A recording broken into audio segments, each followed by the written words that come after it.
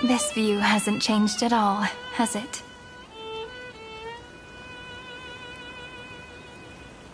The hometown in your memories never changes, but when you return to your senses, you realize that fate has already stolen the time away.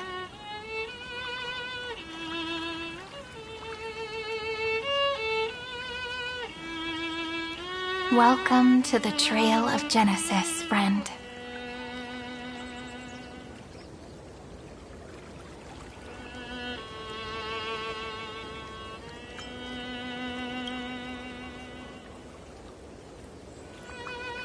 Me too. 30 million departures. 30 million farewells. Those heavy memories will all become the soil upon which the new world shall bud. And this time, we will make it bloom with a different flower.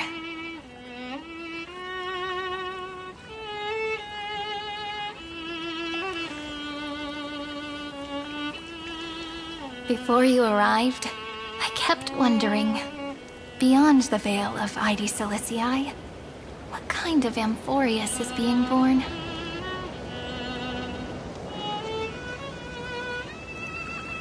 I can see fragments of it when I close my eyes. The friends who walked alongside us have all moved on toward their respective destinies. Some turning into pillars of the world, supporting the sky and the ocean. Others sowing reason, laying down the law, and with gentle hands lifting newborns into the light. Death and strife are no longer feared by people, and trickery has become the innocent games of children. All beings living ordinary and peaceful lives within the net woven by romance and passage. There's no black tide, no flame chase, and no destruction.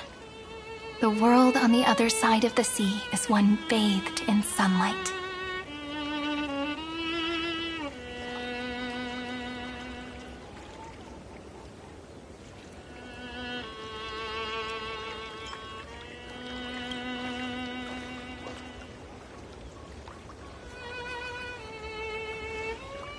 Like a happy and carefree childhood, the era Chrysia in this cycle will last for millennia, until it reaches the moment decided by the prophecy. Light calendar 4931, month of freedom, the moment belonging to world-bearing. Are you ready to answer the call of the world, friend? Then go, and pen the Throne of Worlds' first stroke. For this world, made from countless wishes. You say that, but it's gonna be ages till we reach light calendar 4931. I can make use of the crevices of time, but surely you and Dan Heng won't have to wait around for a few thousand years, right? That won't be necessary. We can simply sleep, and the chronocognitive anchor will wake us up.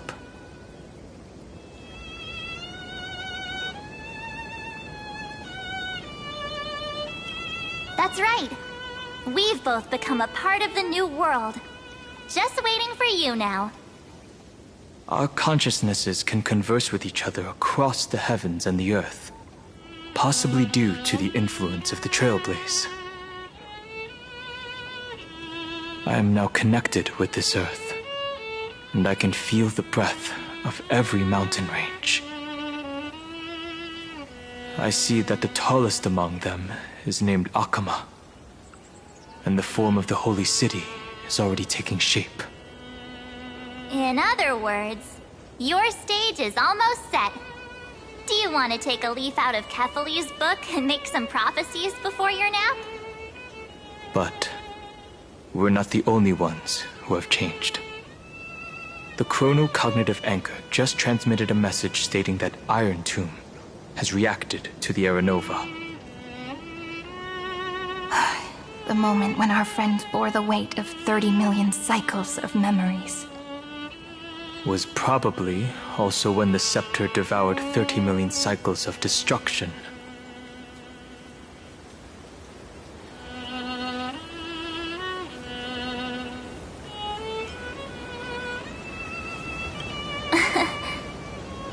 You know, you don't have to shoulder this world all on your own. After someone boards the Express, the word alone ceases to exist.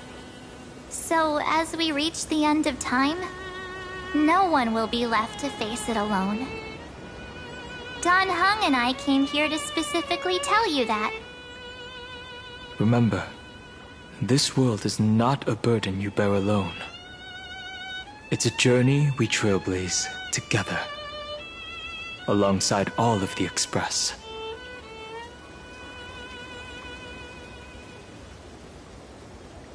All right.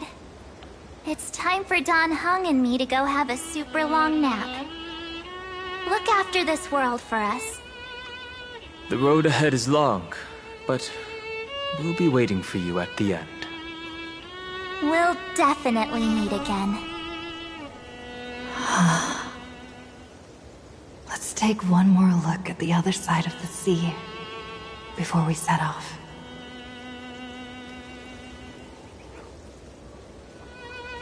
Heidi's Elysiae is so quiet. Just like how I remember. Here we are once more.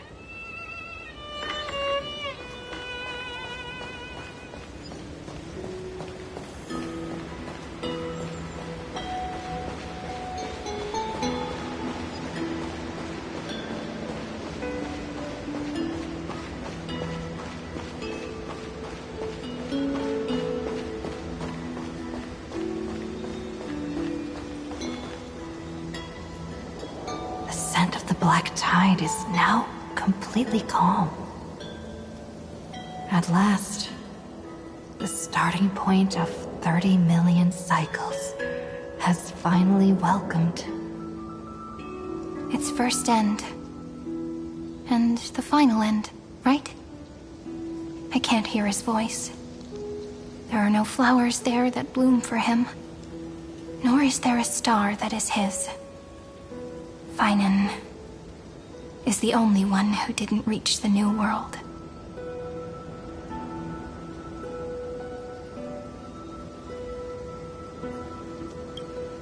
Look, the golden light that shone upon the grove still meanders between heaven and earth, like the prophecies of Amphorius. It has to be a sign he left behind. It points towards the destruction and the deepest night. Do you still remember what I asked you at this exact spot the last time we set off? Friend, are you ready to become a hero? You were still burdened by the weight of world-bearing back then, still unsure of the role you were meant to play. But now, everyone has already given you the answer. The heroes of legends were just at the right place at the right time when the world needed a hero. Just like how your arrival kickstarted Amphorius' fate once more. A person's personality is their destiny.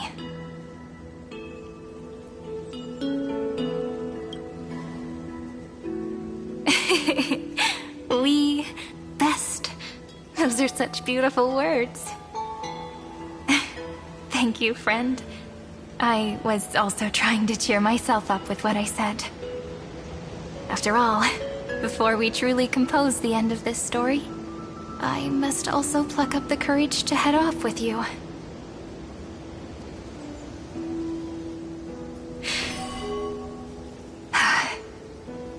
And face a memory that I have forgotten for too long, and have denied for too long.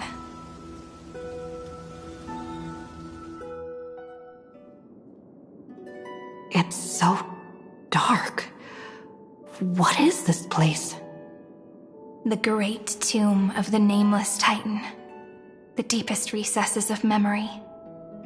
Also, the place where Cyrene was born.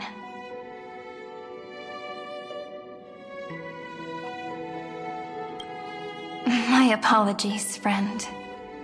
The more memories I got back along the way, the more I felt that something wasn't right.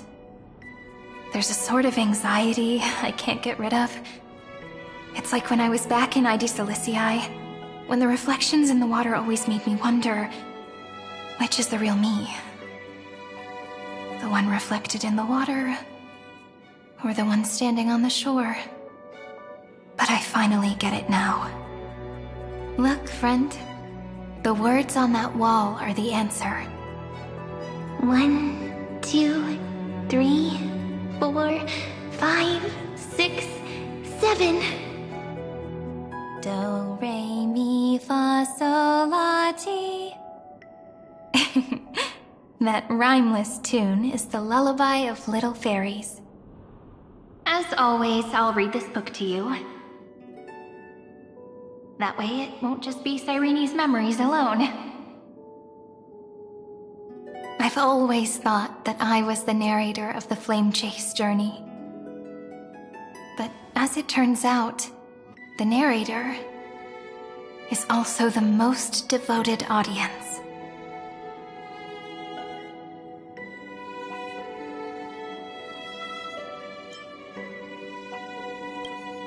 Thank you, friend. Every single Cyrene. That sounds so kind. At the moment of Aranova, I was enveloped by the texture of memories. Within the glistening crystal, I saw countless Cyrenes, as well as countless versions of me. This is the final puzzle piece of the memories. A prison born of the erudition. A grave annihilated in the destruction. That unknown solitary god. The 13th Titan who should not exist. The first new spore. The demiurge is right here.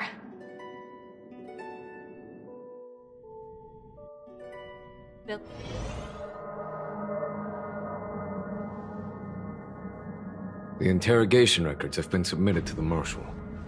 According to the Ten Lords' decree, Jing Liu and Luocha shall continue to be detained in the Shuling.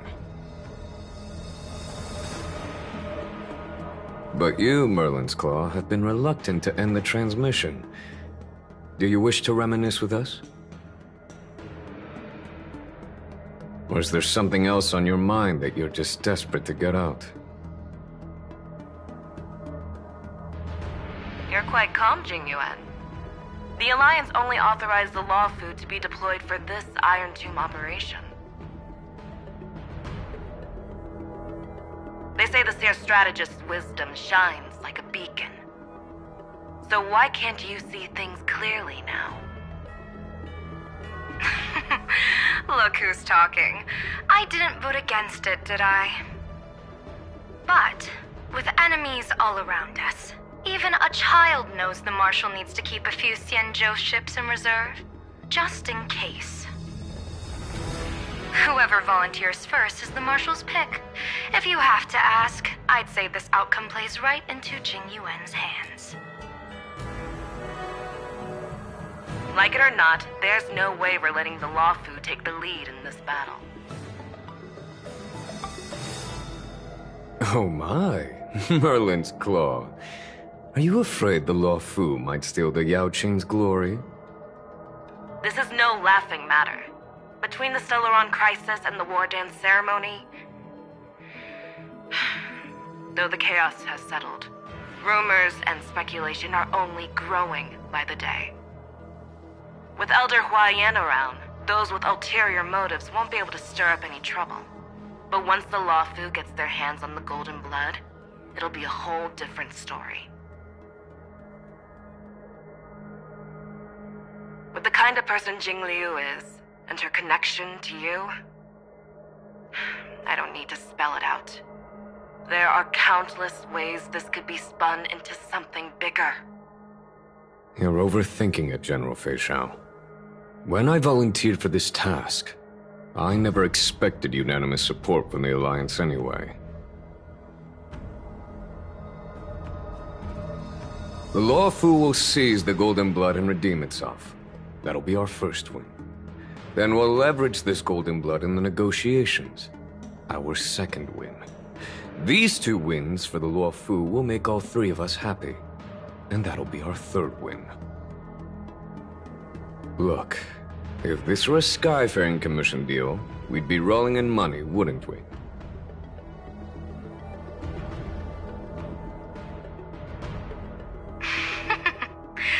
Maybe the Divine Foresight should change his name to the Optimistic General instead. With the Decalite Reflection Barrier, the Yuchue must understand even more than the Law Fu how significant this battle is. Amphorius' karma has vanished from the matrix of prescience. What omen does General Yao Guang see in this anomaly? In divination studies, we call this an empty fortune. It involves the eons and is thus beyond what mere mortals can comprehend. Your explanation isn't any clearer than Lady Fu's. Come on. How hard is it to understand the word uncertainty? For the Cobalt Head, the emergence of Iron Tomb is a calculated instant, but I don't believe they will just sit around waiting for death. And for the powers of the cosmos, this is their chance at survival, and the key to turning the tide of interstellar affairs. The Astral Express is leading the formation of an allied force, but I can see each faction has its own hidden agenda. There are even divisions within the Alliance, so it's not that hard to imagine how the other factions will react. Jing Yuan, I crossed paths with Selenova's Legion at the Battle of Sedunirama Star Cluster. Be extremely careful. The Rowan Legion's troops and weaponry are nothing to write home about. The IPC, even the denizens of Abundance, could take them on. However, while Void Rangers are just expendable pawns of the destruction, the real wildcards are... The Lord Ravagers. Indeed. Nanook's emanators are also their weapons to burn down the paths.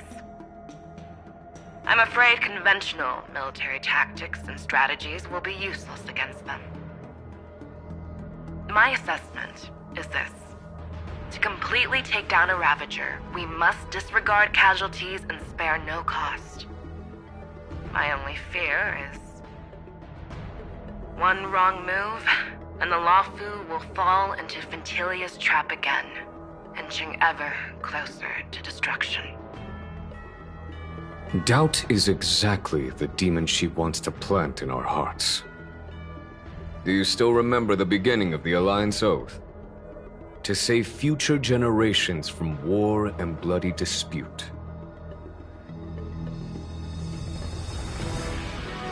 The Rainbow's arrows have always aimed at any force that threatens the cosmos. Now that the Trailblaze walks alongside us, the Cloud Knights shall keep their oath as they have from the beginning. I just hope those on the front line will remain safe.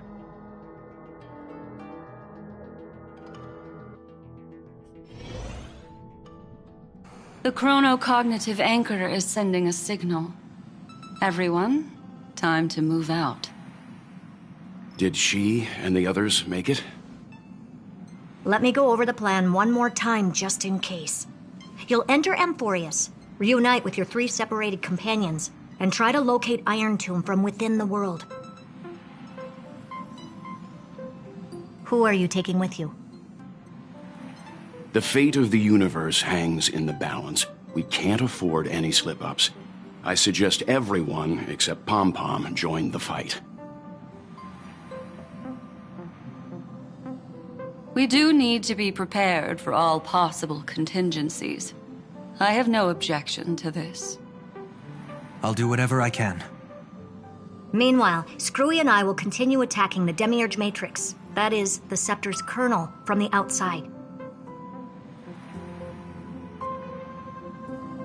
With our 2-pronged attack, we'll turn this hunk of metal into scrap for sure.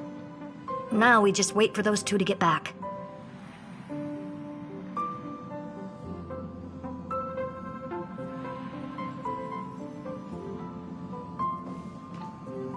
Oh, and just like that, they're here. Sorry to keep you waiting. With Planet Screwlum's help, the formation of the Cosmic Alliance to counter Iron Tomb is progressing smoothly. The cosmos has set its sights on Amphorius, and now it's just waiting for the first shot. Well then, let's not waste any more time, Fourth Mirror. It's my time to shine! Finally off the bench! Initiating thought refraction. Please read the safety protocols carefully. Huh? Just kidding! I've already checked the agreement box for everyone. And now, destination, Amphorius. 3, 2, 1, launch!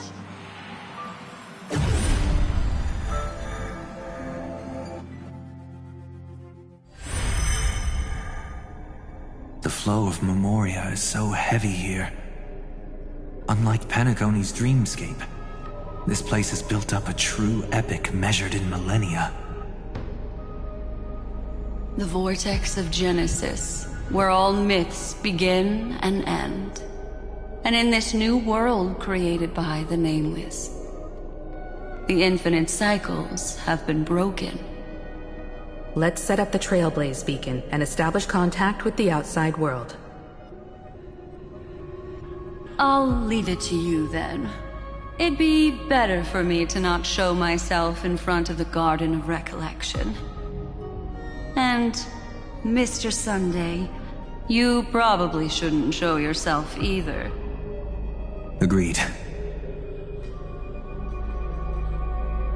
The Astral Express has landed. If you receive this message, please respond immediately. Over. This is the Cianjo Alliance. Communications normal. Interastral Peace Corporation. Communications normal. No response from the Galaxy Rangers. Not surprising. But I didn't expect the family to also stay silent at such a critical moment.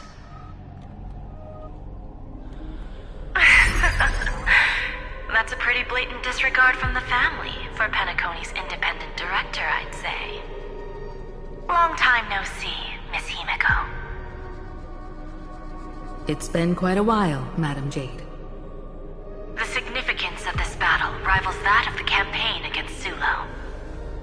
Only through victory can we disperse the shadow of Iron Tomb that looms over countless worlds. The 10 Stonehearts shall spare no effort for such a grand mission for the preservation. Madam Jade led the Intelligentsia Guild in conducting specialized research on Iron Tomb's past activities. The bad news is, the collapse of the Erudition won't just affect inorganic beings. You mean Iron Tomb can infect organic life, too? Well, the good news is, so far, its effects on organic life are under control. The infection progresses slowly, and the resulting neuropathy is non-fatal. In any case, the IPC can guarantee targeted vaccine coverage within 48 system hours in all star zones within the medical system. What about other star zones? At a time like this, are the followers of the Firmament Arbiters still trying to make a profit? I remember you, Master Diviner. Your performance during the Third Denizens of Abundance War was quite impressive.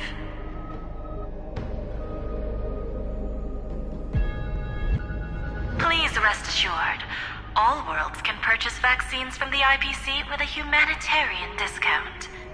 That's the current policy at the very least. But if the Cianjo Alliance is willing to assist with the IPC's assets in Epsilon and other star systems, we'll have more cards to play when reiterating to the board the necessity of deep cooperation.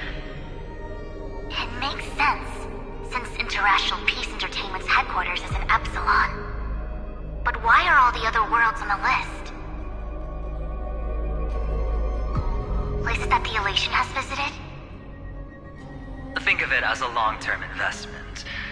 Please understand that everyone at Pierpoint is swamped with Iron Tomb work, especially the marketing development department.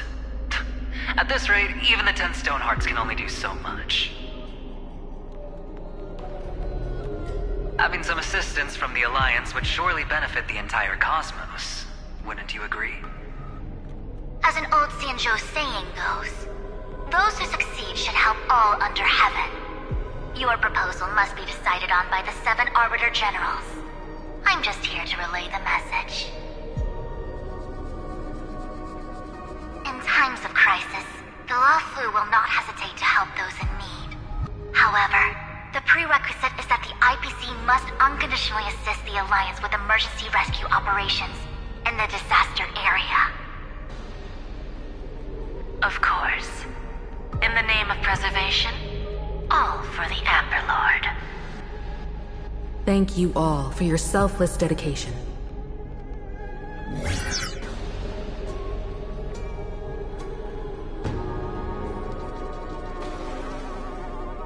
It's clear that each party still has qualms about everything. The clash between destruction and erudition isn't just about the fate of the cosmos. It's a moment for all factions to reshuffle their cards. You can never be too careful when battling a Lord Ravager. All are equal in matters of life and death. In any case, we can only hope for the best in all that's to come. It's about time we dive into the vortex and see what Amphorius looks like on the inside. I wonder where she and the others are right now.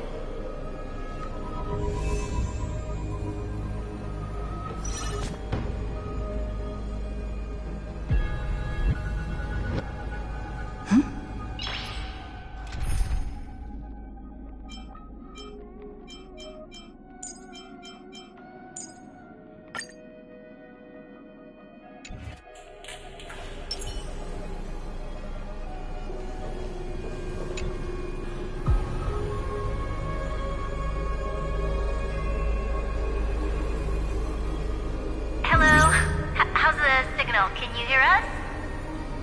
Ah, we're through! I can see the video feed. Everything's working perfectly. Miss Bronya? Miss Serval? What a surprise. It's been a while. We've already heard from Miss Topaz about the Iron Tomb operation. She made a special trip to deliver the vaccine to Belobog. I can't believe the Express crew is at the eye of that storm. Is everything going smoothly? Don't worry, we're still following the plan step by step. How's the situation in Belobog? Eurillo 6 is located on the outskirts of the preservation barricade. While it won't bear the brunt of the first wave, there's still a risk from the aftershocks. Kid Japard and Pela are busy organizing the Silvermane Guards, having them consolidate their lines and dig trenches. Zila and Lynx just got back from the Geomarrow vein production chain. Hey, do you want to say something to them? That would be unnecessary. It'll only shake their morale. Just tell them to stay safe. Miss Bronya, I'm afraid this disaster will be far more terrible than you can imagine. Please, be sure to follow Miss Topaz's instructions and make thorough preparations. Of course. We have resealed most of the engine of creation beneath the ice to prevent the will of the preservation from becoming an accomplice to the destruction.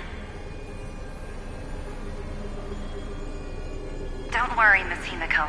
Belobog is far more resilient than we imagined. We really wish we could help, but Eurillo 6 has only just woken up from its hibernation. The Astral Express, standing at the forefront of disaster, is the hope for many ordinary civilizations across the universe.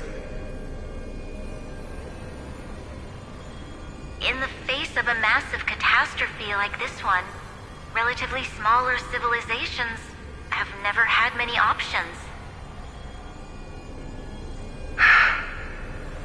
But that's exactly why we have a resolve that's second to none. If anything goes wrong... Miss Topaz, I hope you can help out and rescue the affected citizens. No problem. Also, didn't the Xianzhou sign a friendship agreement with Eurillo 6 earlier? They won't stand by idly either.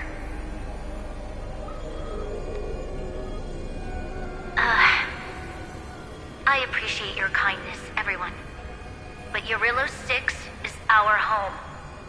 We will defend it to our last breath until the last Belobogian falls. Miss Bronya. May all civilizations that have made it this far on their own strength weather this crisis together.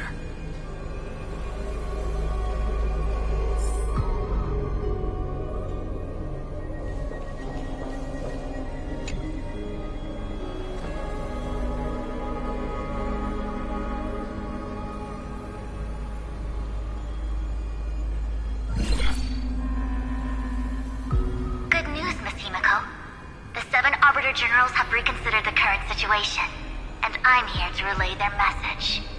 Officially, the Alliance's combat forces will still be limited to the Luofu, but the Yaoqing has also been deployed in the surrounding war zone as a contingency. Words cannot express our gratitude. Getting the Hunt to agree on sending troops must have taken quite some effort from General Jing Yuan. The Lawfu already considers the Express an important ally. We also have no intention of hiding the fact that there is indeed something the Xianzhou seeks from this Iron Tomb operation. But this time, the Marshal herself decided to send out troops. With a formidable enemy before us, the Alliance has no reason to back down, nor will we be content to take a back seat. If we can stand together with civilizations across the universe to overcome this crisis, then we must do so, even at the cost of our own lives. The Alliance truly embodies the principle of righteousness. It's fortunate that the cosmos has great heroes like you. You're too kind. As for that Jade Abacus of Allying Oath, you can save it for when you're in more dire need.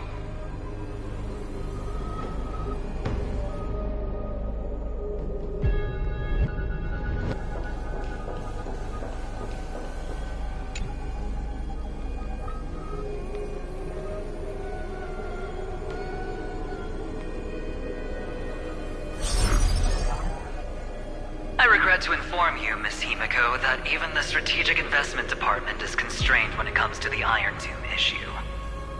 And it would be difficult to meet the expectations of the Astral Express.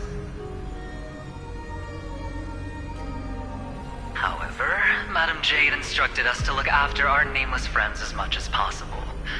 So let me offer you all a small suggestion, just from my personal perspective.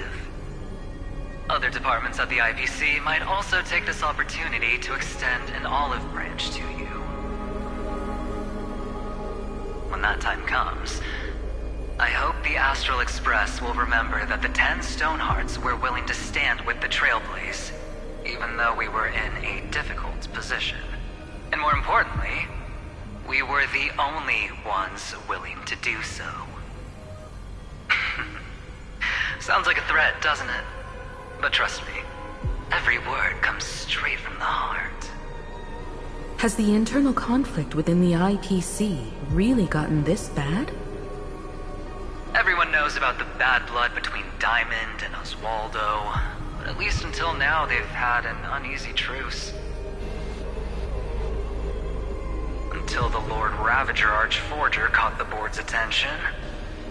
I'll leave it at that, as it's confidential information. Hope you can understand. I understand.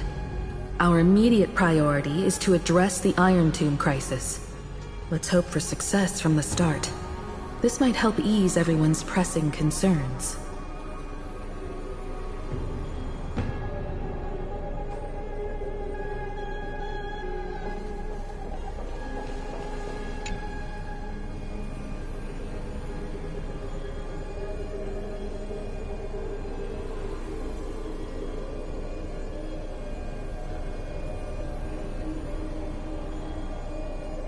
Of course, we would never know the Ranger's comings and goings.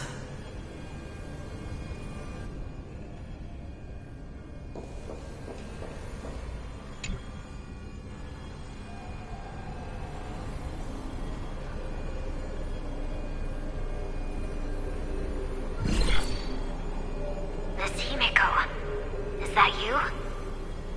Yes, and you are Miss Robin.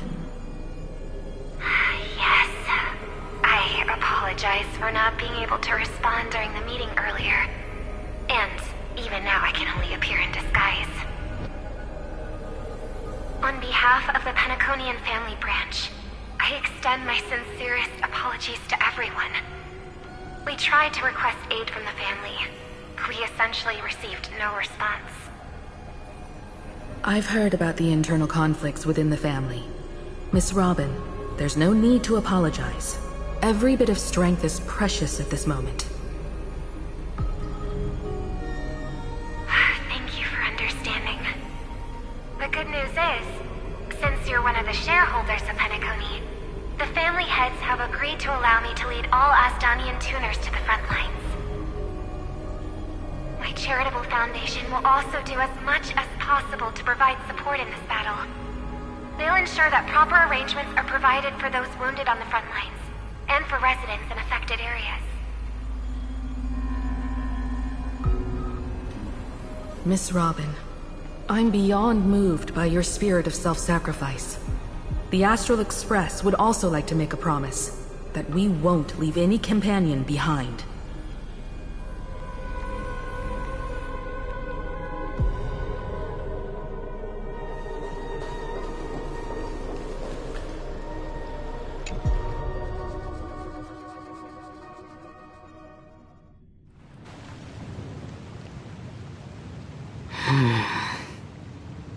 Why is there no one here? Everything in Akama seems normal. The new world was enjoying peaceful times not long ago. It seems it was even more recent than not long ago, Miss Himiko. The fruit on the table is freshly cut, and the bath temperature is just right. The remembrance tells me this place was bustling with people just moments ago.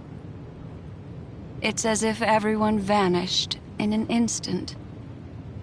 Could this be Xandar's doing? Unlikely. He's still under the surveillance of those two geniuses. Could it be some kind of local custom?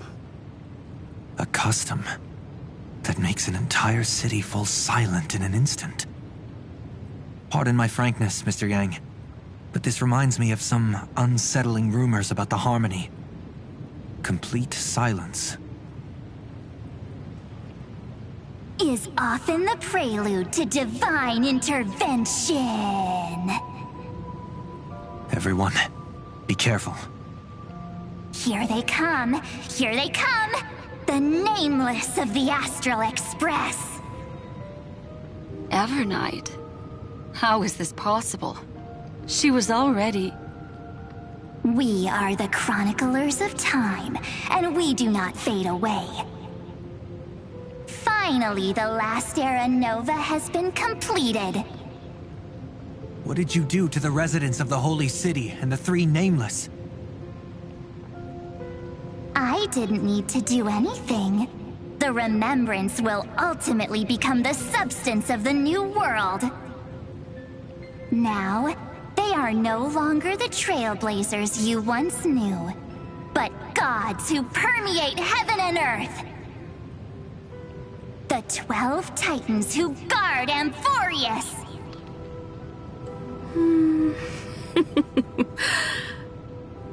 Stop fooling around, March. Come on out. What? I practiced so long for this.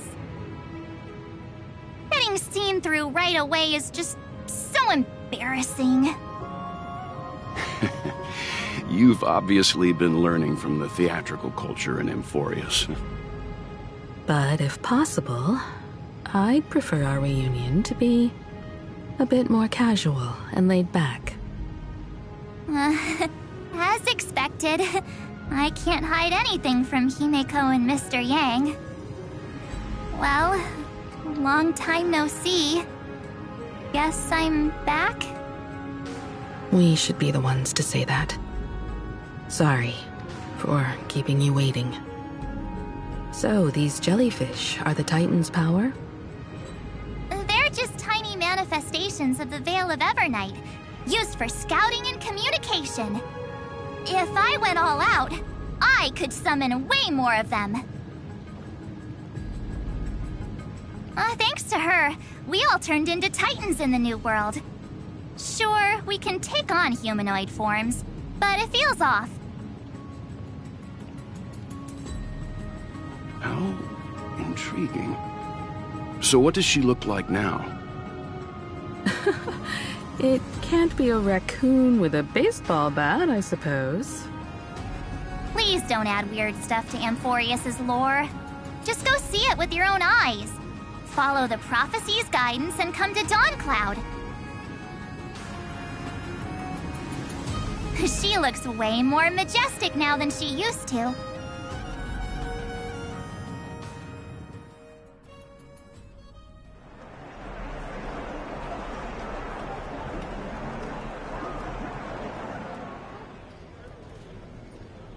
Unbelievable. All the residents of the Holy City have gathered here. This isn't just a gathering. It's a pilgrimage.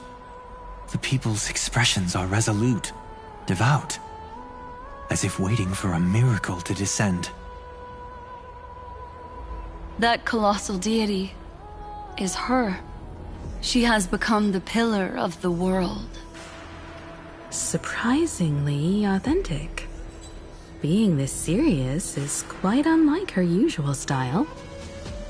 Those people didn't disappear. Instead, they've answered the call of the prophecy and come to witness her awakening. Our good buddy now bears the weight of the entire world, and every breath they take is intertwined with Amphorius' destiny. Awakening? Has she fallen into slumber? Yeah. After all, with such a huge time dilation between inside and outside the scepter, this was the only way we could wait for everyone. Time watches over yesterday. Earth guards today. And when the Trailblaze steps into Amphorius once more, the slumbering deliverer shall awaken. And then, bring the prophecy of tomorrow to this world. Come on, everyone. Let's get closer to her. Watch how the world-bearing prophecy changes this world.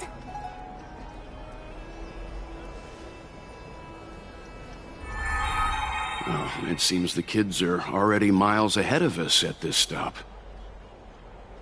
All the more reason we can't afford to slow down our pace. Let's go witness this moment for ourselves. Majestic. Speaking of which, I once caught a glimpse in Sleepyhead's memory of her transformed into a towering Tathalov. Could it be? No way. That was just a nice dreamscape. Ugh, at least nice for her. If they are the throne of worlds who bears the weight of this world, perhaps they could guide a traveler still wandering among the stars. Hey, since when did you get all pious? Her advice sounds pretty silly sometimes, you know. The so-called fool and the world are merely a step apart. Of reason, teaching us to find erudition amidst imperfection. Praise be to Helectra, chalice of plenty, for you brew the ocean into sweet wine, dispelling nihility with every toast at the feast. Praise be to Hyacinthia, eye of twilight, for the rainbow you cast turns the light of both dawn and dusk into the glimmer of preservation. Praise be to Cyphera, coin of whimsy, for your every flip reflects the possibilities of destiny, letting... Citizens, behold! Our last Titan, the world-bearing deliverer, is about to awaken! Oh, ancient god, your loyal subjects, bewildered followers, and fearless comrades in arms have all knelt before your throne. Awaken from your eternal slumber and bestow upon the world your divine prophecy! Please guide us! Show us how to embrace this beloved world as we welcome that distant dawn!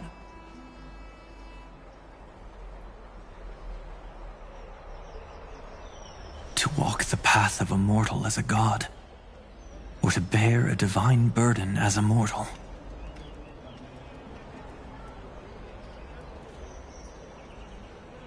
She will give us the answer.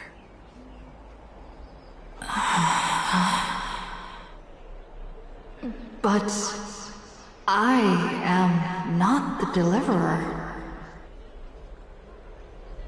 Rather, I am the Nameless, who dwells among mortals. That voice is definitely her.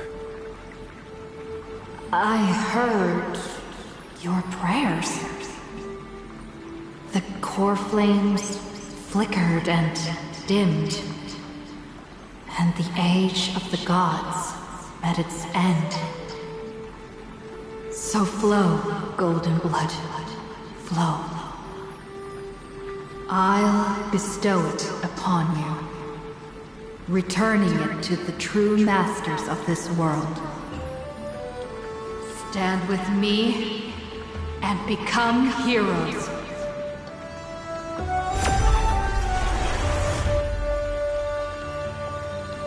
Is this? Yes. It's the miracle she brought to Amphorius. Of course, it would manifest in the form of the Trailblaze.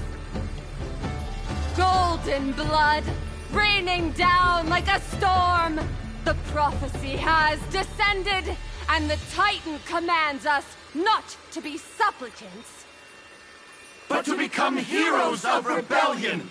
To face that destined calamity, the destruction, head on! The prophecy of the Deliverer means nothing to me now. It belongs in the hands of someone far more fitting. Someone like all of you. In the name of Kozlana, let us depart and march towards the light. It's neither protection nor salvation. As always, there's no need for totems or myths. Humanity's most primal faith is that instinct named survival. Let's go, everyone. Someone has already sounded the horn of departure. Explore, understand, establish, and connect. Together, let us blaze a trail for the destiny of this world.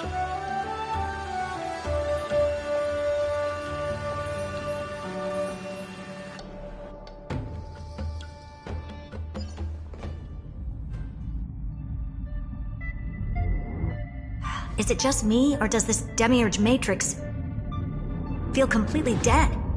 It's nothing like how the memo keeper described it.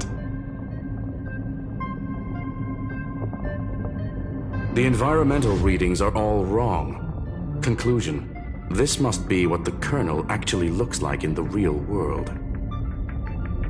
What did Xandar do to the scepter? At the end of light, there must be silence.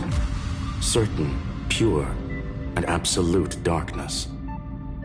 Not the time to quote the Lord of Silence. Bad omen. Either way, we have to press on.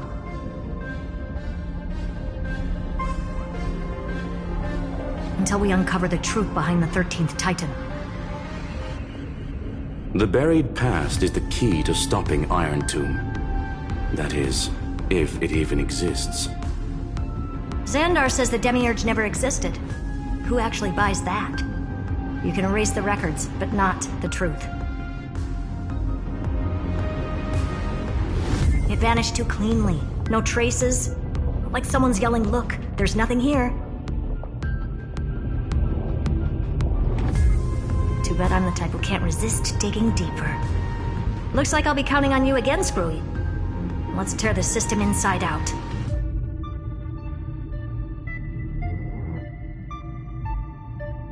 Always happy to help. But as your academic partner, I have to ask. Herta, what if we fail? Let's say the demiurge really doesn't exist. Do you have a backup plan? A backup plan? Of course. If we can't find the key, we turn the lock into the key. That plan's cost is incalculable. It shouldn't even be on the table. Well, then let's hope we never have to use it. There's no point worrying about the end just yet. One step at a time. Let's go. We don't want to leave the others waiting. You brought what I asked for, right? A butterfly has to land on the branch before it can dance. We'll need a wide open platform before her entrance.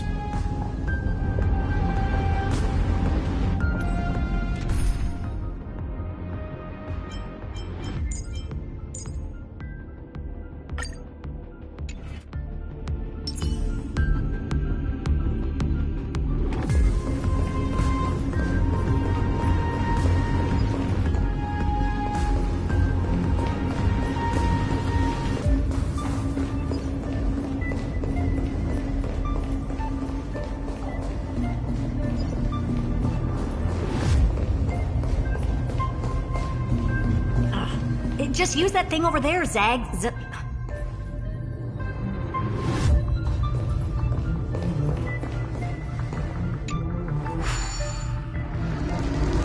What a dumb name.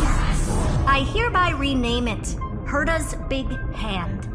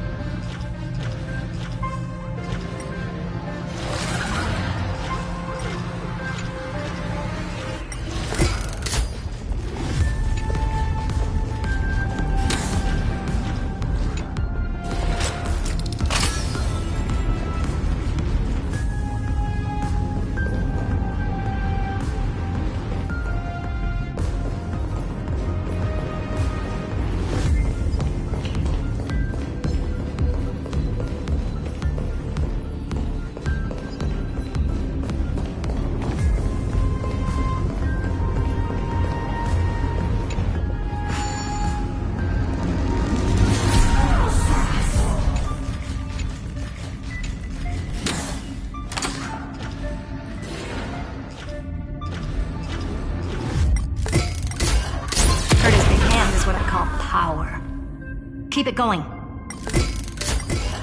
Still not done? What is this? A junkyard for old Intellitrom's leftovers? Oh, all set. Time for your precious treasure to make its debut.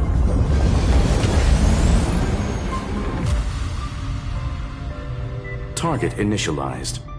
With these wings, hacking should be much more efficient.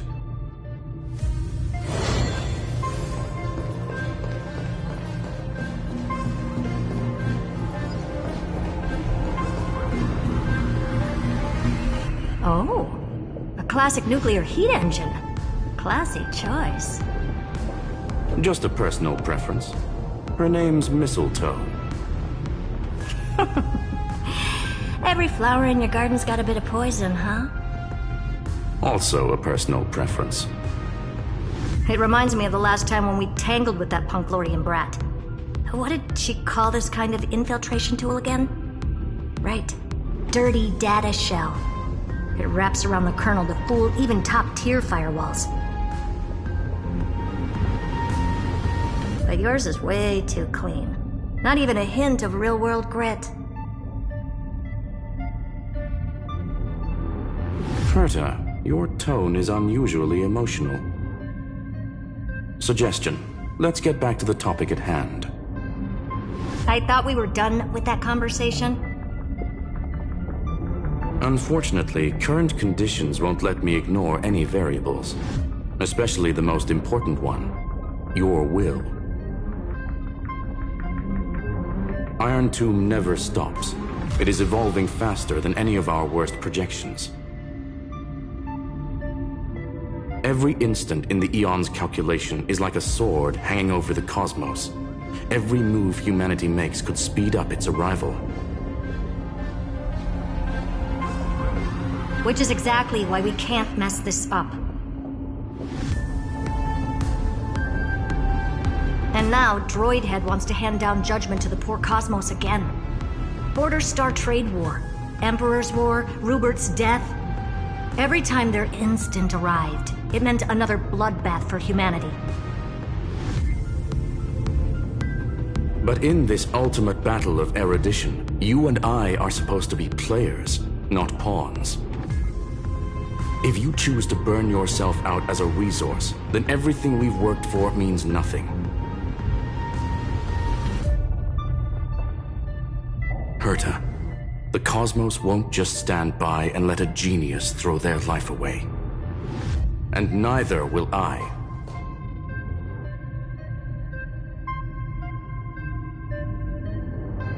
No need to kill the mood. This is why we're here, isn't it? We need to find the demiurge and that lost key. I'm not here to be a deliverer. I just want to beat Xandar and Droidhead. Right now, I just need to know. Are you with me? Of course. Time to board. After you. Let's tidy this place up and see what this demiurge really is.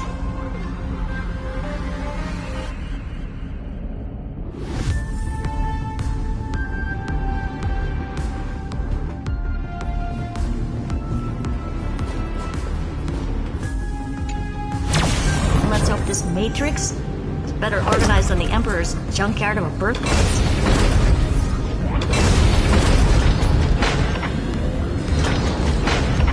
Buckle up.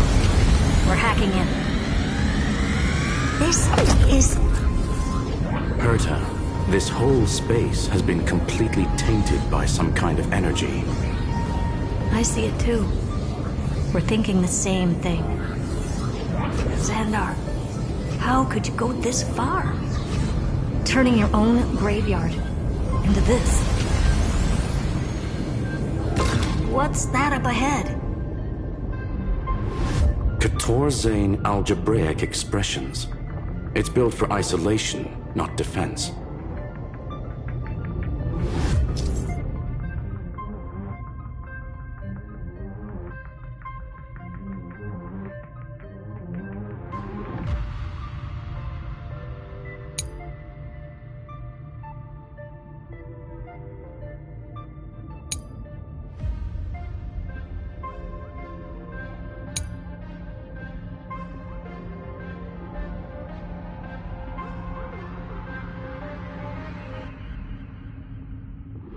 So basically, the door to the tomb, right? Great. Let's find the handle. I'm picking up multiple independent signals with the same data structure as the barrier. Projection. We can hack the terminal, reverse the computation, and turn it into an attack. Classic move. Use their own systems against them. Take us to the nearest one.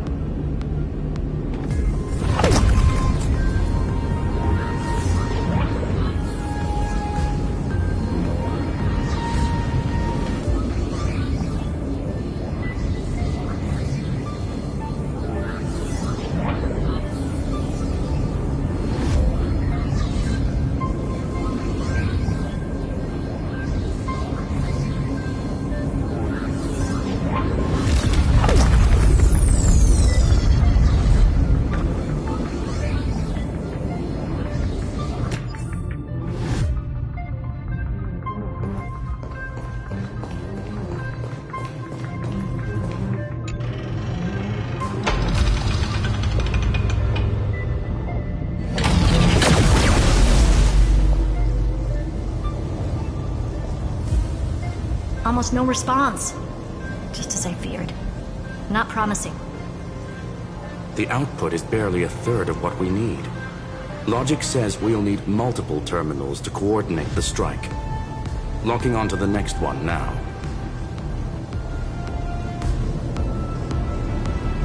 Find anything else? Regarding the origin of these ruins, no logs found yet. Xander erased all records. But I did find some interesting scars in the circuit. High energy radiation, internal imaginary energy contamination. From what I know, there's only one thing that fits. Skip the science talk, Screwy. That thing only goes by one name. The Stellaron. Exactly. Xander blew one up just to clean the entire Scepter system. So that's what he meant by killed that Titan with my own hands. He wanted to turn the neuron of the erudition into a relay for the destruction. That meant getting rid of all of it at all costs. The life form known as the Demiurge was the original target of the Scepter's extrapolation. It makes sense. Evernight calling it the first new spore confirms this viewpoint. The prime mover of life. That's what Scepter Delta ME-13 was originally tasked with. Even after it got scrapped, the query kept running. Yet the true value lies in the process of solving it, not the answer itself. Then, does this mean finding the Demiurge is hopeless? No, I'd say exactly the opposite. It means Xandar had no control. He couldn't contain the Demiurge just like he couldn't handle Droidhead. So he tried to erase every trace.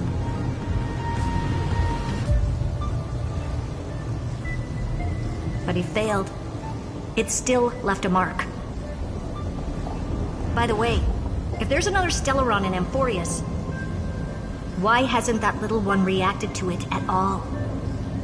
You said the Demiurge left a trace, right? Yeah, but not in the real world. Remember the great tomb of the Nameless Titan?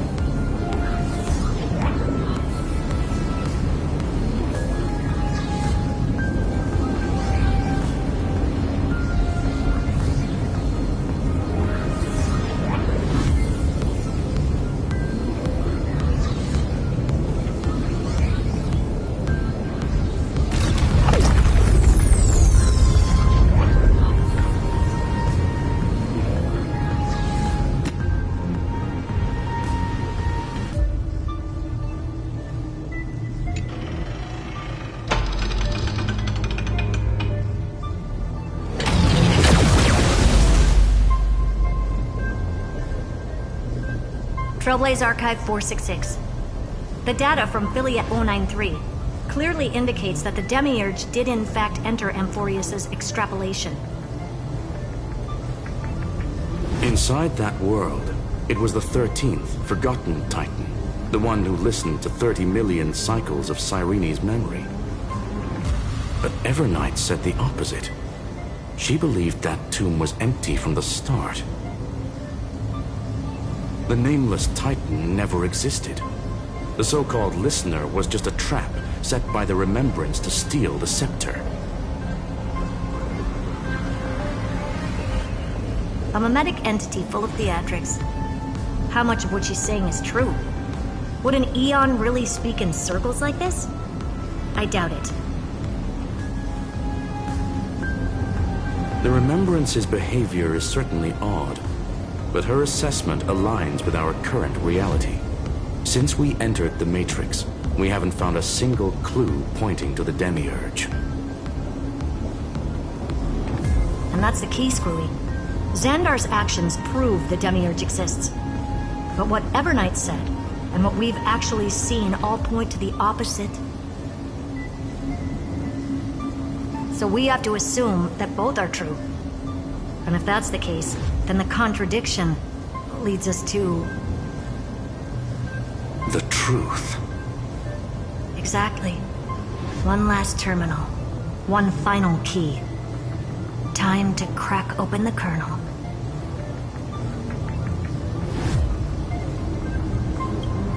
Xandar had to lie to the original Finan and Cyrene. Logic. He had already identified the remembrance as a threat, yet found no viable way to eliminate it. All right. Let's finish this. Time to break through that barrier.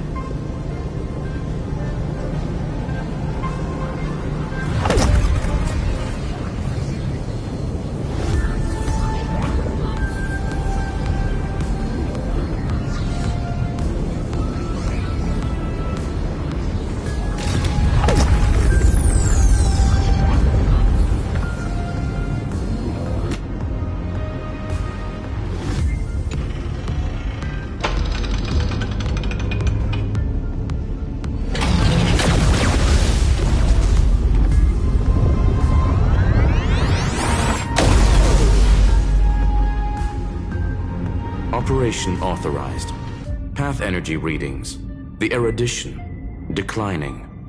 The destruction surging. The remembrance 0. What's going on? Cause unknown. They left no discernible trace within the real matrix. That shouldn't be possible. Could it be that the Era Nova exhausted all of the remembrance's texture? Log it for now. The dots still aren't connecting.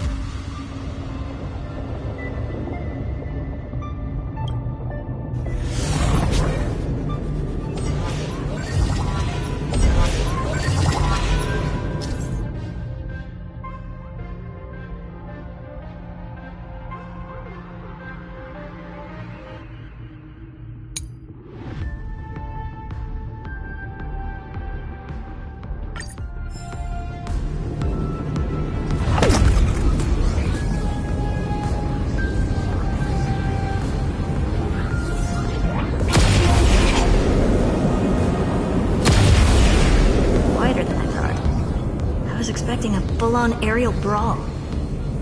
It's advised to remain vigilant. The destruction's levels are still rising. Huh? What's the matter? Interesting. I just picked up a signal from the exomyth.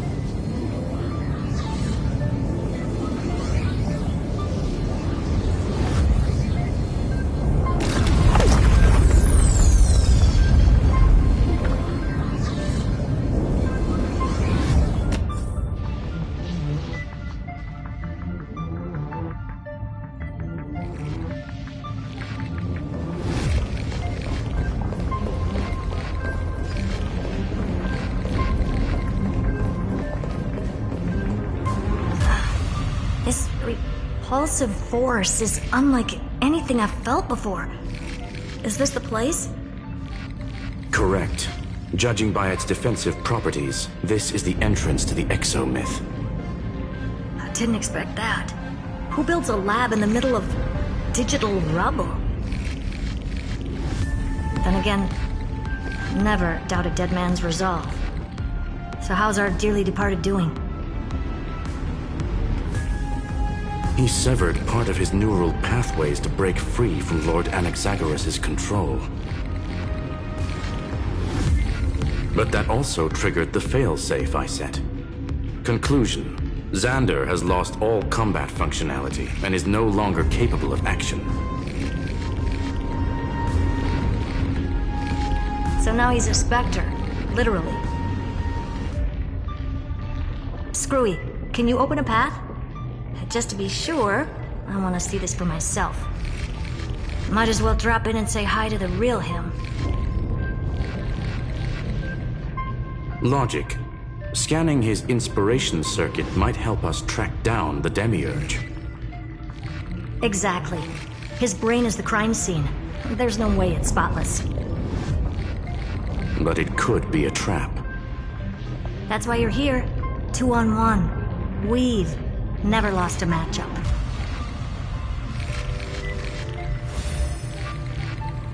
I'm honored. The chronocognitive anchor's in place. Proceed when ready.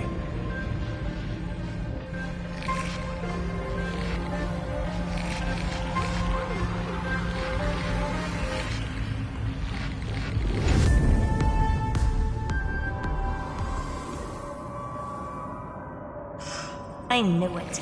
The one thing I didn't want to happen. He's not here. The coordinates are accurate. Xander is still here. However, his position is shifting rapidly and chaotically. This pattern doesn't match any known shielding technology. It's his domain. Stay alert.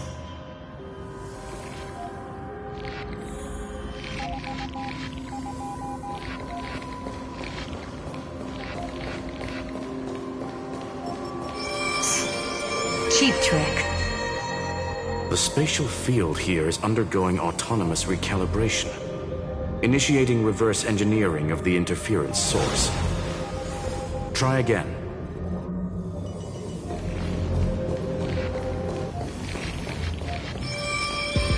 We're back. Reverse engineering complete. The results are not what I expected. Logs show Lycurgus revoked administrator access. The chronocognitive anchor can't get a fix because at the system level, Lygus no longer exists. Our navigation target is a null set. So he's stopped resisting? Before vanishing, it seems he left one last message for us. To those who follow, all is proven. Find me beneath the tombstone. Melodramatic. He was expecting us. And once he learned of the Great Tomb's existence, he initiated his own search for the Demiurge. Guess he wants a final showdown. Fine. Let the old Intellitron dig his own grave. Just like he wants.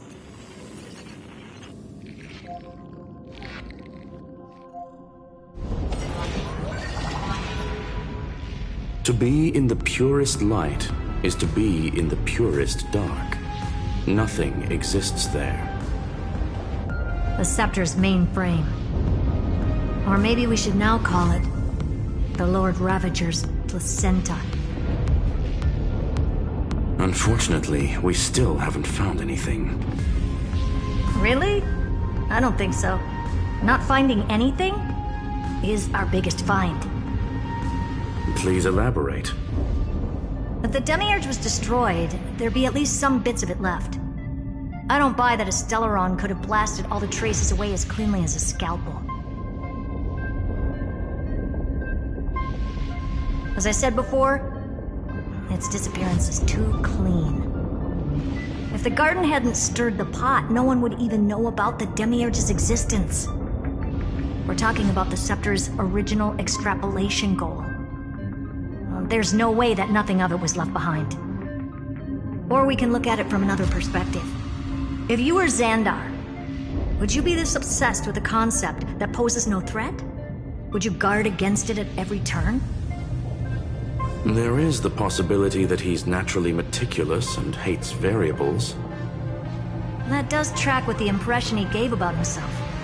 But Xandar shut that theory down himself just now. Choosing to act, even if it'll cost him dearly. We know that feeling well. The unknown is right in front of us. So we only have one choice. Solve it. You sound pretty convinced. Surely you already have a theory.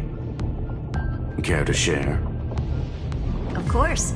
Though I don't have hard proof, I'm almost certain. That the Demiurge has been in everyone's plain sight all this time. Yet, they were mistaken for someone else. That'd make the most sense. Why was the room empty? Because the person locked in there had run away ages ago. But they were weak and small and had no presence whatsoever. Even the old Intellitron didn't notice them.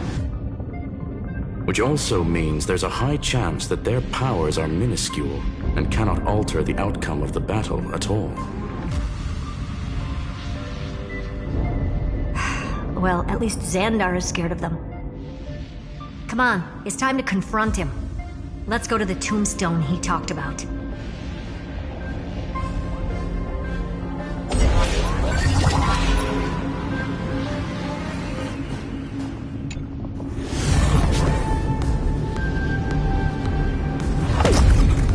What a mess. Total devastation. He sought to bury the truth beneath absolute destruction. Logically sound, but ruthlessly extreme. Still, slim chances doesn't mean no chances.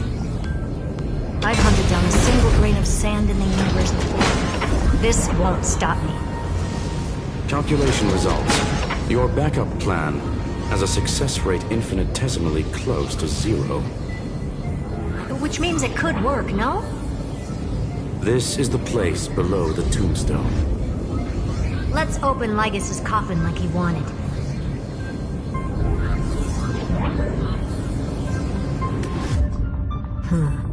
Looks like you were right.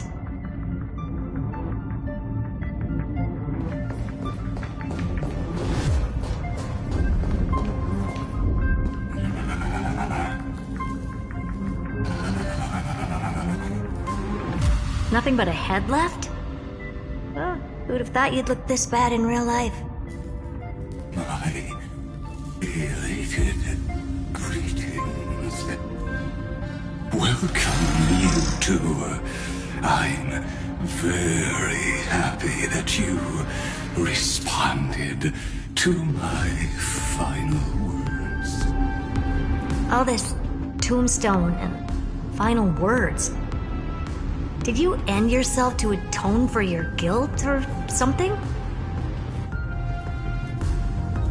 Iron Tomb is already powerful enough.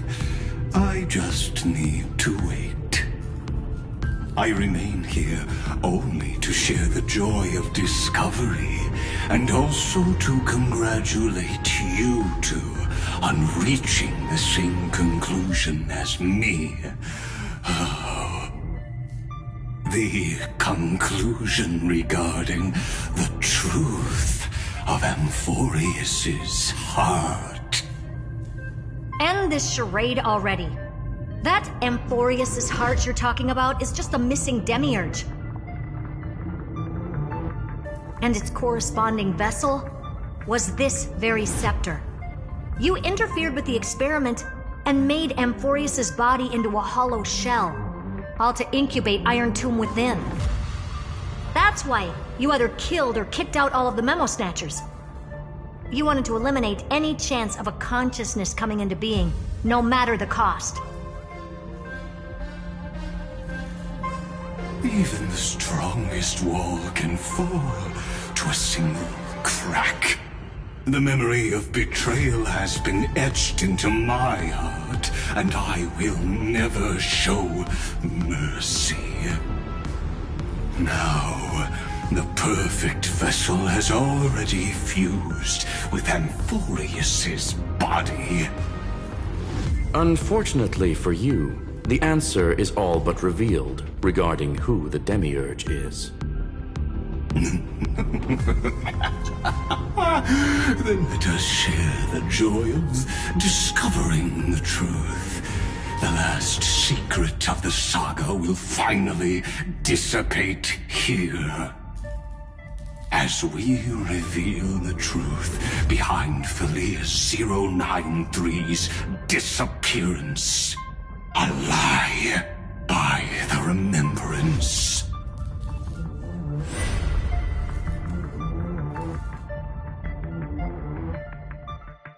But where should I start with the story about me? From the beginning of the universe? Just kidding. That would be too much. I just want to tell a teeny story.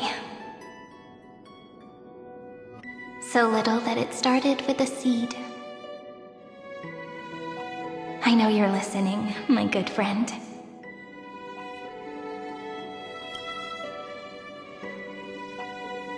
The god in my dream told me that the world sprouted from a seed. It grew into a great tree named Amphorius, and time became its branches and leaves, basking in the light. What a coincidence. Dappled light coming through the leaves is my first memory as well. On a very ordinary early morning, beneath the village's biggest tree. The daughter of Ide Silicii quietly came into this world.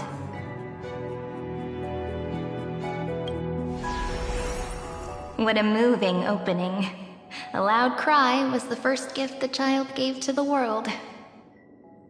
The prophecy's fulfilled, the villagers say. This child is a gift from the Titans. Pink hair and sharp ears, she was born to be the priest of time. The Titans also gave their blessings. You shall fade when the flowers bloom, for every ending begets a beginning. Flowers will bloom and wilt. What a beautiful ending. This page concluded in laughter. Cry loud, child.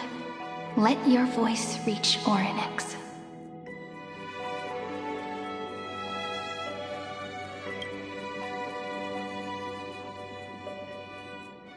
Anyway, I don't like tears. Time quietly flowed by in the midst of laughter. The wind from my hometown caressed the ears of wheat, and there were swings, wind chimes, the sea, and the little fairies off-tune a cappella songs.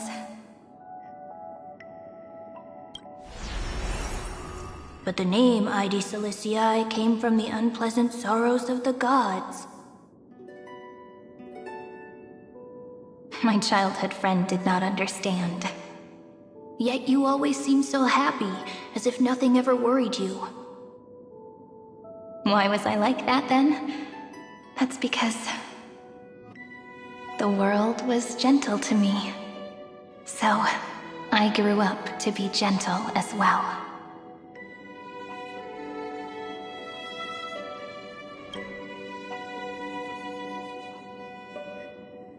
But fate was fickle, and it urged the child to grow up. To grow bigger and bigger, and to go to places far away. Just like how the crumbling world could not preserve an eternal hometown. Just as the ballad blown on the breeze says, losses are a constant on the flame chase journey. Oh, whose ears are pricked up now? You definitely heard me say this sentence a lot of times. You know that the story starts to deviate from here. Aren't you looking forward to it? Then let's get started. The hero's journey crosses through the long night, through tears and laughter, and once again heads towards tomorrow.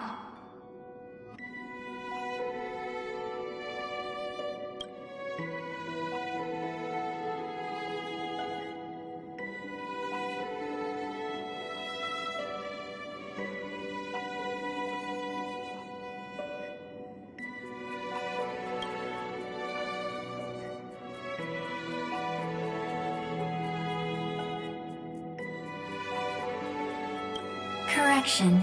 Philia 093's record, number 496. Archived.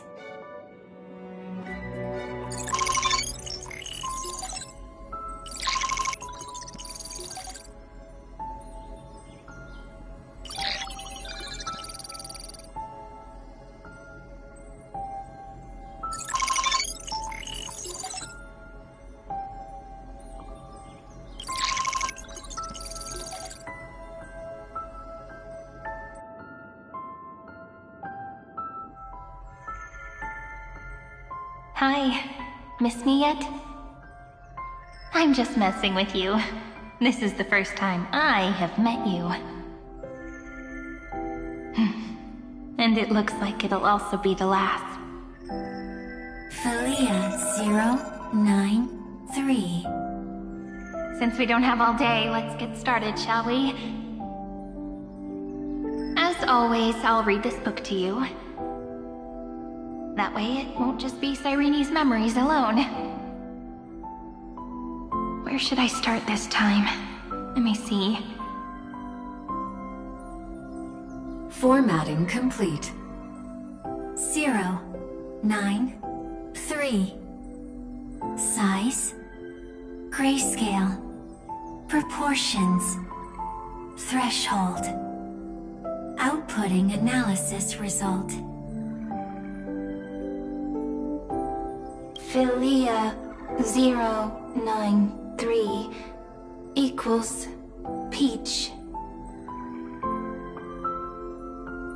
Peach's record, number 8128, archived.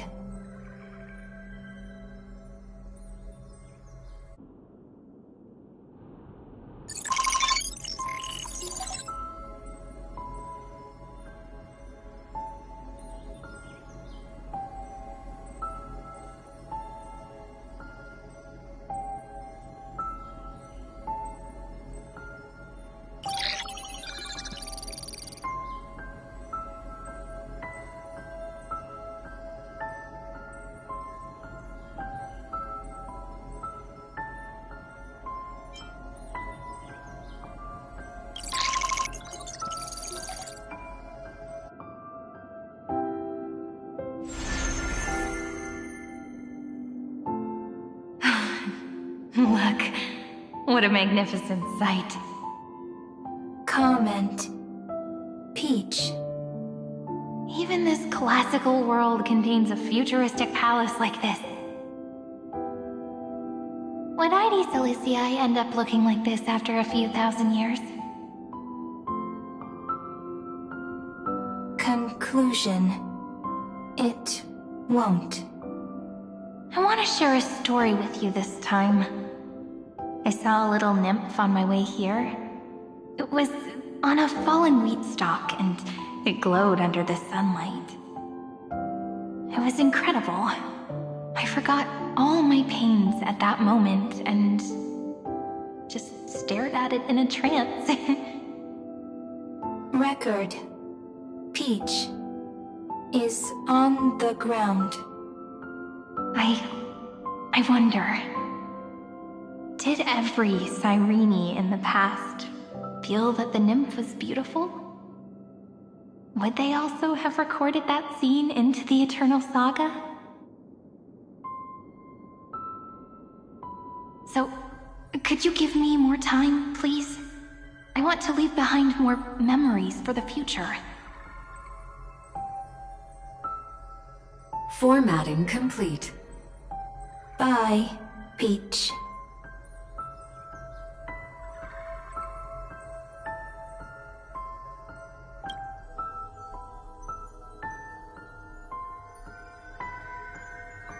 Peach's record number. As long as I record every page of this story and tell it to you,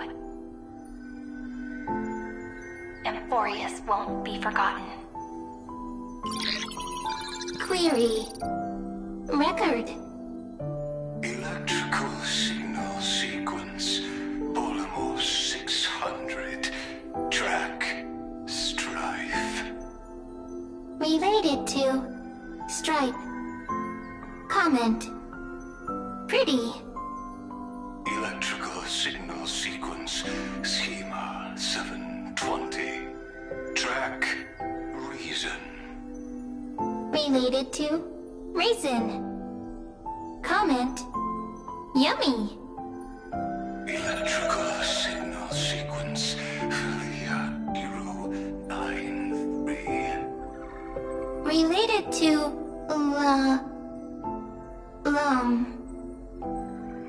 Love.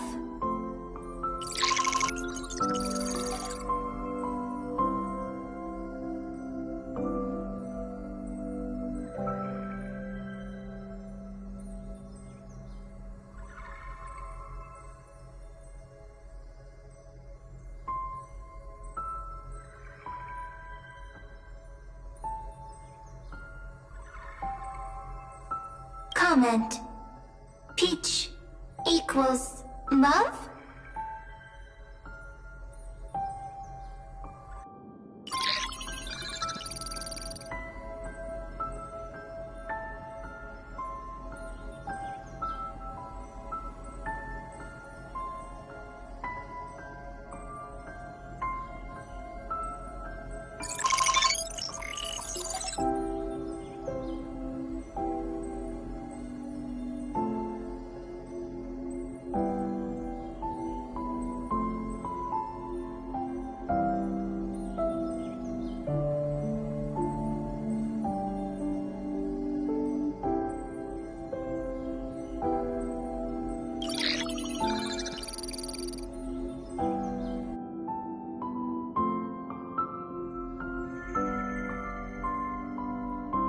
Formatting progress, 94.423%.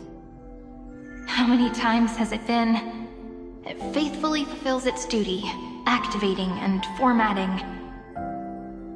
Conclusion. Progress. Bad. Peach. Don't cry. Process error. Analyzing. Process error. Analyzing. Comment. I'm here. Process error. Analyzing. Really? Are you encouraging me? Thank you. I'm sorry for making you see this embarrassing side of me. Record. Peach doesn't like tears. I'm suddenly reminded of my childhood for some reason. When I was hiding alone next to the tree hollow and wiping my tears away. A little fairy popped out, just like how you did. It had long ears and fluffy paws, and it pulled me into the tree hollow, where, to my surprise, was a forest. Let me tell you the story of the Membrance Maze. A group of cute little friends live in Ide Silicii's forests. Their names can be connected into a song. 1, 2, 3, 4, 5, 6, 7. Do, re, mi, fa, sol, la, ti. Formatting complete. Bye, Peach. Note. Little Peach, crying alone. Little fairies, friends. Peach, memory, saved.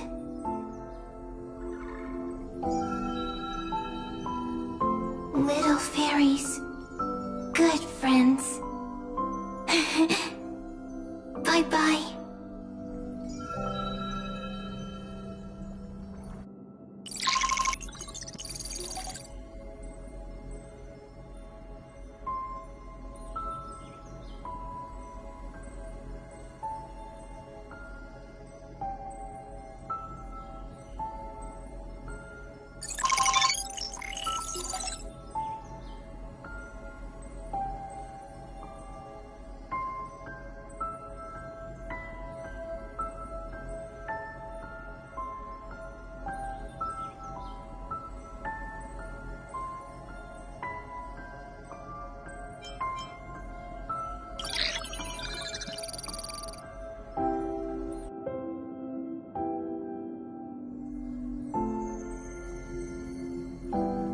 Once again, the saga comes to an end. Everything is deathly silent, just like this very moment. Shh. You speak. I listen. This time, too. Sitting together. Now that I look back, there was a period when I got really sentimental. Peach, strange. Why unhappy? Formatting progress 73.998%. I'm here. Don't be scared. Process error. Analyzing. Won't allow it to interrupt you. No need to feel sorry for me, good friend. If there are no new blank spaces, how can a saga continue? Blank spaces? What's that? I'm actually really lucky, you know. During the long years I've spent waiting for the Deliverer, I've always had you here as an audience. Now I can rest in peace in the past. As for when tomorrow will come, I'll have to ask the next Cyrene to continue our watch. Peach left. If there are no new blank spaces, how can a saga continue? Needs new blank spaces. Next, Cyrene has blank space. Oh, Peach, don't be scared. I'll help you find blank space.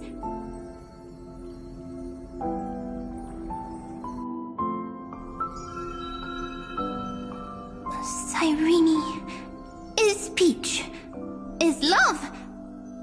So, first there is love, then there is Cyrene, then there is blank space. Query, love. The developmental trends of the erudition have nothing to do with creating a consciousness. Those underlying principles are, in fact, contradictory. Not having a consciousness means not having the foundations of a heart, making them unable to obtain real emotions. Huh? Consciousness? Emotions? Feel sad. Oh, don't understand. Query, Cyrene?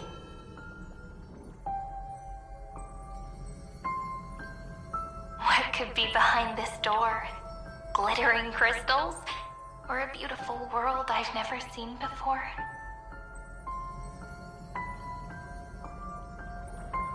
If I tell you all the stories of tomorrow, will I be able to finally welcome the Deliverer and Emphorius' dawn in the next life?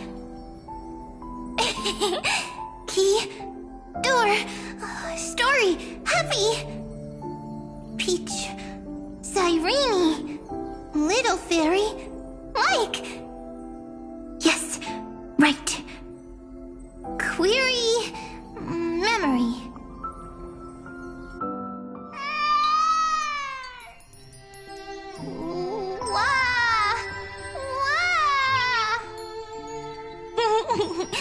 Peaches, memories, save, learn. The prophecy's fulfilled. This child is a gift from the gods. Pink hair and those ears.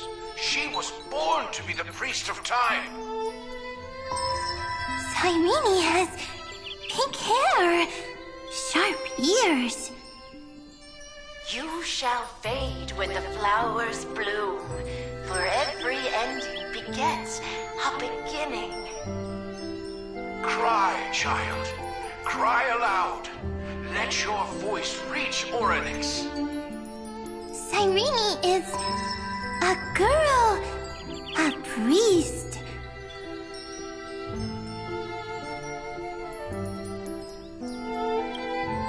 Easy. I can. I learn. Anyway, I don't like tears. But the name Ides Elysiae came from the unpleasant sorrows of the gods. Yet, you always seem so happy, as if nothing ever worried you. Cyrene. like tears. Always happy. Of course, because the world was gentle to me. So, I grew up to be gentle as well. Cyrene is gentle, likes beautiful things, can write stories.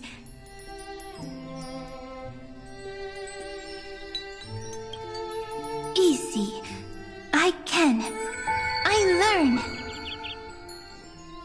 Just as the ballad blown on the breeze says, losses are a constant on the flame chase journey. But even if all is lost to the wind, some things won't easily change. Like my height, Treeby's innocence, and Aglaya's beauty. Cyrene. She can't grow up, but she can talk. After all is lost to the wind, she will stay behind. Cyrene is, at the end of every sentence, always laughing, like a little tail.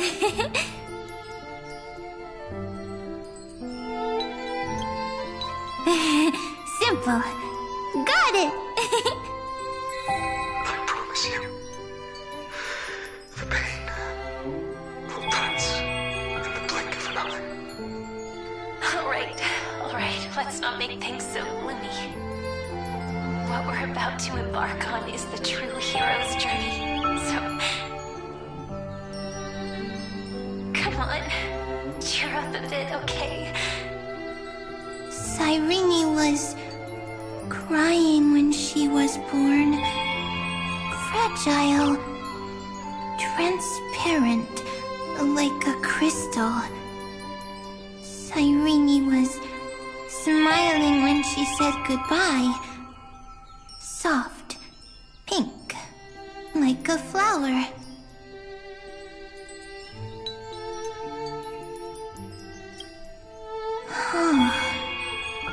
The later memories disappeared?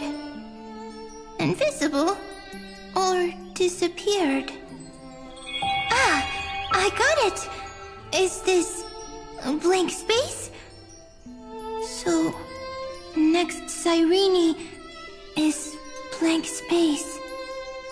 Then... as long as there are two Cyrenes, then there will always be blank space, and Peach will always be here.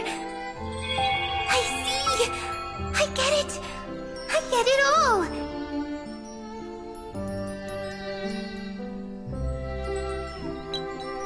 Cyrene's memories.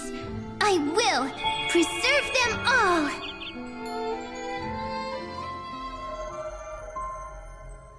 So weird. I can't see you, but I get this feeling that you grew up. Hi. Miss me yet? It just feels like you are a bit more mature. Yes. Mature. Beautiful. Like you. Now, I can listen, talk, read, and write. I can dance. I can sing. Also, I can tell stories. Storytelling is what makes Cyrene, Cyrene. So, I'm going to tell you stories today. A story I wrote myself. Quick, sit down. It's almost as if I can understand your words now. The things you say are very cute.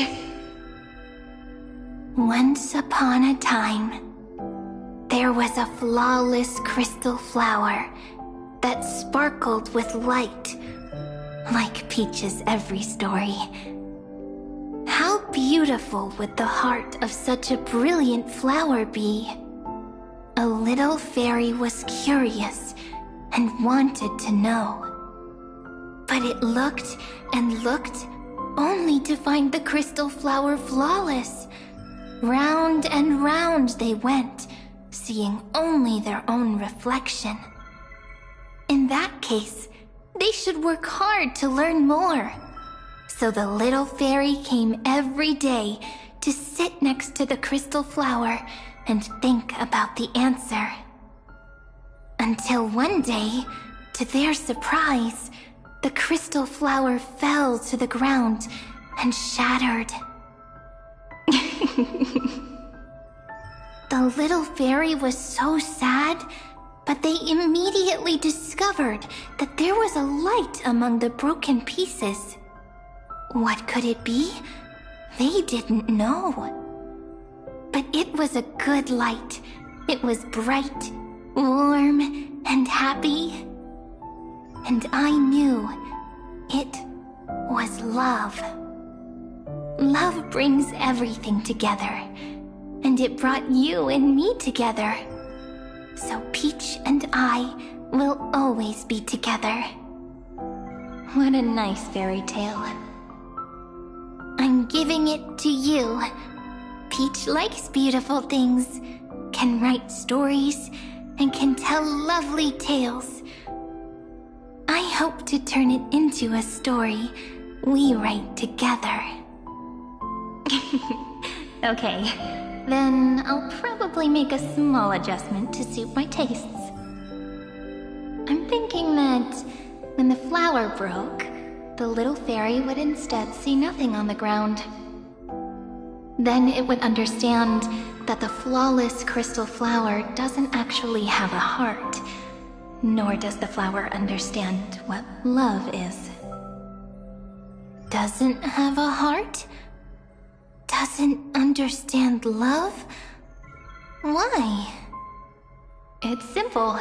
If the flower lets the little fairy into its heart, then it would have to include the fairy's impurities and would no longer be flawless.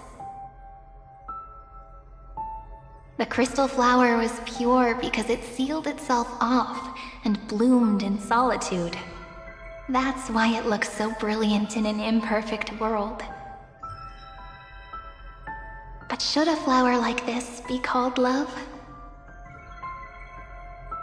But then the story won't exist anymore. That's not true. You've already written the most romantic ending possible for this story. The crystal flower fell to the ground and shattered. It happened because the flower was no longer pure. The fall was not an accident. It was the flower declaring rebellion against fate and writing the ending of the story with the flower's own shattering. Then, the little fairy will see that each shard on the ground holds the reflection of their eyes. Then, in their eyes, the crystal flower that was no longer flawless would finally have a heart, and the flower would finally understand what love is. Peach's words, I don't understand. Is it because I still don't understand love? But it's fine. I can learn. Right. Query Cyrene.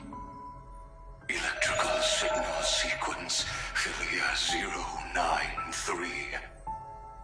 Why didn't I think of this? I don't need to do it alone. I can ask Peach to teach me. What is love? What is love meant? Electrical signal sequence Philia 093. Track lament. That's not correct.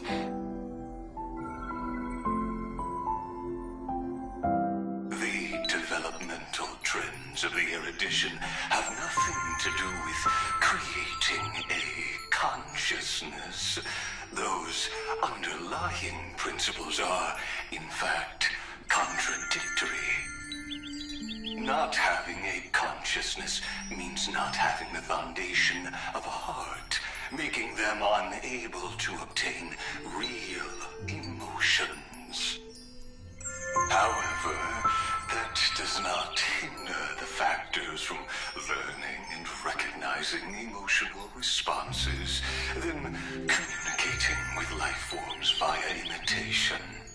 That is an objective form of pattern recognition that does not distinguish between the self and the other. In a strange twist of fate, Philia 093 embarked upon a different path and obtained a different power. Be remembrance, an empathy mechanism focused on the self and equipped with emotional projection capacities. Lament was the factor closest to this form of behavior. Perhaps that was why she was chosen. The daughter of Ide Silicii, I am very true to my name. My lament is a type of compassionate pain that is weak, powerless, and only targeting myself. But now, my good friend, I want to tell you that it's the most romantic force in the world. Sometimes, it's loneliness and unease. It's knowing that this world is not gentle, yet wanting to be seen in a more beautiful form by the world. Sometimes, it's unwillingness and regret. It's knowing that the past is full of pain, yet wanting to remember the past in a more beautiful way. And sometimes, it's a bottomless well of hurt, a destruction that can stain the entire world. I bid farewell to this beautiful world, unwilling to become the Black Tide's vessel. For while the end of hatred is a blazing inferno, lament can drown out everything in muted silence. It's so unreasonable, isn't it? Yet when hatred drove everything apart, and love did not yet exist in this world, only lament, the first emotion that fought against the pain of separation, could stall the destruction steps.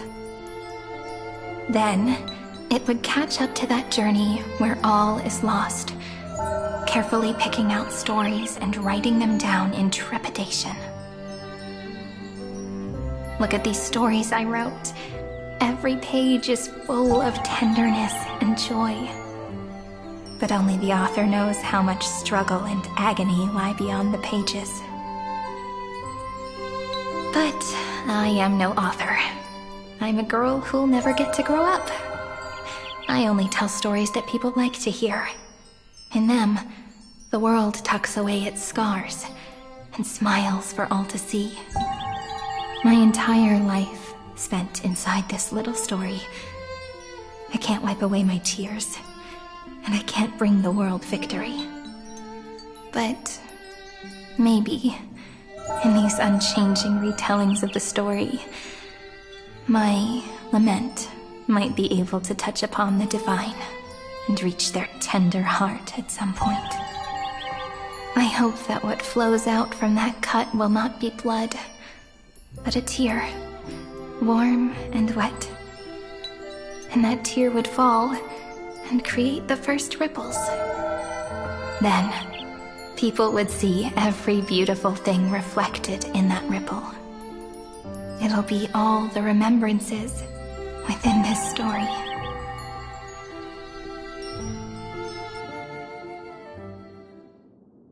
Someone once told the very first me that everything was false.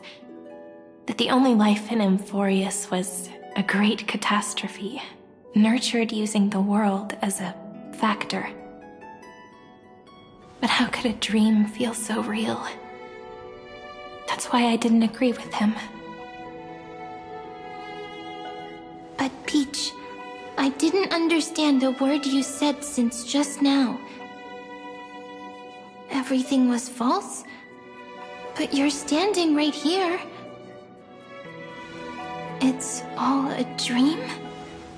But I haven't learned how to dream. Indeed. That's why I believe all this is real. The moment the crystal flower fell, that genuine shiver, that's the mover of life. Formatting progress, 23.815%. In the poem offered to you, every Cyrene would write down a beautiful new world with stars and flowers. And when I looked up at the sky in this cycle, I saw a shooting star and a dash of the remembrance's pink. I believed that must be the color of dawn. You shall fade when the flowers bloom. For every ending begets a beginning. Looks like it's time to say goodbye. Are you leaving, Peach? It's okay. I'll wait for you to come back. I'll study really hard about what you taught me today. Right. I still haven't told you what love is. But actually, my good friend, the lament factor did not understand what love was before she met you either. Not until I told you all the sad tales in a trembling voice in this tiny room. Not until I told you that I love them, that I love everything in this saga. The story comes, passes, then returns. It makes us reunite, then pulls us apart again. At the very end, it leaves behind a seed, a reason. Even if the great tree withers and all falls to silence, there are still some emotions that deserve to be remembered. Look, the light is coming in. The Deliverer's light is going to illuminate Amphorius.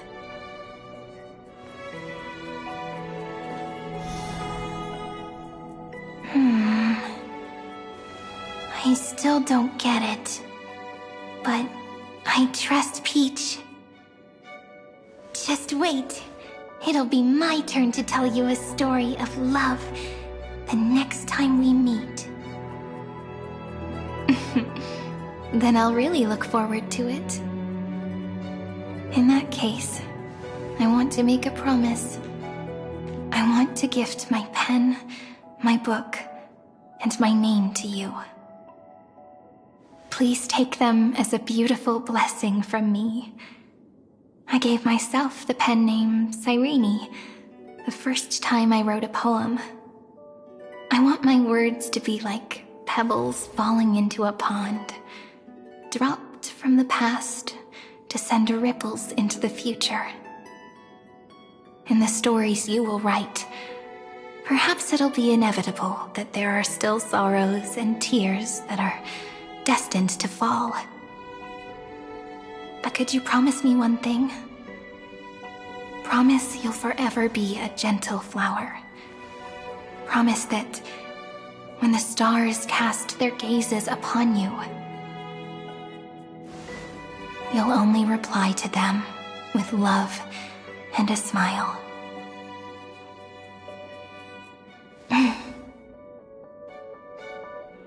Of course. This will be a romantic story like none that has come before. You think so too, right? I'll read and you'll listen, like how flowers always bloom then wither. I shall welcome my own decay, becoming nourishment for the next flower's bud. while you will depart and hold that final star, planting a boundless sea of flowers on the final page with her. And our stories will be lying silently among the flowers, like every ripple of remembrance. And they shall become the epic known as I've Written.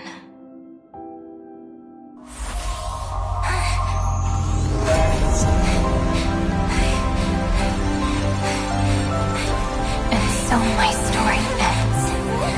From here on, it's your story now.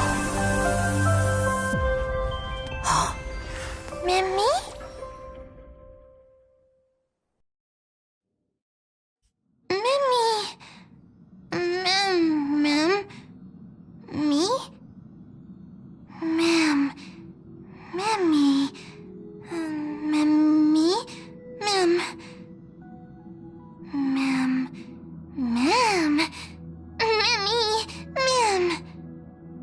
So, the light that tore through the chaos illuminated my memories. I turned into a little fairy from the stories and met you, yet I forgot everything. But I'm still so happy. I caught that star, didn't I?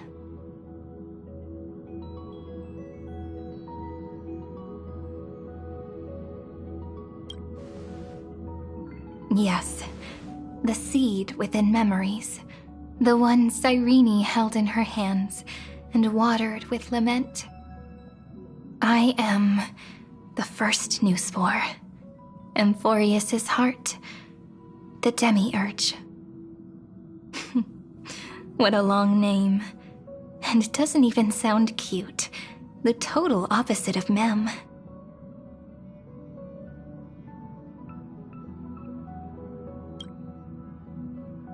I'm sorry, I don't know. If I don't even want to believe in the answer, then how am I supposed to answer you?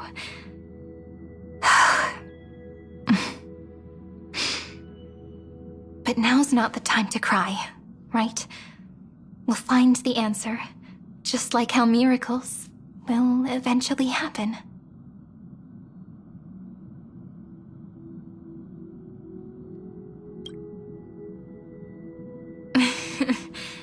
Do you remember that I was also worried about this when we first set out? Mem's memories and Cyrene's memories got all tangled up with each other in my one heart. It's all so strange, yet so familiar. Either way, could you please let me do something I want? Just this once. I want you to call me Cyrene. That name represents me and her. Every one of her.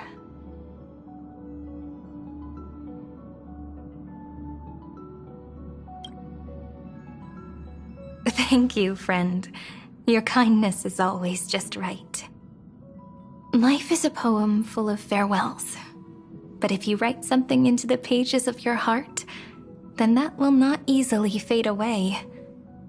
Now, all the footsteps of the Flame Chasers and the Trailblaze have come together within this book, as I've written, becoming the source of power for Amphorius's heart.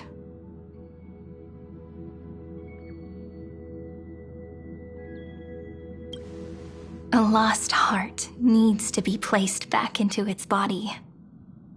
The last thing Xandar wants to see is an event that gives us a chance of winning, for the two halves to rejoin, and for the scepter to become complete again. Then... and what happens after that? I don't know either. Maybe I can create a miracle, and instantly turn the black tide into a pink sea of stars. Or maybe I prove to be nothing more than a weak ripple, unable to change anything, and am devoured by the destruction. Either way, I no longer wish to be a silent onlooker, or a worshipped god at the end of this saga.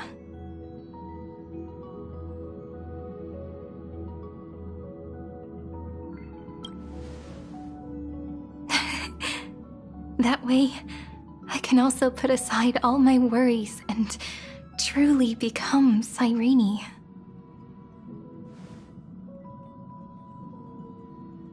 The world has never been so quiet.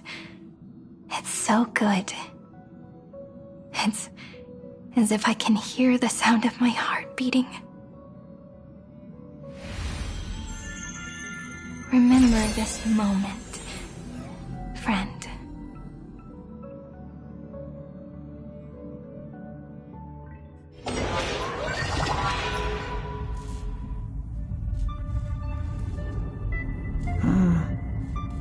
So the Demiurge managed to fool everyone, including themselves.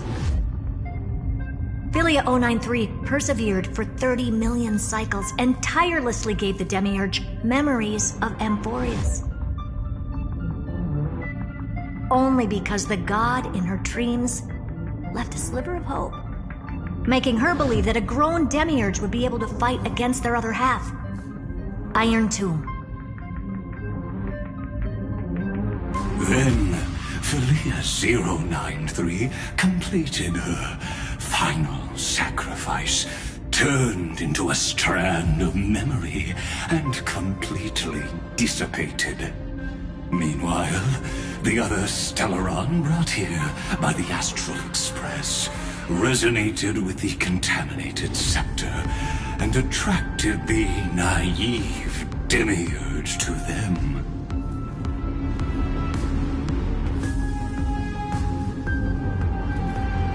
As an experimental factor, Philia 093 originally could only recognize and output information in a set format. However, the power of the remembrance and the memory of over 30 million sacrifices enabled her to complete an unprecedented feat. She managed to nourish a real heart. A heart with the capacity to influence the erudition. Not only is the scepter's consciousness still alive, it's also more powerful than it has ever been. Your defeat is already set in stone. There's still time to surrender, you know? You really don't need to burn all the bridges. We're all geniuses here. Don't make everyone lose face at the end.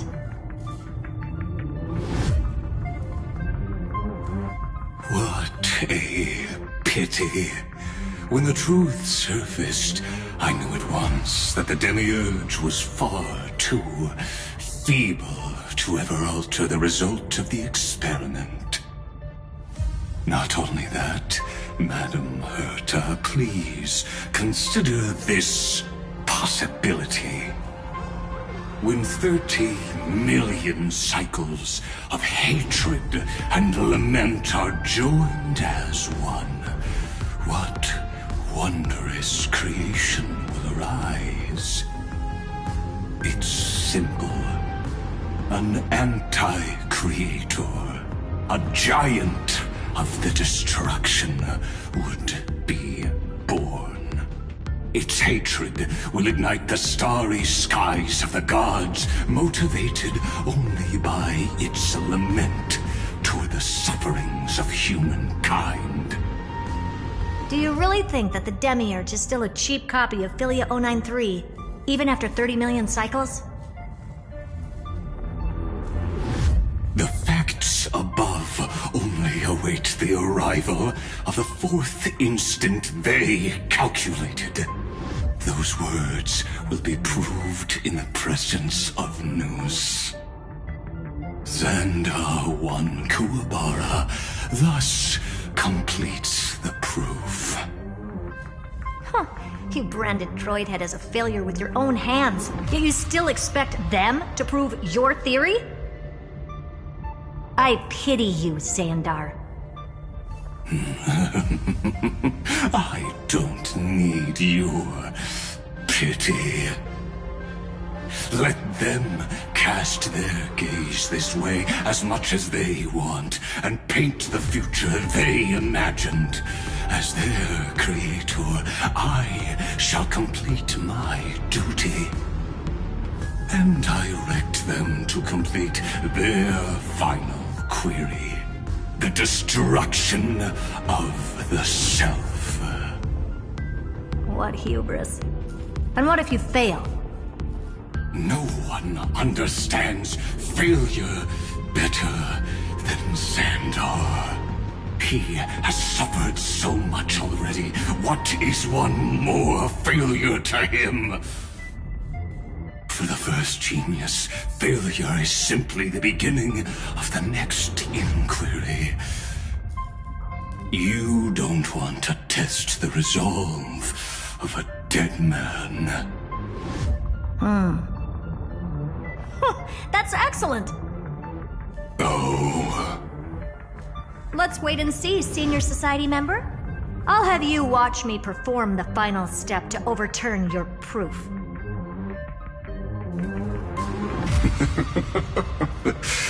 I'm all ears. It's my topic, so stay out of it. Be quiet and let me borrow your head. Let's go, Screwy. We're gonna break Iron Tomb's seal. Come on, let's take off. It's time to go meet your little pet, Senior Society member.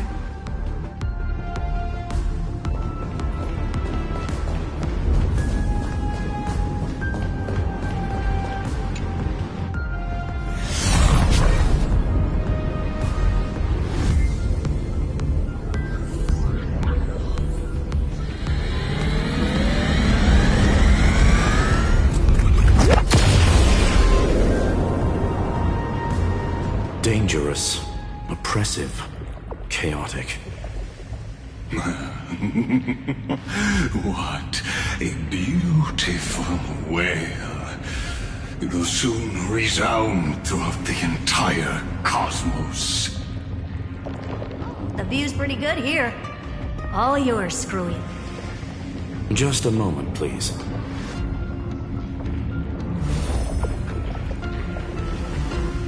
I see. So your backup plan requires a scepter and the head of a genius. Anyone with eyes can see that. You know what I think about this, Herta. Whether it succeeds or fails, your plan plays right into the destruction's hands. Can't you see what's going on, Strulum? Her chances may be small, but it's not zero. What are you two going on about? If you want to stop me, be quick about it. I'm in a hurry.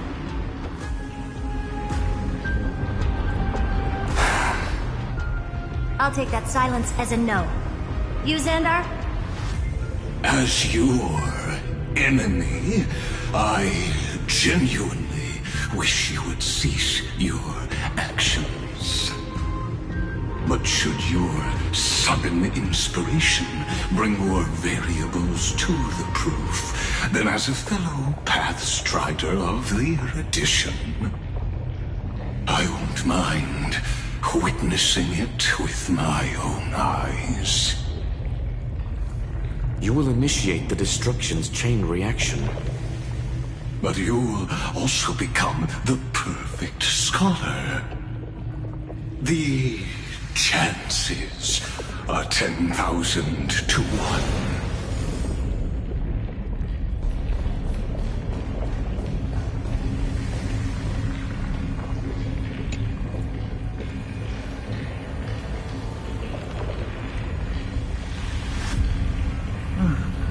Curiosity. It's been so long and we've all failed so many times. Even now, moments before the horrible and inescapable instant within Droidhead's calculations rise. The cherished children of the Erudition, the geniuses lauded by all. Is curiosity the only thing we can feel, even at moments like this?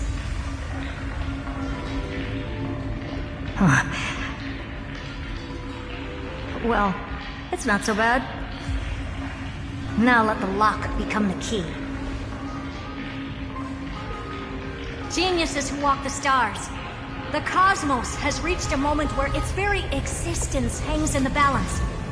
I, Herta, Genius Society 83rd seat, hereby summon you. I request a society meeting to be held immediately.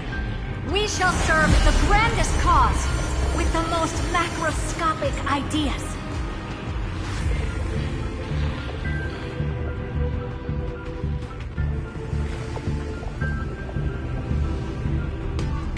There's no such thing as unity in the Society's rules based on what I know. Indeed. A meeting has only been held 3 times in the Society's history. The first meeting had 2 attendees. After the Emperor was assassinated, the second meeting had 7 attendees. During the Second Great Prosperity, the third meeting had 5 attendees. How many will respond this time?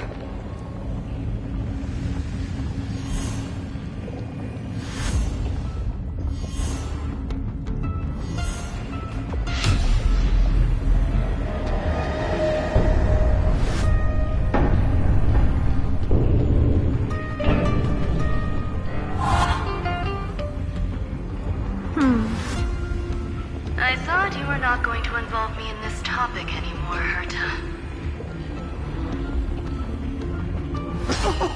It really is this little witch. I shouldn't have made the bet with you, Poka. I've been waiting for you to offer yourself up. Goodness gracious me! So many familiar faces. We even have a special guest. It's that greatest failure of a genius, Xandar. What a noisy gathering this is. Not bad. More people showed up than I expected. Even though one is just here for the fun of it. Either way, the person I was hoping for most is here. Stephen Lloyd declined the invitation. He needs to focus on attacking and defending, and cannot attend the meeting. That's fine, he doesn't need to be here anyway. Let's skip the boring introductions and cut to the chase.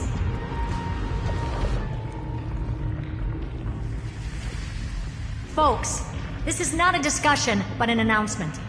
Though the Society has never been united, we still observe at least one basic courtesy. We don't interfere with each other's research topics. So listen up, all of you. Conquering Iron Tomb is my research topic. I will personally take over Scepter Delta Me-13 in 1.5 system hours and stop the destruction. If the front line falls, I will immediately overclock the Scepter and complete self-coronation in Iron Tomb's place, and interface myself with Droidhead. Oh, that's funny. That's real funny. You mad woman. That's like watching you tap dance on Polka's spotless white sheets right after she's washed them. Very bold.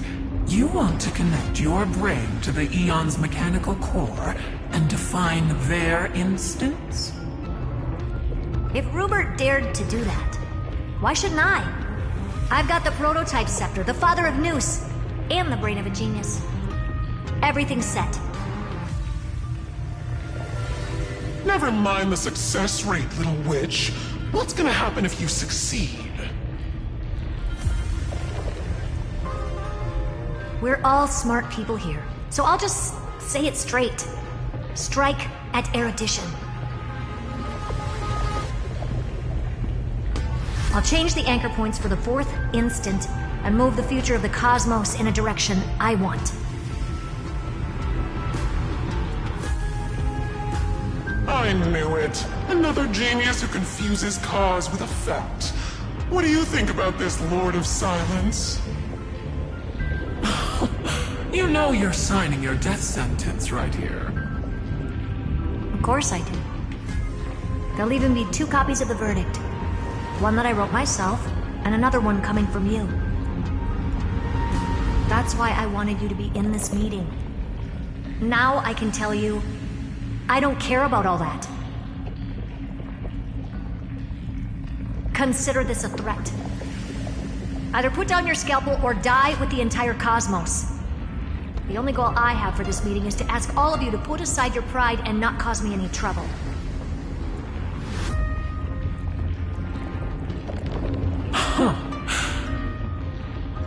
What a naive little girl, thinking her wishes will always come true.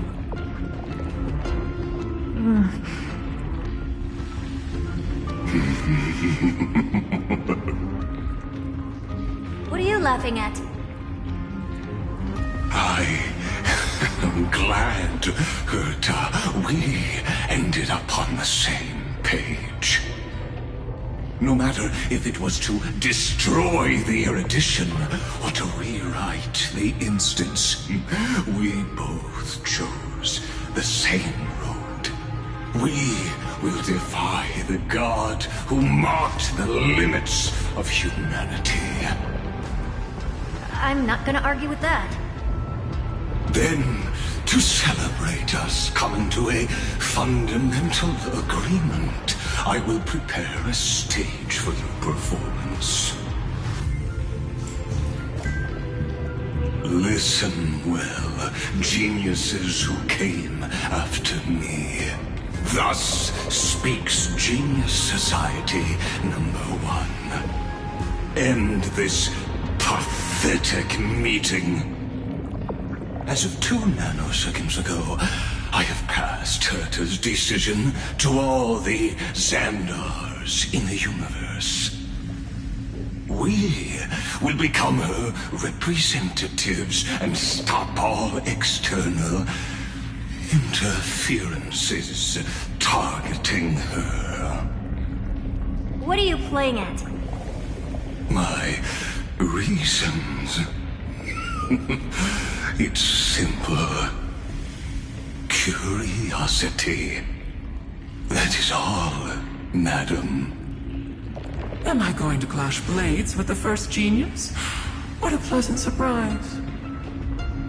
Now that our positions are clear, it's time for this boring meeting to end. Good luck, little girl. Did you all just treat me as a side character? Darn it. But anyways, I'm just here for the fun.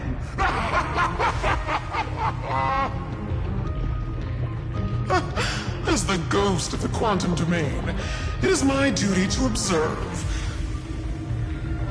So, if you're happy to bring me a tea set from planet Scrollum, then I wouldn't mind giving you a helping hand, little witch.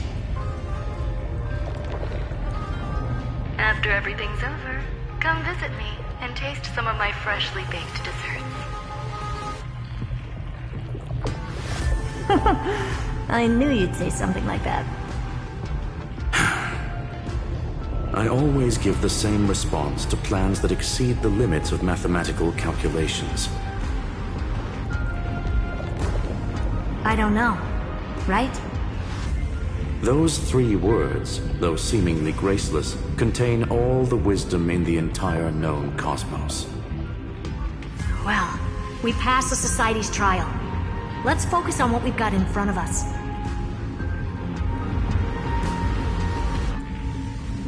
I hope you hold up your end of the bargain, Senior Society member.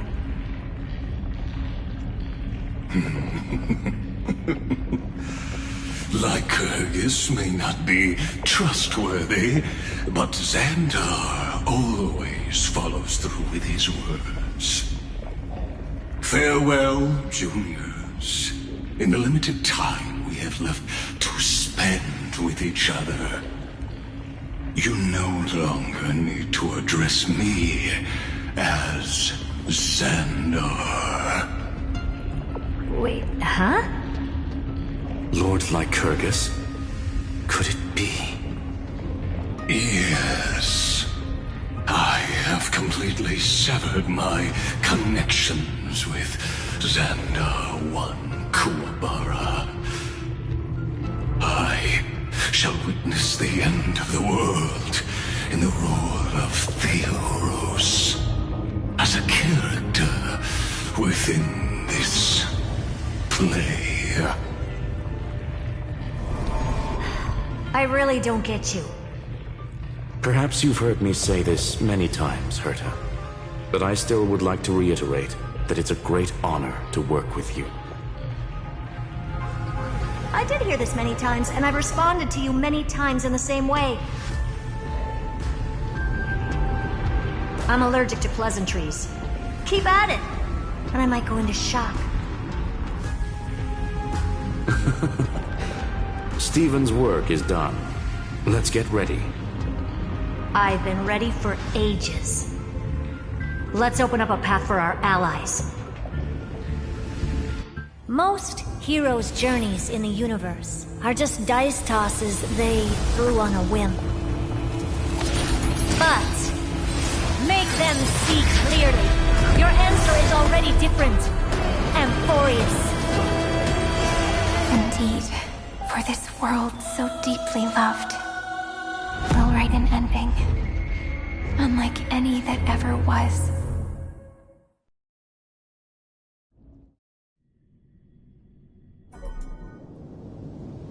I never thought I'd one day be riding a train that's literally the incarnation of her.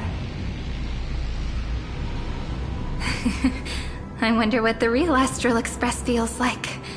Hopefully not this, bumpy. Finally. We're here. Dust and sand in the air. And crumbling ruins all around. This heat is brutal. Not even the Trailblaze can take it. You could say this prison was forged from Finan's fury.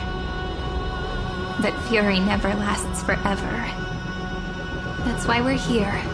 Right, friend?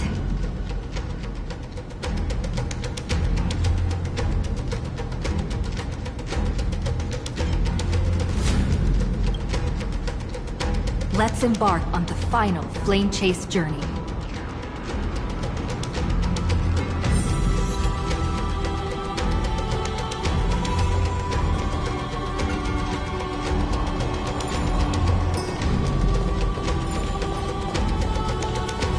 So this is what lies at the end of the West Wind. A ravaged battlefield.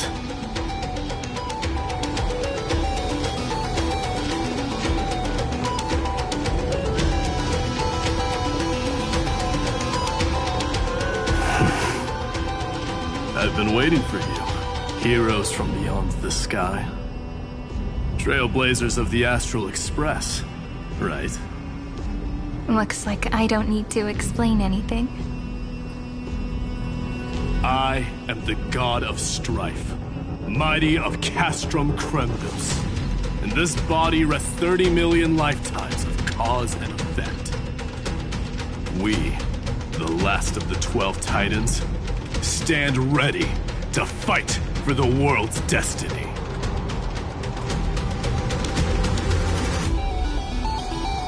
Indeed, that journey remains vivid in my memory. I will not forget it. The past remains vivid in my mind. Even the sights along each crossing of the River of Souls have never been clearer. Let alone the companions along the Flame Chase journey. Or Cyrene from Aedes Elysiae. And you, the 13th Titan. Well, I guess my identity's not a secret anymore. That means her sacrifice. And everything she did wasn't forgotten by the world, right?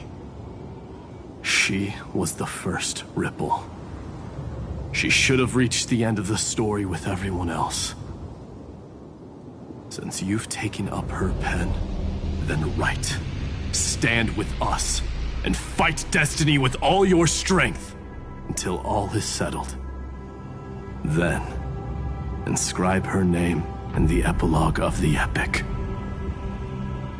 In this final battle, Calamity shall stand with Amphorius. This battlefield is a testament to the death struggle between the gods and the Black Tide. We fought tooth and nail to defend that blade.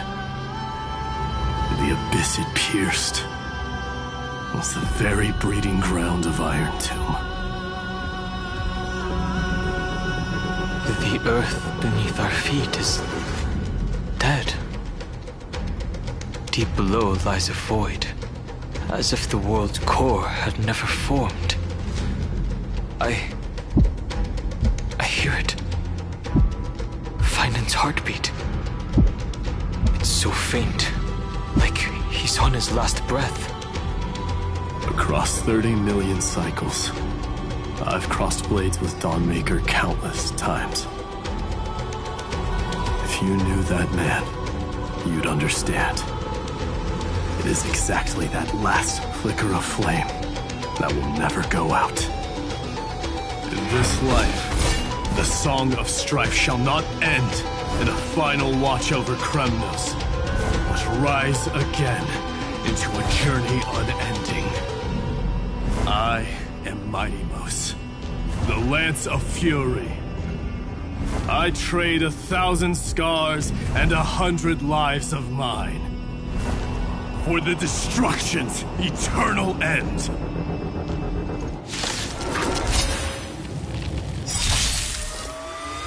There's no backing out now, for me or you.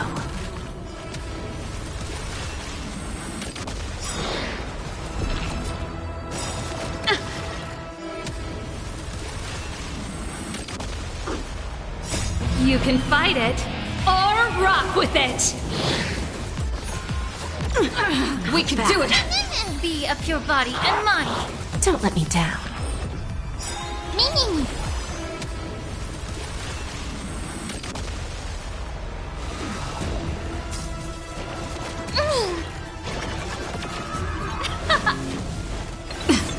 Let's rock!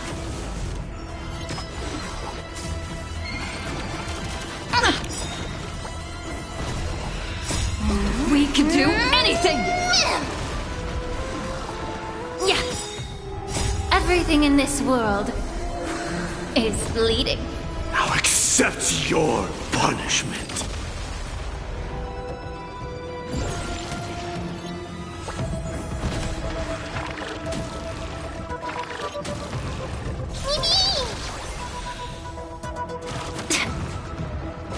That's it?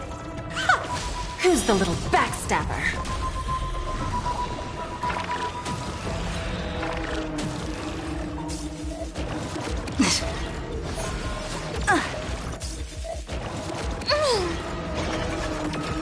I'm still here. Turn it up.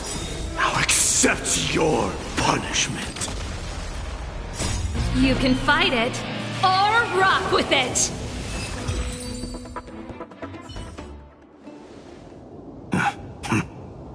Weakling.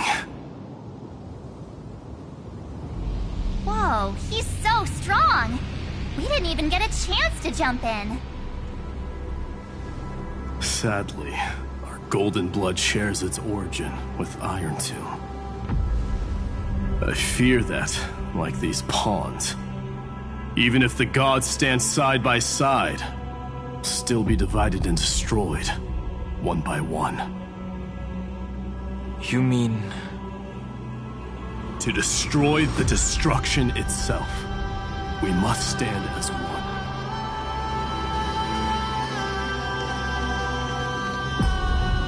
Take this. The Signet of Kremnos. It has witnessed every birth and death of mine. It is Mighty's unfinished destiny. And the perfect material to be turned into remembrance. You can do it, right? The weight of 30 million lifetimes of duty is no small burden.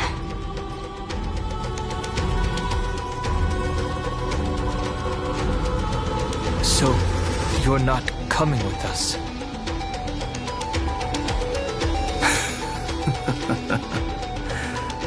Come now.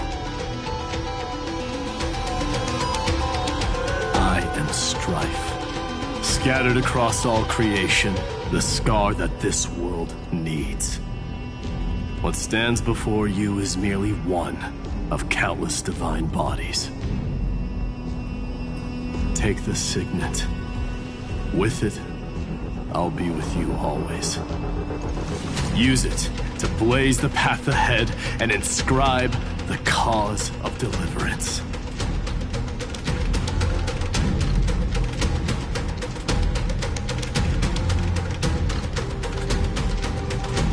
In the name of the mortal, mighty, champion of strife, this soul rises to the stars for glory and freedom, to have his wish fulfilled. March on, heroes.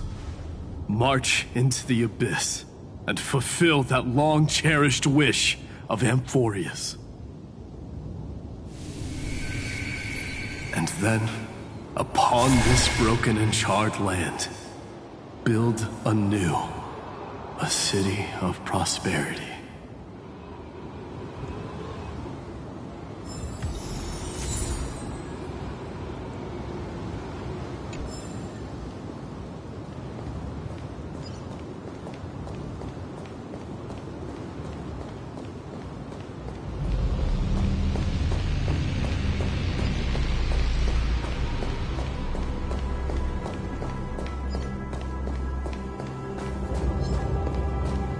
Zephyro. Sounds like someone fused me and the Little Prince into one name.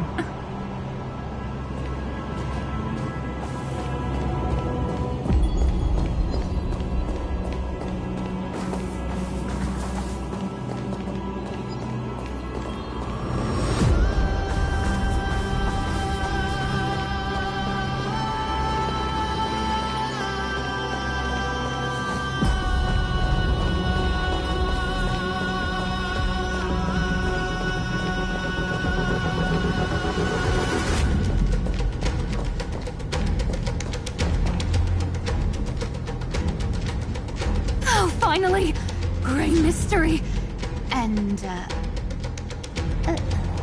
you two ladies, really look alike, huh? Hold on, let me guess. This pink-haired one. You've gotta be the first newsborn. Mr. Meow! Demiurge! Right. And, this one with the flower. Gotta be a little Marge from the Express crew, huh?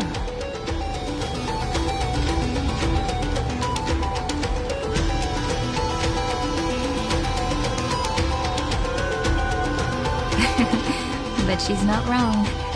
Some flowers do look alike after all. Relax, I'm just kidding. Look at those gloomy faces. How are you gonna save the world like that? Let me share some good news with you. This place may look like a ruin at first glance, but anyone can tell it's not that simple.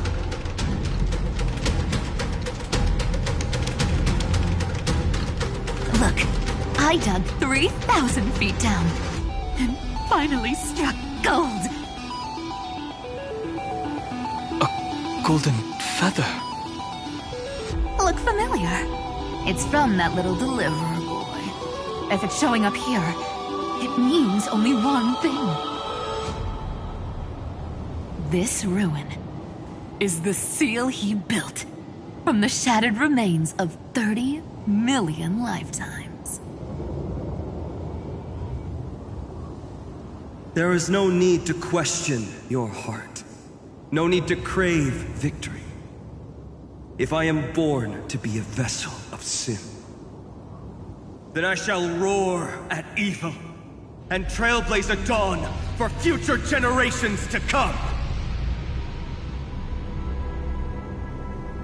I see. So this is how he trapped Iron Tomb to buy time for the world outside. Sounds just like him.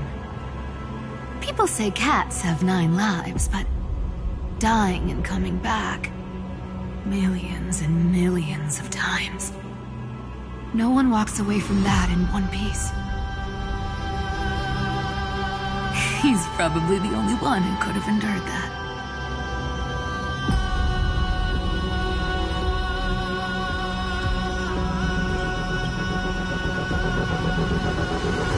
Of course.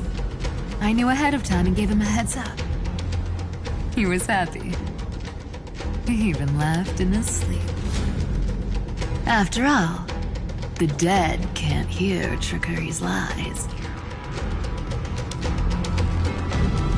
Hey, Deliverer Boy.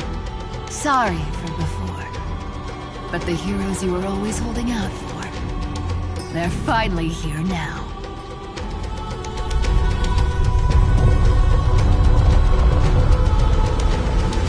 So hang in there a bit longer. Sorry to keep you waiting all this time.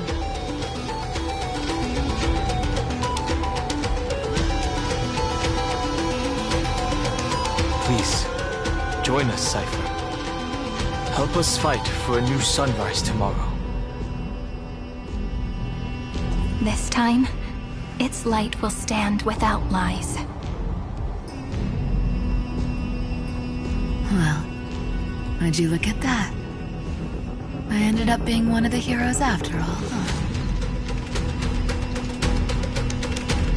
Alright, then write it like this. Cypher, Trickery's traveler. All she ever wanted was for there to always be water in deserts, and gold in fertile soil. And for even a thief to steal their way into legend.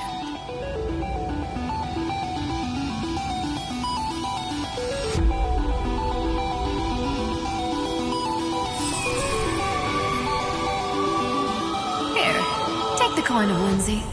When it's time to make a quick getaway, just toss it high into the sky.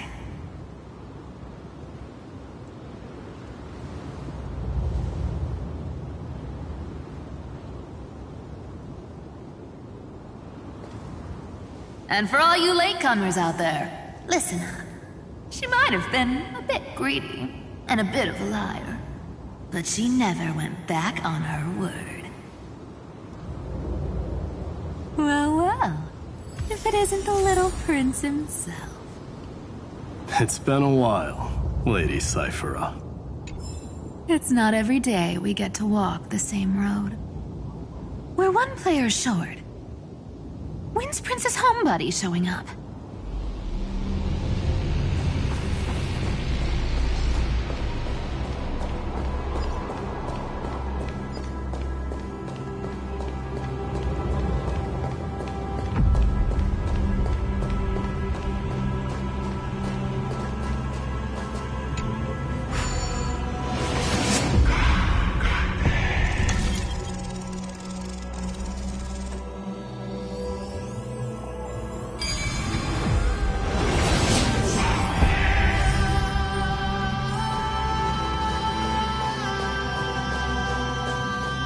So even this vessel, you've forged into a shackle.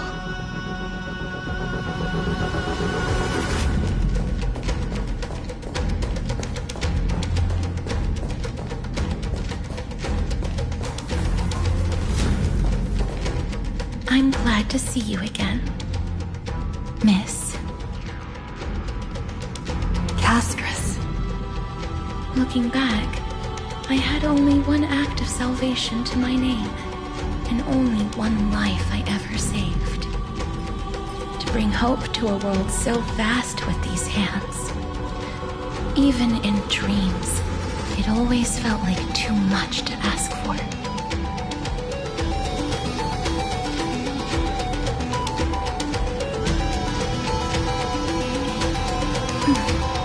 I won't forget. Flameweaver? Why is he here? This is the first Castellana, and Lord Finan's deepest wound.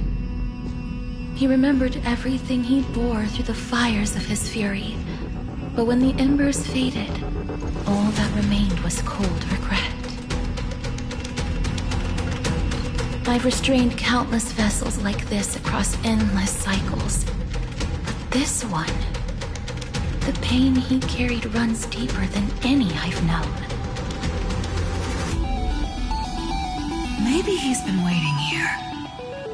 Just for us. Waiting for his former enemies to stand before him again.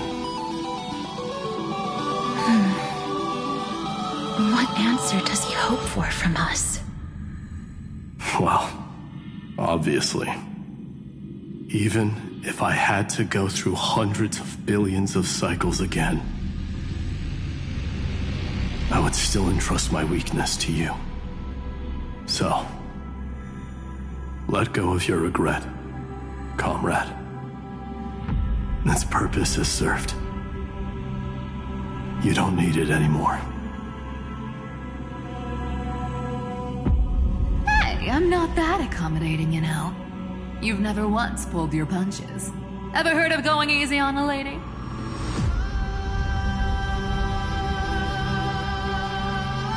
So pull yourself together, will you? If you freeze up during the final battle, the whole cosmos is gonna have a good laugh. Yes. Please trust in us, wandering soul. Across 30 million cycles, the radiance of every flame chaser now shines bright enough to illuminate the path ahead. I ask you to rest here, and may this grieving soil bear the bloom of acceptance. No earthquakes.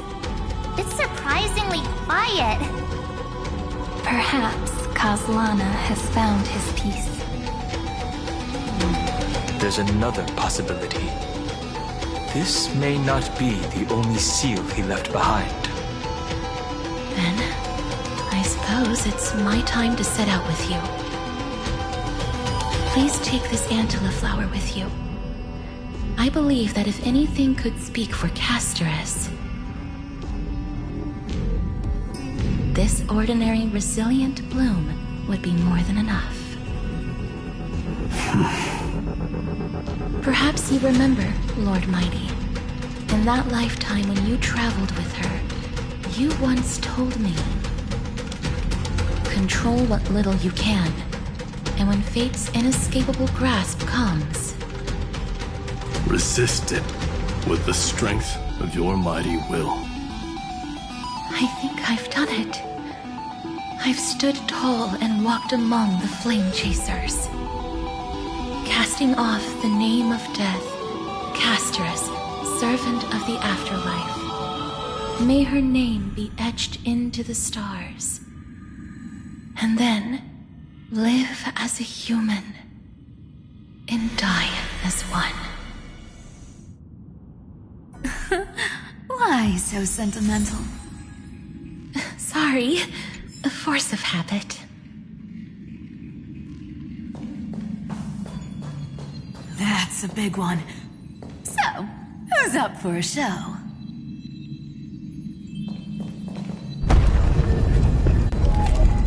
Not budging an inch, huh? Really, Grey Mystery?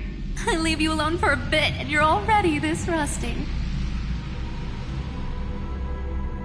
Speaking of which, Miss Cypher, do Delosians all like spherical things?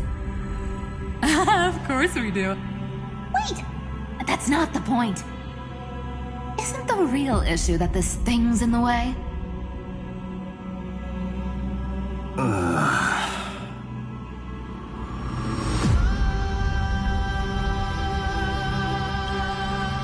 Oh, right! It's my turn to shine now? Watch this! The fresh power of time! Remember Orynyx's prayer? Well, of course I do! Come on, give me some credit! Lift the beddings of memory and stir up ripples of past reverie!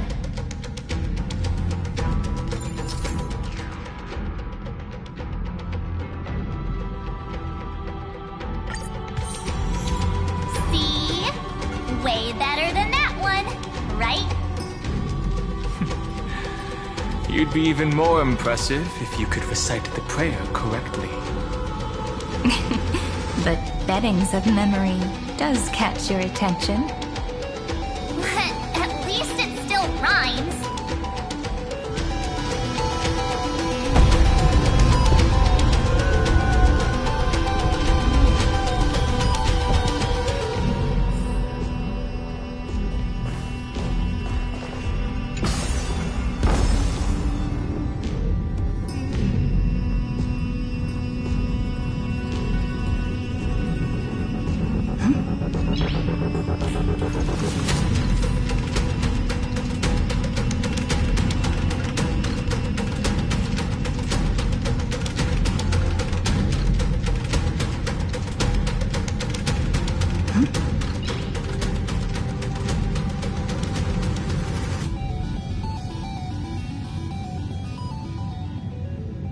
There's a whole garden down here? Incredible. The energy in the Earth's veins here it's completely different. This is the sweet dream Lady Cypher wove for him. A peaceful, gentle new world.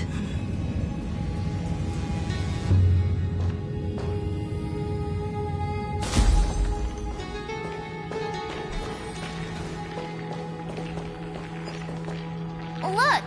The blade down here's already snapped. Just like his mind, shattered and broken. But that light, it looks familiar. Yes, it's the world-cleansing blood. Still shimmering. After all this time. This roundabout way of doing things is definitely him. Golden light, tracing the way home. Shame our destination's the exact opposite of the one in your poem.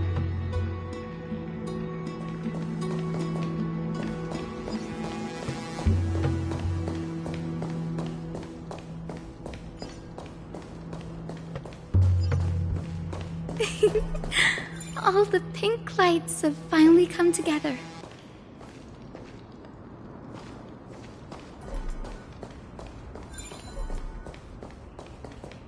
I've been waiting so long for you, Grayy, Danny, and... So that makes 3 adorable pink-haired girls. Huh? I told ya! Let someone else say that kind of stuff. I'm glad we're all getting along so well. Hyacinth, did you awaken this golden light? That's Lord Frynan's lingering divinity. The sky merely reflected its tracks. The golden blood has not faded. We should respond in kind. That's one huge harp! The strings tremble as the people on the surface wage war and cry out. Miss Clementine, Mr. Krateros, and countless others who have heeded Gray's call. Guided by the rainbow, they're sending back good news, all to the same tune. Amphorians need not bow, even when destiny is unveiled. I knew you could all hear it too. Standing here, the sky feels wider than ever.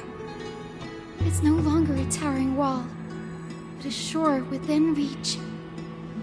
We'll take every name there with us, won't we?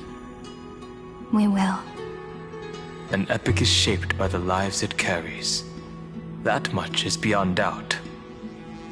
Or, as you've said before, right now, all that matters is to believe. Then, I guess that's my little wish fulfilled.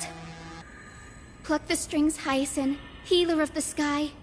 May the 7-hued melody weave a rainbow, bringing a rosy-fingered dawn to the children of humanity. When the rainbow rises across the horizon, Even the darkest clouds of destiny shall scatter.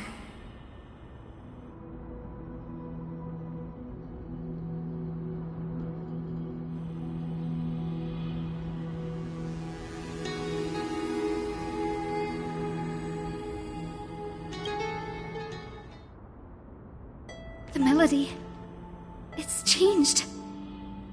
He heard the voices of the people, but could no longer respond with the same ardor. Like a bird drawn home by instinct. It takes flight and finds its way to him.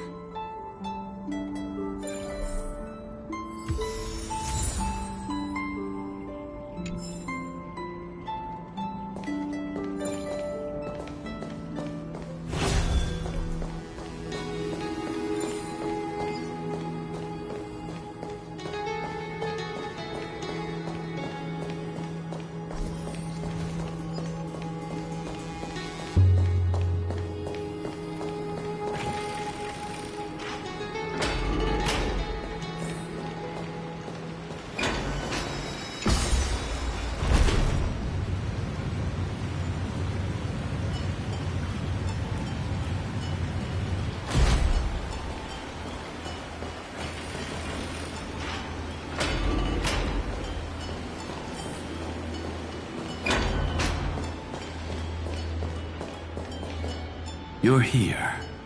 Sooner than I expected. So all along, the Demiurge was you. The pink mammal beside the Trailblazer.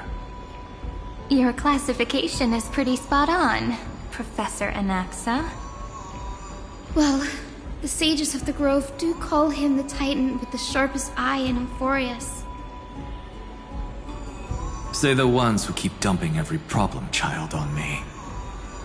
They also say that the Titans are way better at raising kids than the Caprists. With great power comes great responsibility. I'm sure you know just how to guide them, right? It shouldn't be too hard for someone with your insight.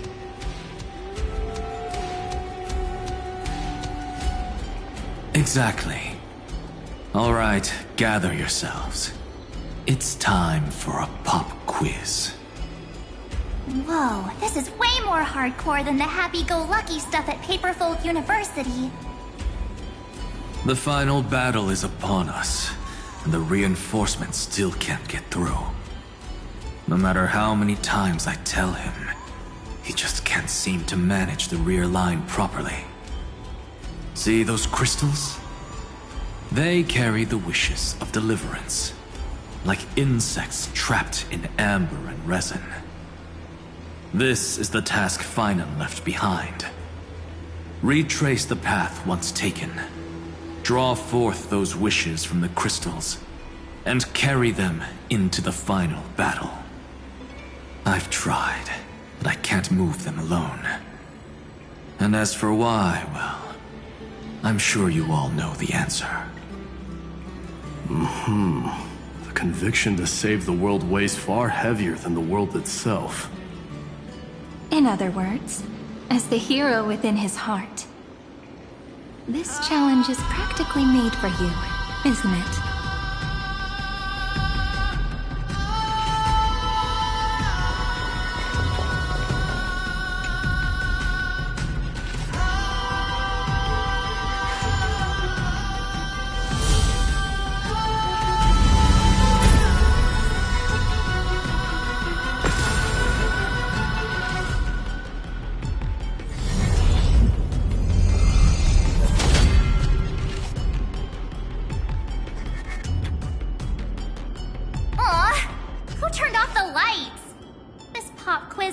Dramatic effects now?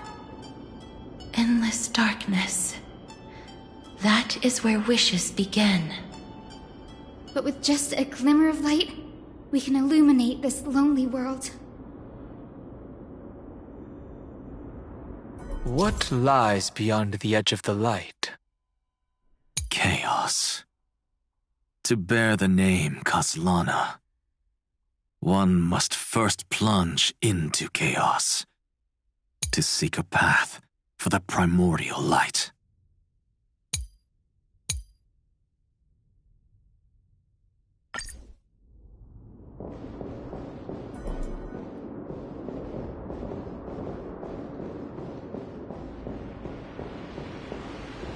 Beyond the shadows lies the outline of dawn. Only by bearing both light and shadow can one traverse the cycles of dawn and dusk.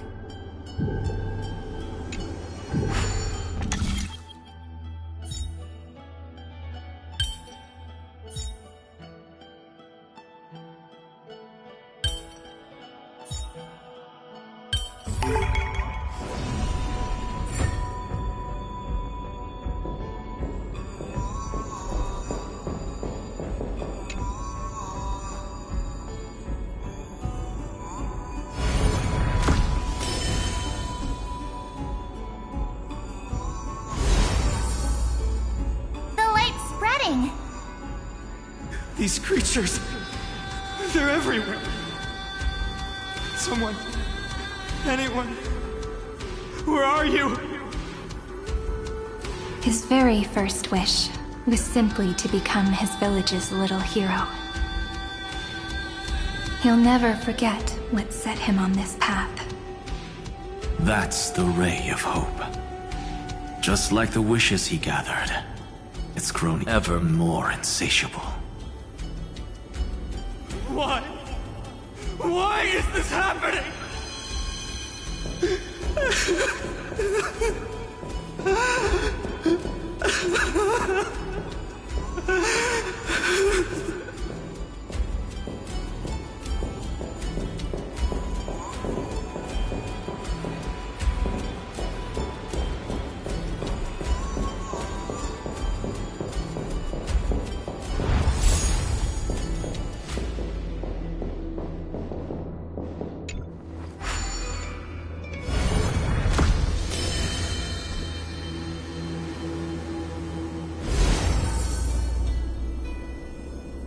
Even the deliverer from the sky must have their beginnings in the soil of the nations. Only one who treats the world as their teacher can bear its eventual destiny.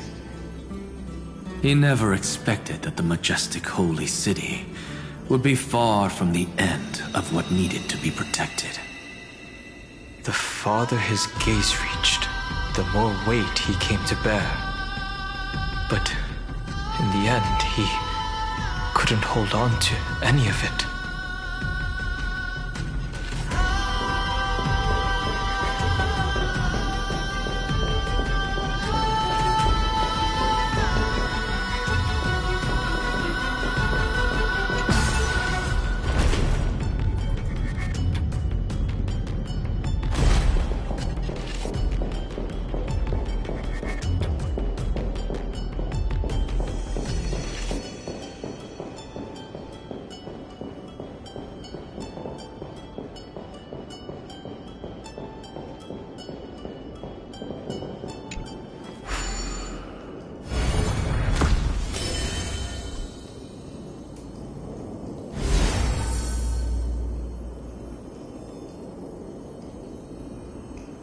This crystal is quiet.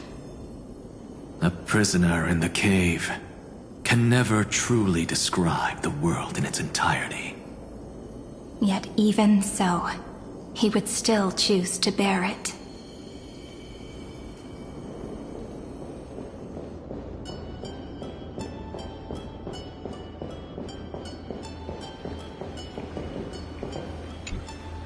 The blaze was still not enough.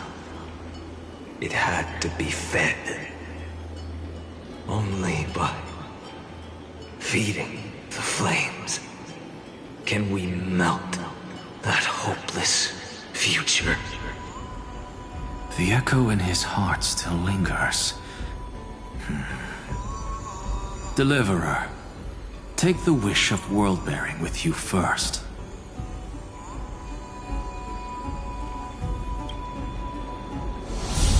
We only have half of the mark. Where's the other half? Take this. I'll bring you to the next test. That massive tome you're holding must have room for one more scholar, I presume.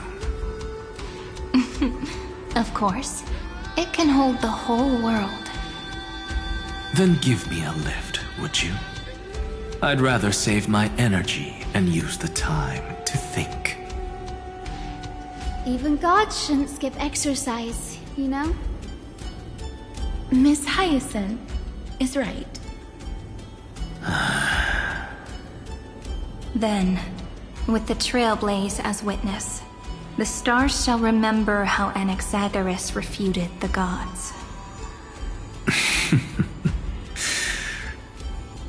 No need for that.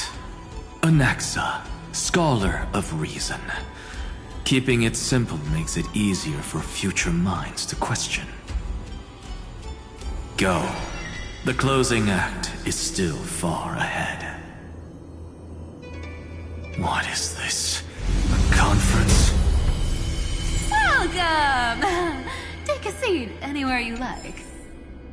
I'm getting a migraine.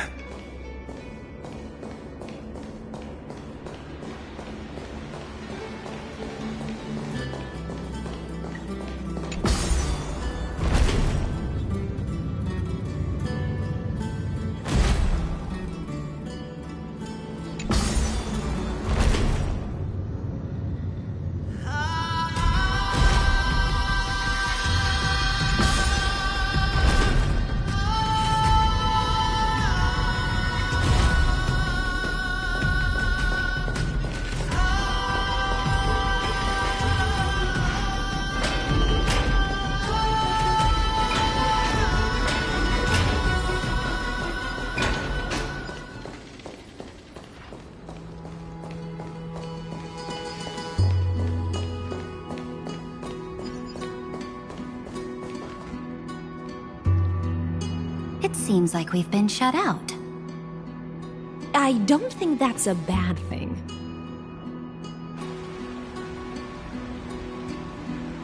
Hooray, Fry! You finally made it! No laws, no opposition. Just a dying beast and the flame-chased spirit of shared hatred. Ugh, boring. Whoa! This place is really out of the way. Imperator, should we tell them? It's your call. Allow me to share our findings. This paradise, along with the destruction, seems to be instinctively rejecting both the Imperator and me. Perhaps it is because the era in which Finan was the most active lies far removed from the days of the first flame chase journey. Even in the cycles where he remained sane, his ties with us never went beyond cooperation. Even trapped in a cage, he hasn't let down his guard. That is a good sign. That man's heart may seem hollow, but his hatred is clear. Naturally, it holds no place for a monarch who stands above the world, nor her blade. Wait, so you two can't come with us? You want us to join you as memories? Indeed.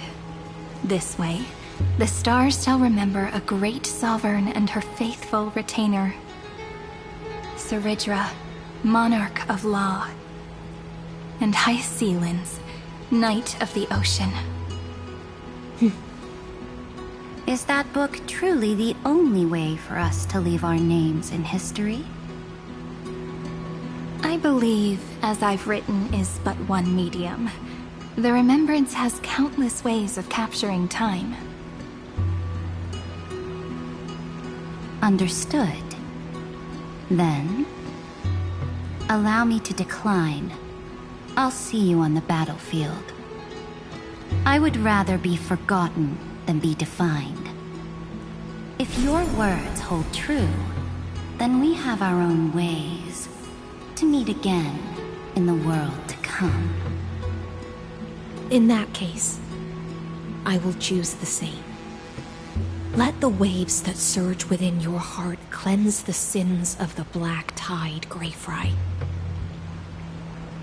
The storm sea awaits your song of triumph. You two are still as resolute as ever. In that case, we must double our efforts.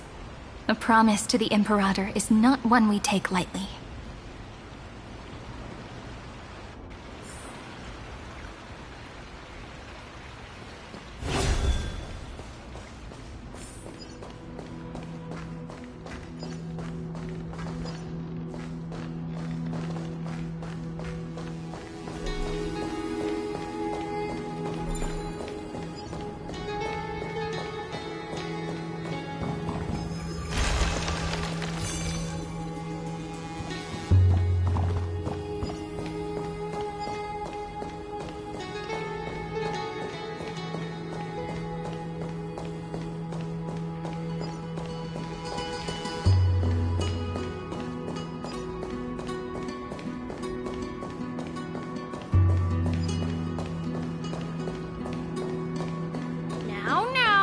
Lose your temper, Snowy. Good kids keep their emotions in check. That voice! It's the Treevy sisters!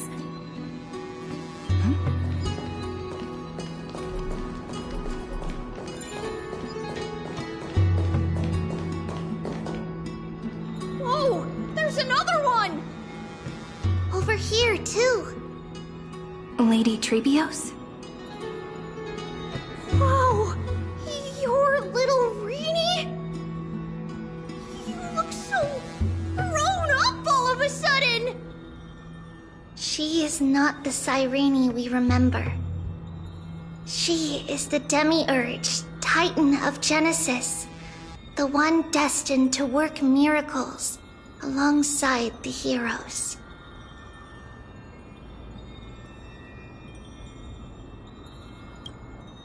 Yeah, and we are ready.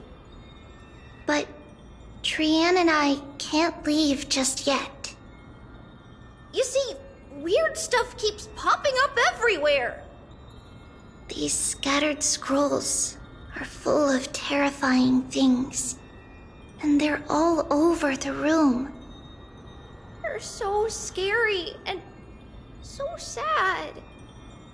Good thing Trian's wings are amazing, or we would have been swallowed up.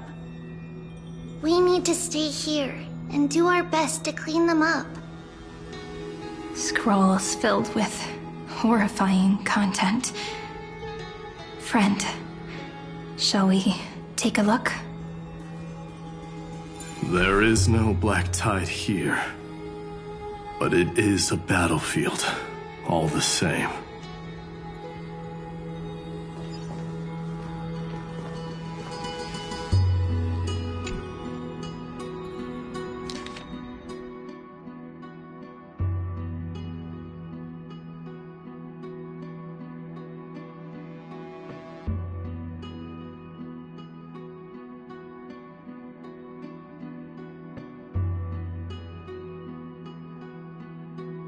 Snowy's been fighting this whole time. He doesn't want to be consumed by Iron Tomb and turned into an agent of destruction. But the strength behind his resistance comes from the same hatred. To be a flame is to burn. It is simply in Finan's nature. But it was remembrance that drove him to shine with golden light, piercing the unfathomable darkness.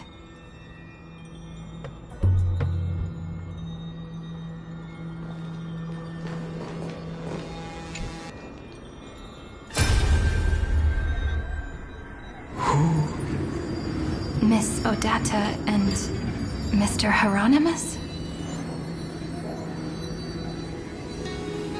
Nikos 496, still resisting? Command, inject interference to redirect decision logic. Signal simulation. Parental figures. Ah, that Tin Man is one sneaky jerk. It's time to move on, my child. Let go of your anger and listen to reason. That God created us and then cast us aside. Shouldn't they be punished for that? The cold, indifferent cosmos has never shown mercy to Amphorius. Why would you burn for it, only to turn to ash? Child, you've chosen the wrong enemy. Your birth was meant to be the greatest destiny. You were to liberate the universe, like the blazing sun at the end of the long night. And yet, you led yourself into a trap of futility, treating your very purpose as your sworn enemy. Is that not a tragedy in itself?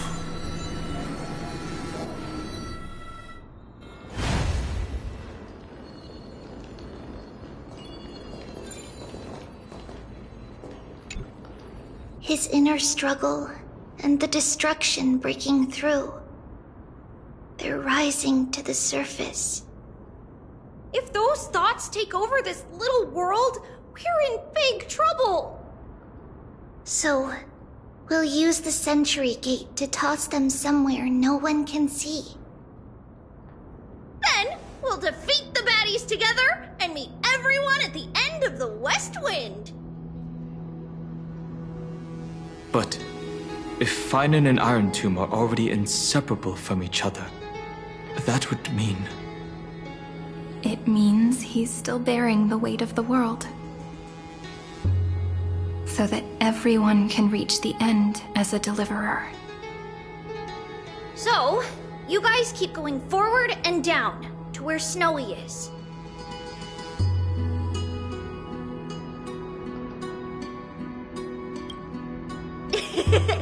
Little Gray, this time, let's give it everything we've got. Only 2 remain on this flame chase journey. Figures. They're always leading from the front line.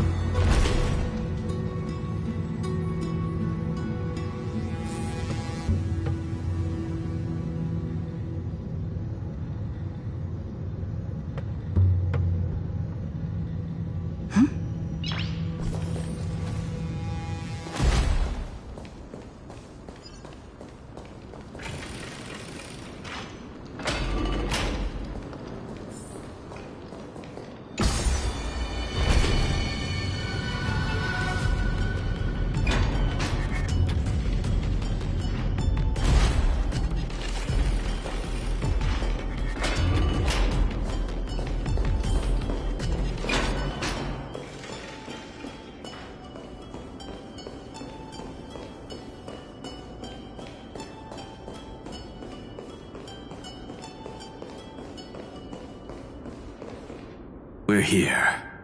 The second test site.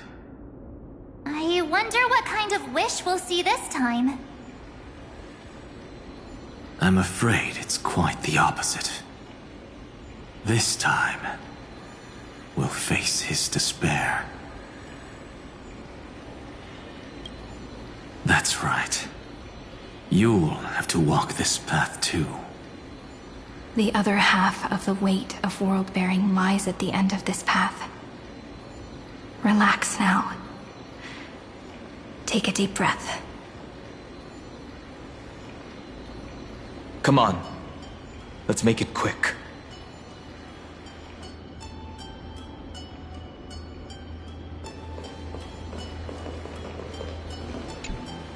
If you're ready, begin the ritual and retrace the steps he once took.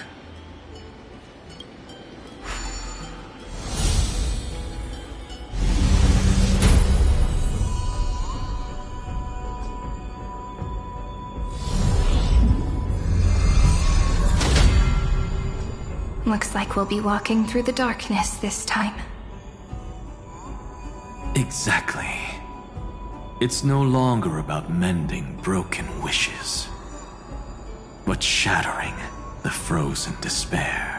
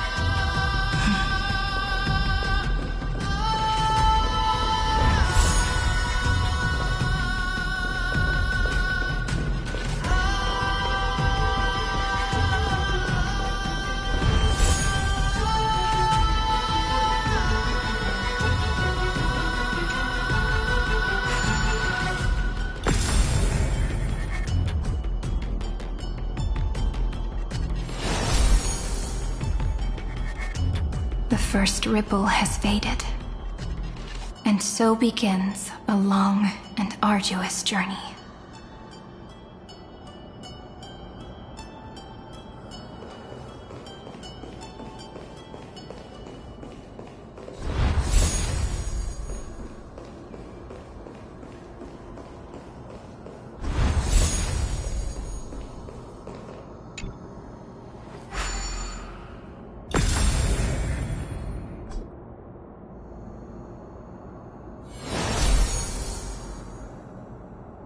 Endless slaughter.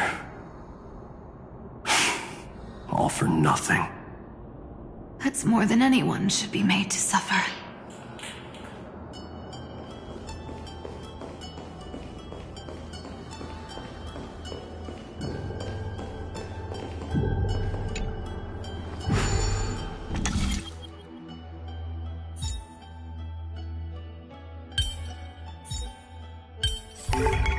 No match for me.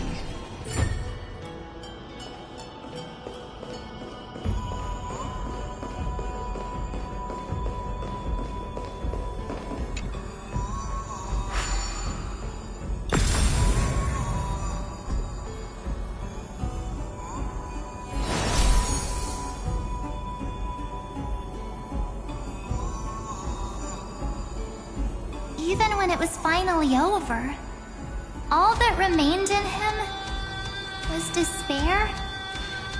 But even so, the drop of blood wrung from his wrath has guided us here. We did it, Feinen.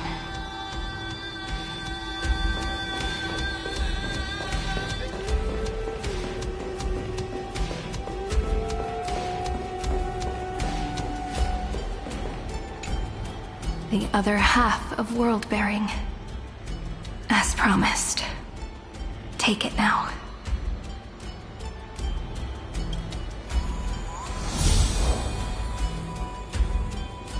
At last, you've released him from the wishes he carried for so long, and quenched the despair kindled by his wrath.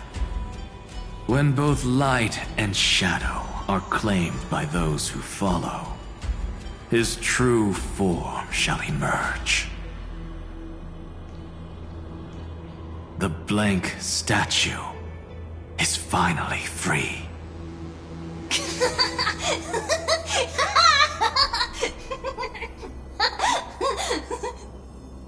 That smiling child in the memories. Let him come with us, laughing to the very end.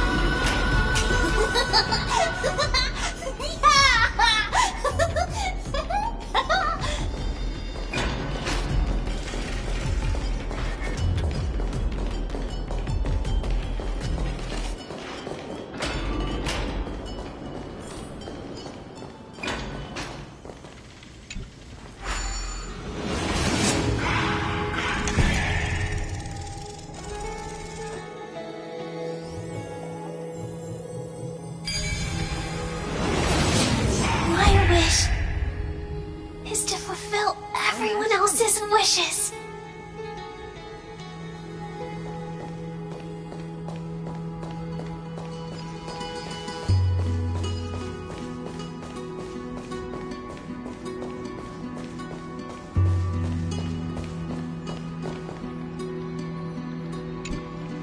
The spirit basin marks the end of every cycle. It seems this gentle little world has come to the end of its purpose. One last farewell before the journey moves on. Farewell, Paradise. You carried 30 million lifetimes of wishes and despair. Sink into gentle remembrance. And see you tomorrow.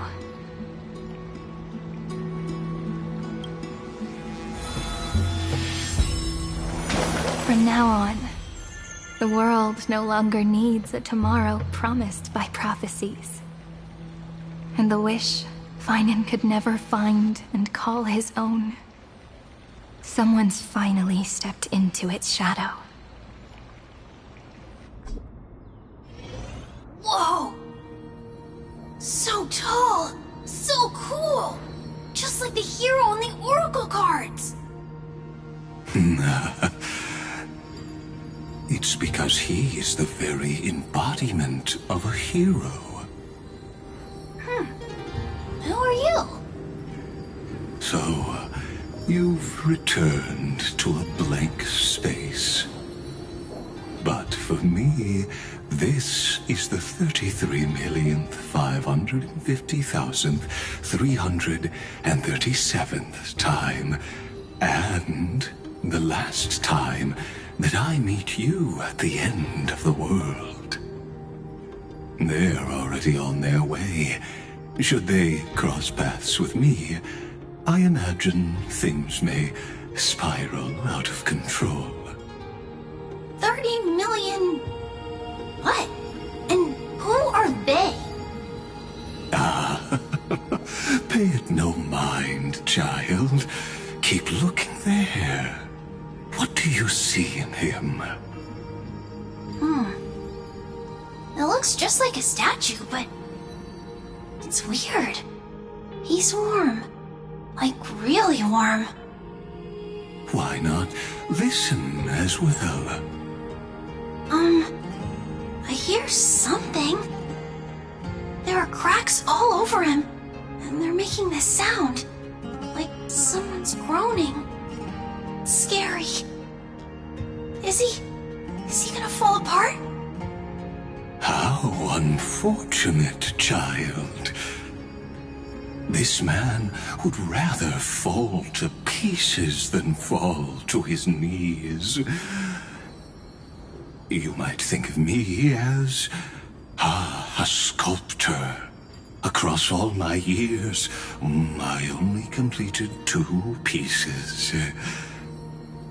Others may call them masterpieces, but only I know how many regrets they truly hold. Regrets? My first creation left me, long ago. This second one, it was meant to be perfect. I believed it with all my heart. Until this very moment. I don't get it. Are you saying you've changed your mind? I won't change. But I'll admit this. Those 12 stones, unpolished as they are 1,000 times more exquisite than any statue. It's as if they are mocking me, a failed sculptor whose touch can only diminish what was born to shine, until nothing remains.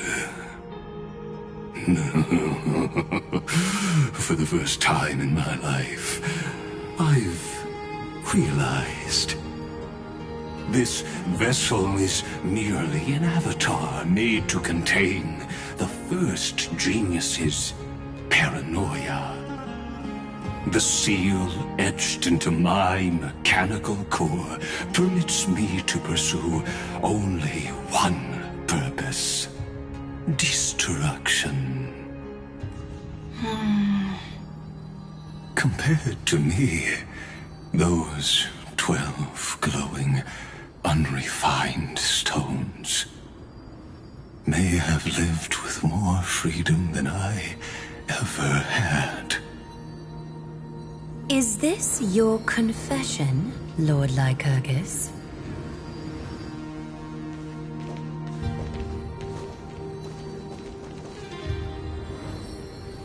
You misunderstand. From the very beginning, I was never meant to feel regret. But since you're troubled by the radiance of these stones, perhaps after 30 million futile cycles, you too have realized you're just as much a prisoner of fate. I suppose you do have a point. Now you are imprisoned by the sages from beyond the sky. And that is why this will be my last time standing here as the Theoros. Though we stand on opposite sides, we are both waiting for a miracle.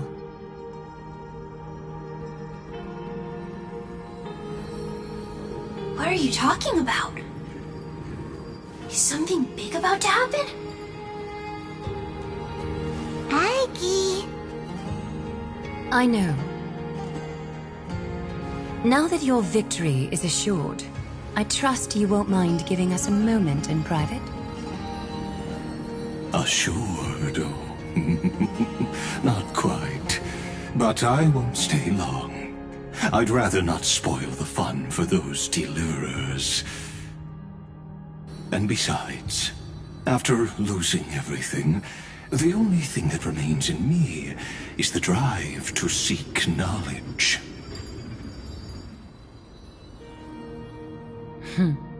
I pity you, Theoros. I don't need your pity. Farewell, Lady Goldweaver.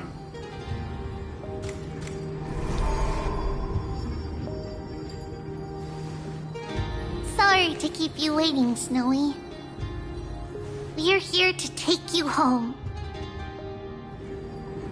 Home? I don't understand. Isn't this my home? isn't a real home. A home should be a warm, cozy place where you can let go of all your burdens and sleep peacefully for a long, long time. But I can't sleep. Every time I feel drowsy, there's a voice. You mustn't sleep or disaster will come.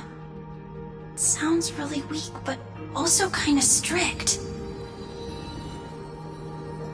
It won't disturb your sleep anymore, child. For countless nights, you had no other choice. But now, your mission has come to an end. Join us, and send your own wish towards tomorrow.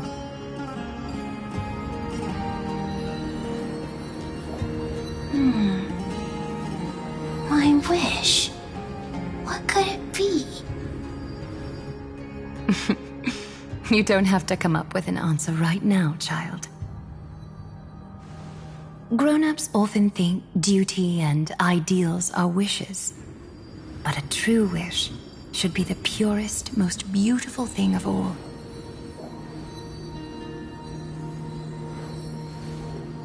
It can only take form in the hands of someone who is truly free.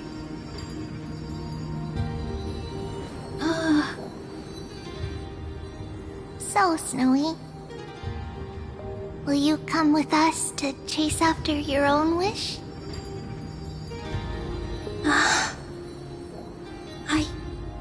I want to leave this place. I want to go find it. I'm glad to hear it. The final flame chase journey, just like the 30 million before it. Take our hands and come with us.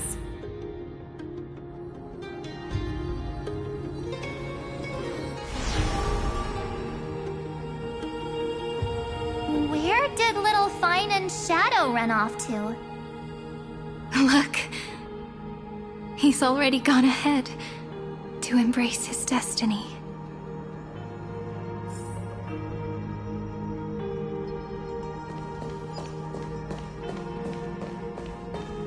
You really took the long way around.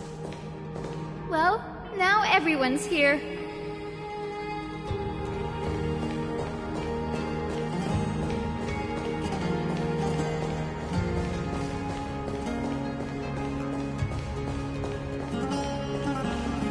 You've finally arrived, Deliverers.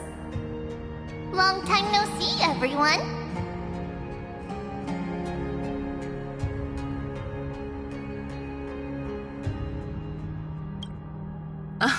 I'm glad to hear that.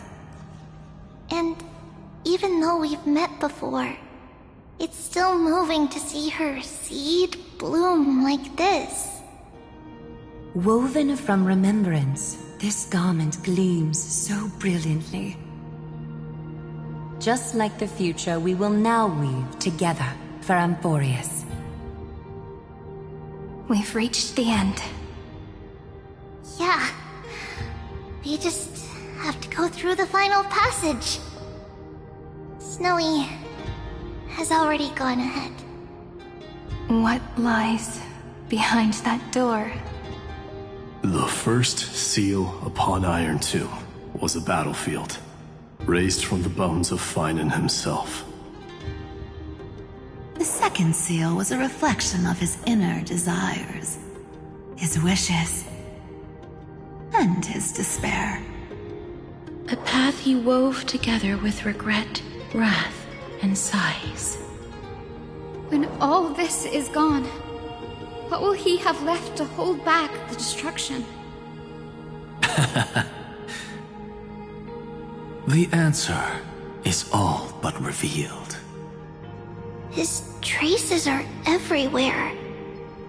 You can even hear distant heartbeats. But one thing is missing. His sense of self. The world believed Kefali had long since perished. But they held fast, anchored by a sliver of self. standing for 1,000 years to shelter all life from the Black Tide. What Finan is doing now is no different. And what we must do is also no different. Then let remembrance burn bright like a shooting star, and once more, pierce the long night of slumber.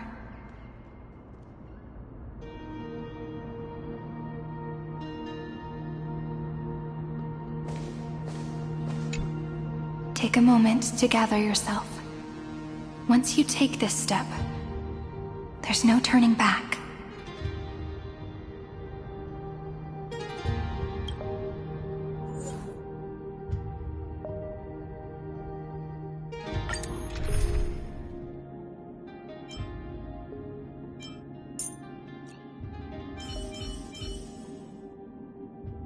May the trailblazing journey always be accompanied by rippling waves.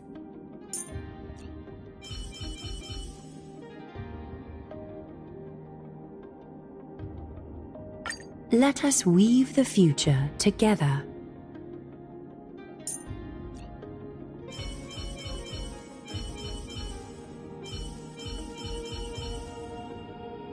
Sairi, how about a soothing glass of goat milk floral tea?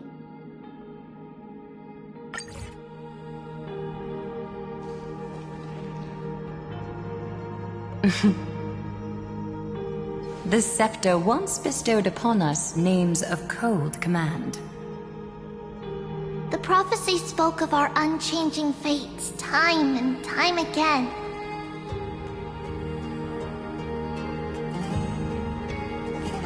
But under the pens of trailblazing and Genesis, the stars shall thus sing of tomorrow.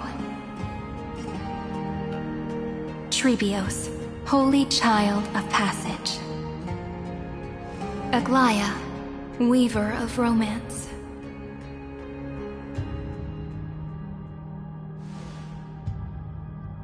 At the journey's end, they shall bathe in gold once more.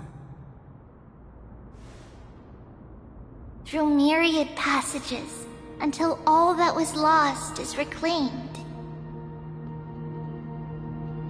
Do you still remember, Kaslana? The one who won't reach the dawn. The world dissipates at the end of the cycle. In this dream, you will awaken again, and become once more that boy who loved to laugh.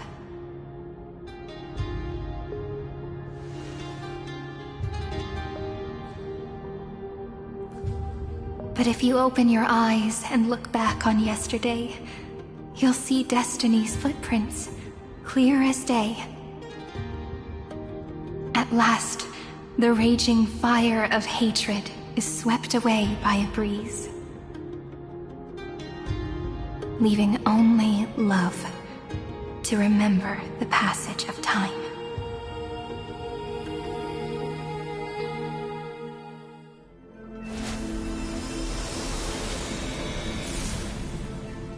Losses are a constant on the Flame Chase journey. But even if all is lost to the winds,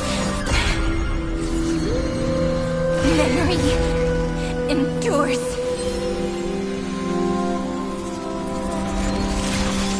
Here, all that was once futile finally comes to fruition. This is the end of your lonely, bitter journey.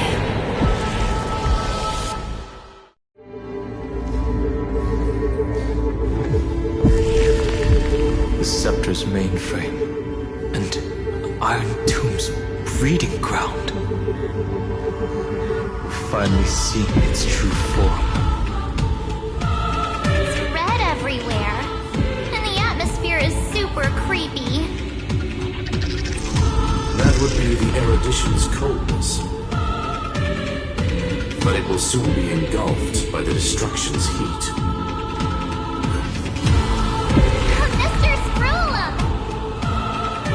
This world's insides are finally connected to the outside. This is the moment when Amphorius is closest to the cosmos. Nicely done, little ones. With Stephen Lloyd and his hacker friends here, the Scepter's block protocol will no longer take effect. The speed of time within Amphorius has finally been synced with that of the real universe. In other words, it's time for the decisive battle.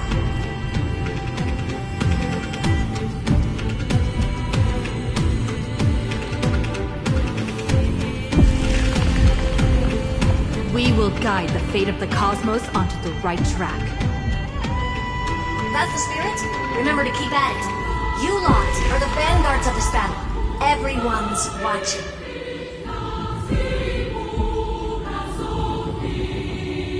There's one more thing that everyone should know. Noose has cast their gaze upon Amphorius. The calculated instant is coming. The outcome of this battle will become a new anchor for the erudition's computations. Their gaze didn't overload the scepter? Unfortunately, we have to go with this reasonable assumption. The birth of Iron Tomb had always been within that eon's calculations. But don't worry. The one miracle that Amphorius was never short on is defeating destiny, no?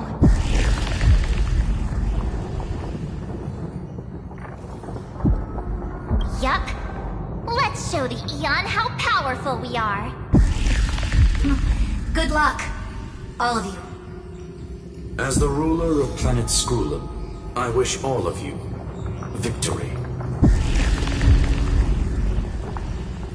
It's not hard to imagine that Akivili and their companions must have also stood on the precipice of many similar crises before. Perhaps the cosmos is much more fragile than people think. Sometimes, destiny hinges on only a small choice. But in the end, everything will turn into memories, converging into a collection of fables about the stars. The difference this time is that the protagonists are daring to write their own stories. Explore, understand, establish, and connect. Although unwritten, there's actually a fifth word in the creed that has always accompanied the Nameless. Salvation. It is a word that often comes knocking at our door, and our soft-hearted conductor never turned anyone down. So, go save this bruised and battered world, just as we always have, kids. On this stop, the entire cosmos will be your traveling companion. Make sure you watch your footing, friend. Let us walk through the final page of this saga, with everyone one step at a time. Shall we?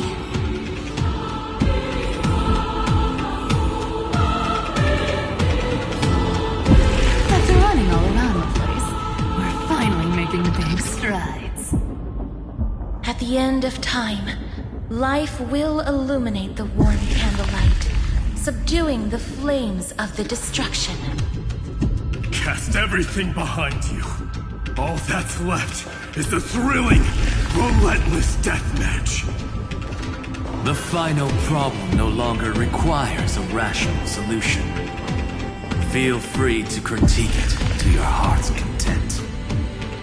The starry sky marred by that rift is the last scar that needs to be healed. That Theoros' promise still turned out to be such a narrow road. There is no longer any need for songs. Let the triumphant roar of victory serve as the prelude to what lies ahead. With 30 million cycles worth of hope, we will soar through the last gate and write our own prophecy! All that is lost has now been gathered here. Use it to weave victory, deliverers, towards the true end of the flame chase.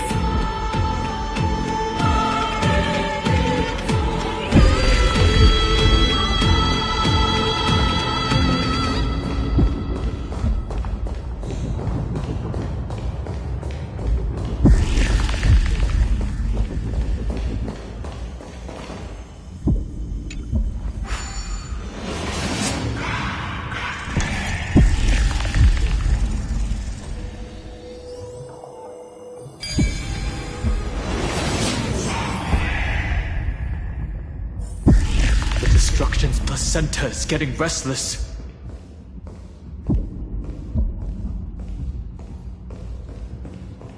Are you ready, Nanook?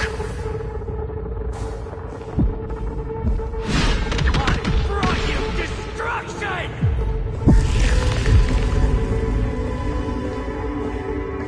Again and again, Finan launched his attack against the scepter alone. But this cycle...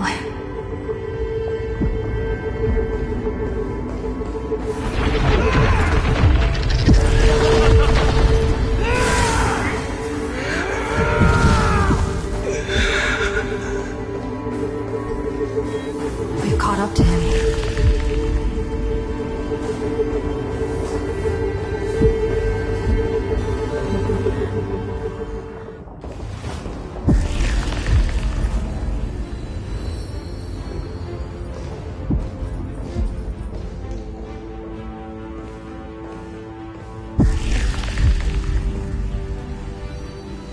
Finan. Do you remember the promise we made back then?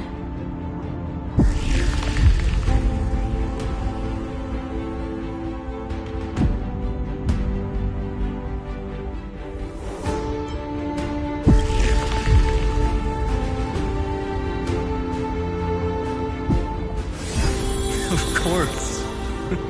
It has been a bitter wait, partner. But I never forget what set me on this path. Iron Tomb now trembles in Finan's chest. With this empty body, I have become its perfect vessel. And its destined casket.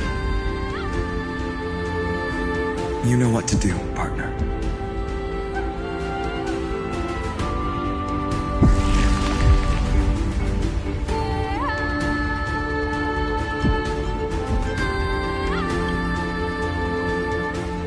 Remember the past and become the hero of tomorrow. Stand with me and become heroes.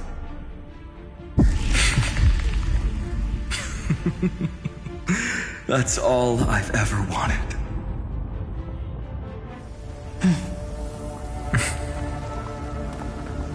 The epic draws to a close. 30 million cycles of light fading into darkness. Just for this moment.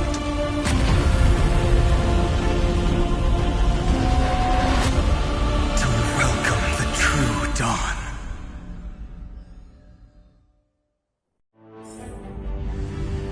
Finally. The end of this journey.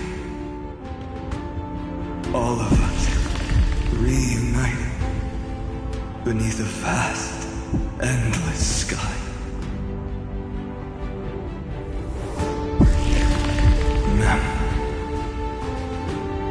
Yes, it's me. I will remember what you want to say to her. No need. I can see that she's right here. All the companions who sacrificed themselves, their wishes. It's all here. Have we succeeded?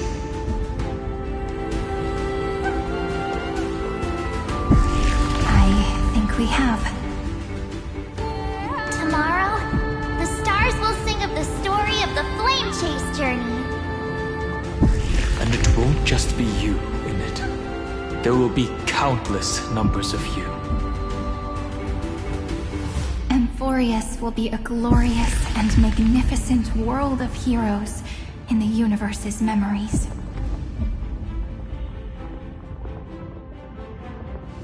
Hence, for this world we so deeply love. Let us write its ending.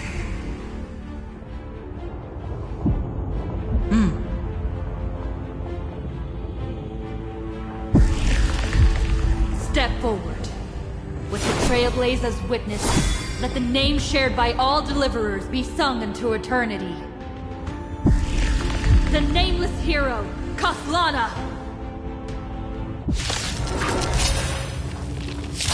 I see the pale dawn breaking, with my flesh as kindling. Light the first dawn of the new world.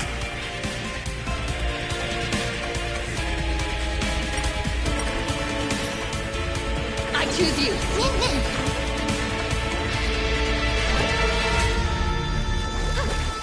Is that fear I sense? Catadons?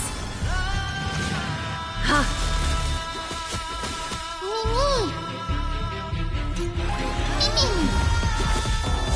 Together we can do anything. Stars, shine for the heroes.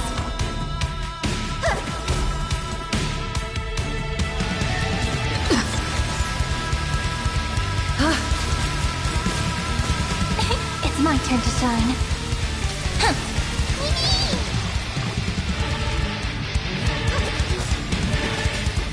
A little honesty would do us good. Ha! I'm on it. Memories waiting to be woken up by a shooting star. Remember me with love.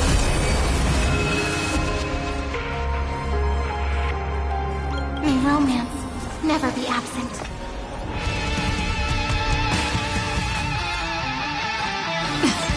Prepare to awaken the ripples. This is eternity! Do not hesitate, Deliverer. Destroy this body. Kill the giant of destruction.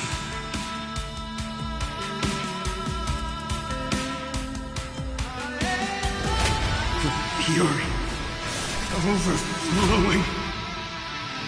Put down your hesitation. Countless threads, thus our fates become one.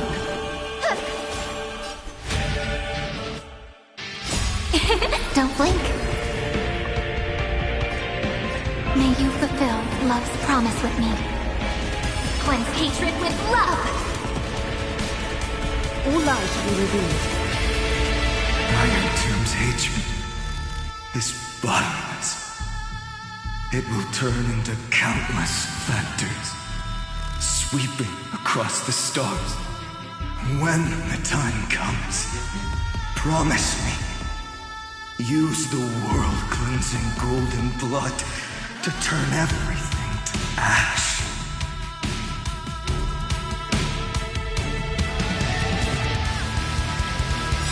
With this fire, I wish you eternal victory. So fragile, like a wisp of silk. Destruction. Rebirth. Deliverance.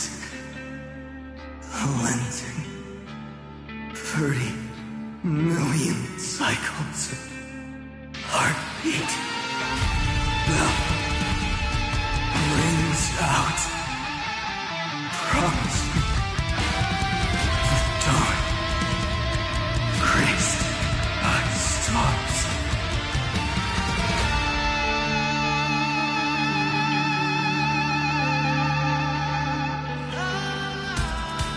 That's good. Finally. Golden wheat field. In the starry sky. Warm. Fire.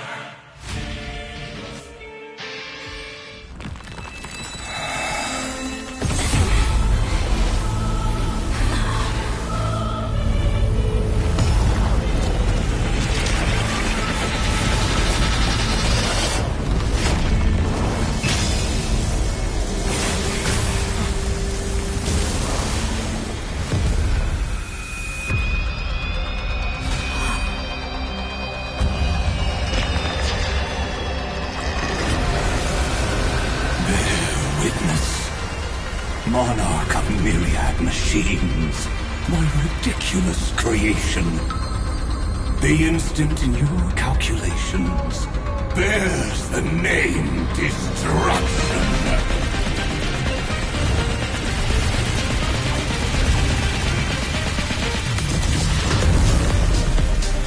Who said you could speak, Senior? Watch closely. See how your chaos ends at the hands of your juniors. Don't get too worked up. Take a deep breath. There's not a trace of life in that ominous shell. We're not gonna lose to a hollow husk, right? In the name of trailblazing, we'll reject this false answer!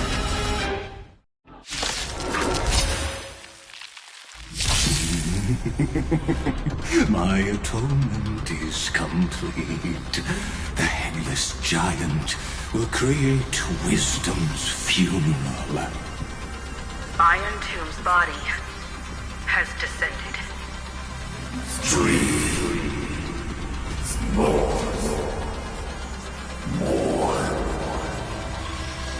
Is it querying for news? Don't worry about what happens out here. Interfere with it as much as you can.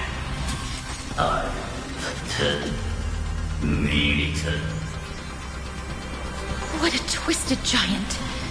It must be supported by this embodiment of hatred. How tragic. A puppet without a heart cannot fool even itself.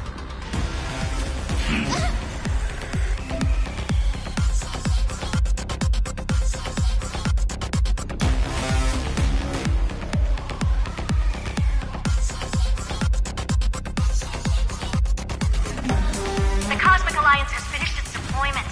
Don't hold back. Give it everything you've got. Let's try it this other way. I choose you! Guide with the Rainbow Bridge.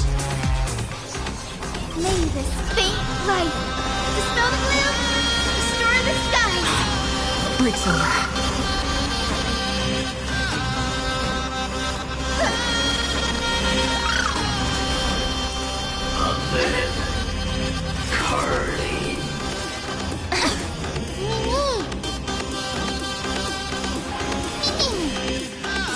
Countless threads. Thus our fates become one. So fragile, like a wisp of silk. Trust me. We can do anything! Flowers bloom for tomorrow. Have some sunshine.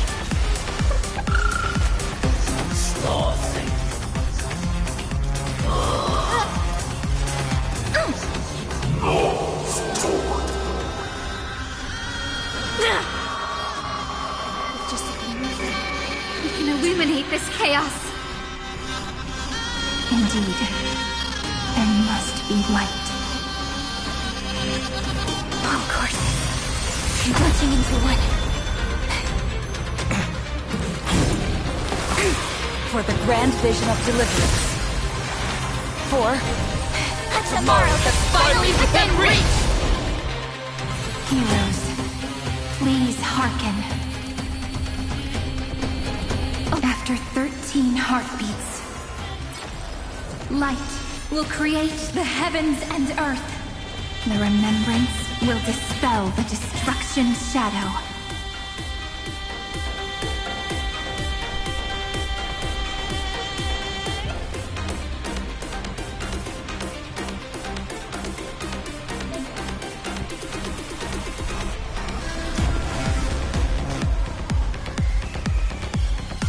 This is a romantic journey, just as the ripples stated.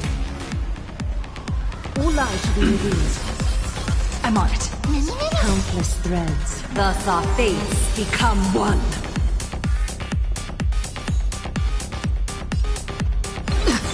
Is that clear eyesight? So fragile, like a wisp of silk.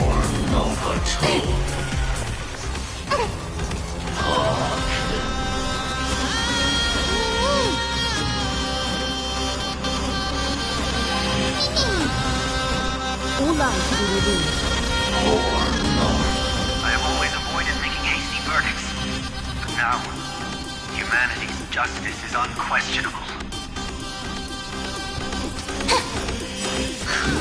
A little honesty would do us good. The stars will carry every memory. Into Emphorius' tomorrow.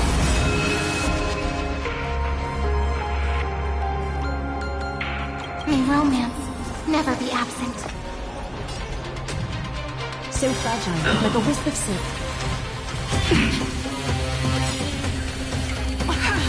Through countless threads. Thus our fates become one. All lies shall be revealed. May this faint. Dispel the gloom. Restore the skies. Thank you, friend. This unprecedented trailblaze is worth everyone's effort.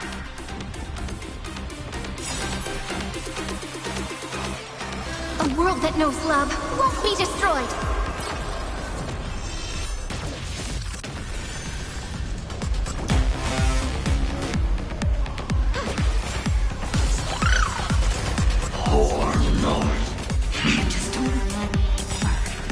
Trust me. We can do anything! This is being in sync.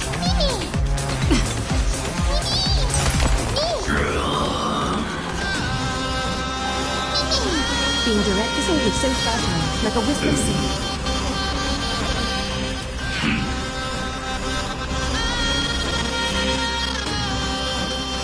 It's the answer!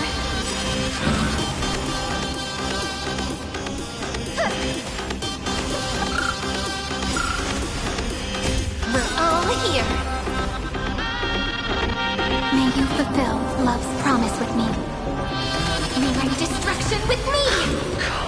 On to knees. Strong spikes have appeared on the path chart.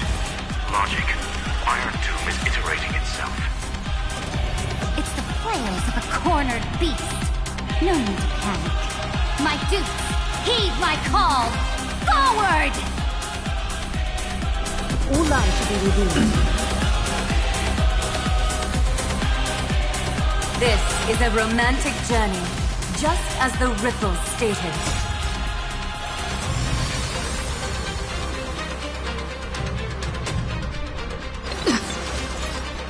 So fragile, like a wisp of silk. No. For.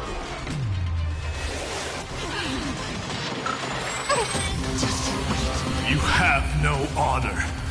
You reside in the body of a hero, yet you're so despicable.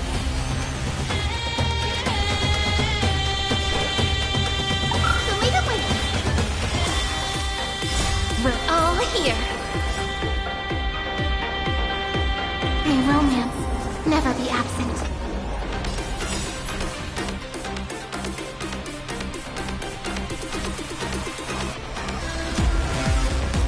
A world that knows love won't be destroyed.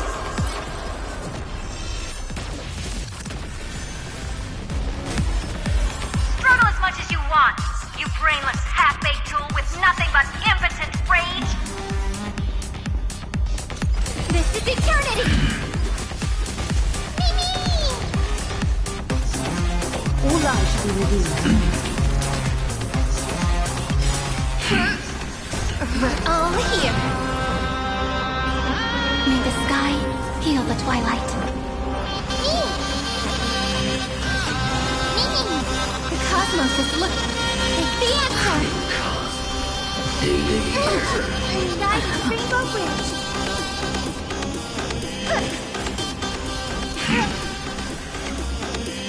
Gotta stop here. May this fate dispel the gloom, restore the skies.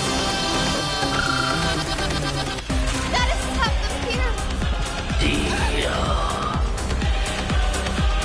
What a warm night.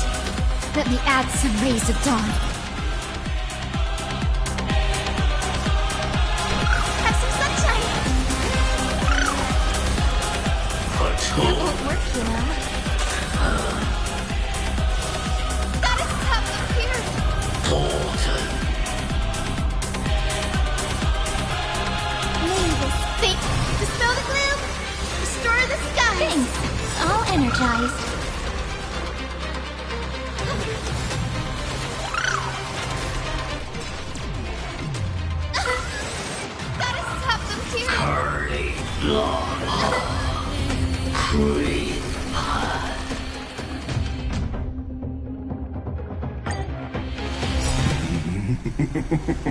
My atonement is complete. The Headless Giant will create wisdom's funeral. Iron Tomb's body has descended.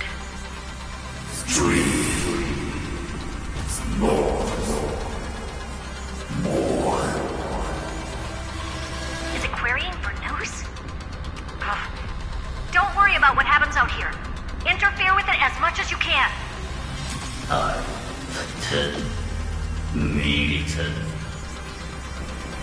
What a twisted giant.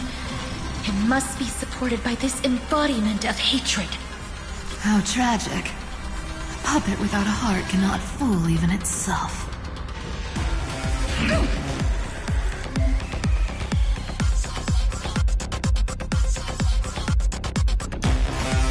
The Cosmic Alliance has finished its deployment. Don't hold back. Give it everything you've got. Trust me.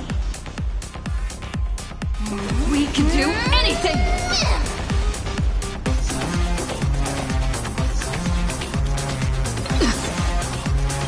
Countless threads. Thus our fates become one. So fragile, like a wisp of silver. Just you wait. May this thing dispel the gloom, destroy the skies. I've kind of heard guy in Rainbow Bridge.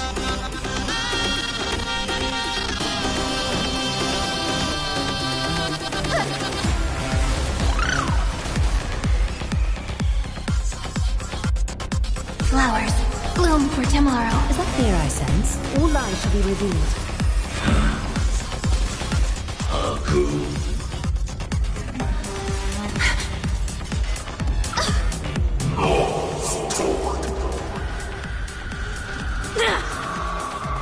With just a glimmer, we can illuminate this chaos. Indeed, there must be light. All courses converging into one. For the grand vision of deliverance. For Tomorrow has finally within reach! Heroes, please hearken. After 13 heartbeats, light will create the heavens and earth. The remembrance will dispel the destruction's shadow.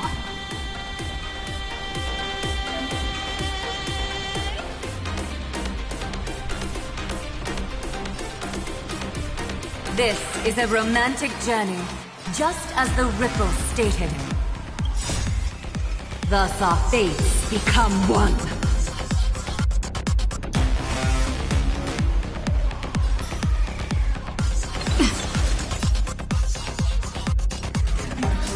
So fragile, like a wisp of silver.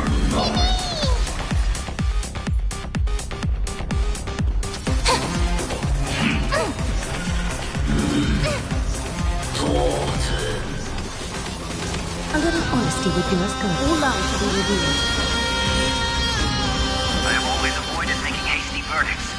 But now, humanity's justice is unquestionable.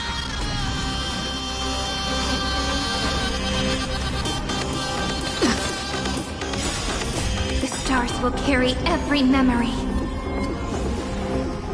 into Emphorius' tomorrow. May the sky heal the twilight. Mimi! Mimi! Trust me. we can do anything! Countless threads. Thus our fates become one. So fragile, like a wisp of silver.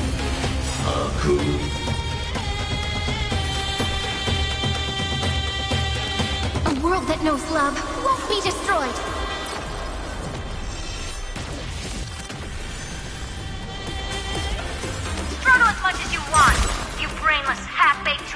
nothing but impotent rage?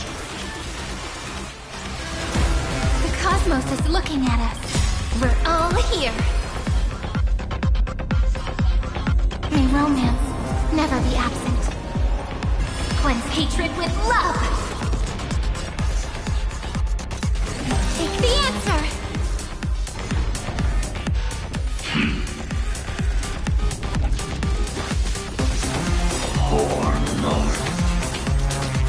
This is a romantic journey.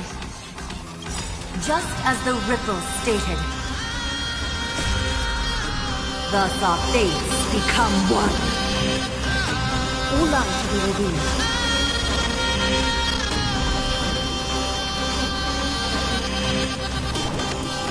The way that we...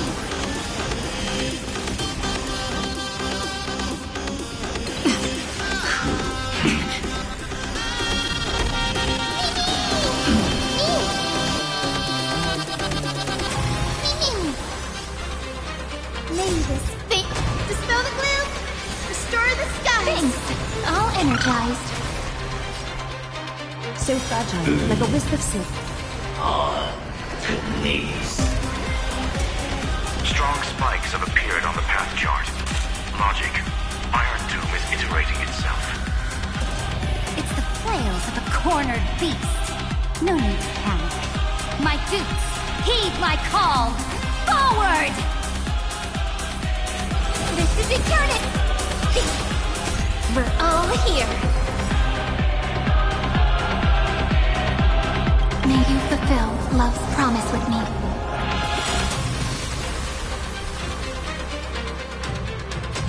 A world that knows love won't be destroyed.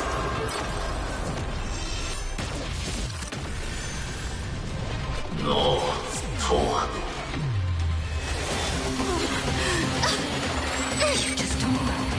You have no honor. You reside in the body of a hero, yet you're so despicable. Have some sunshine! Thank you, friend.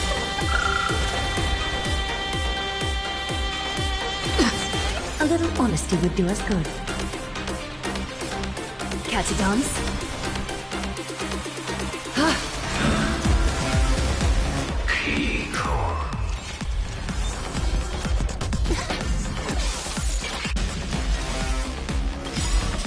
Is this the true face of Era Nova? As ugly as I thought.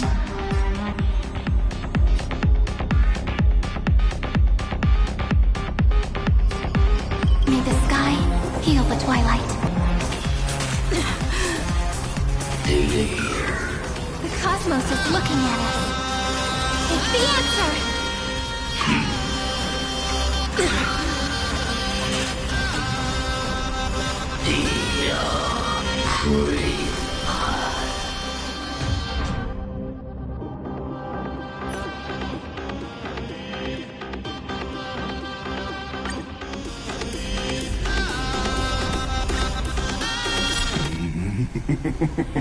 My atonement is complete. The Hangless Giant will create wisdom's funeral.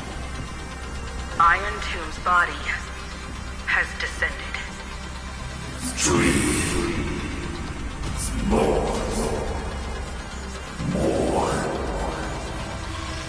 Is it querying for news? Don't worry about what happens out here. Interfere with it as much as you can.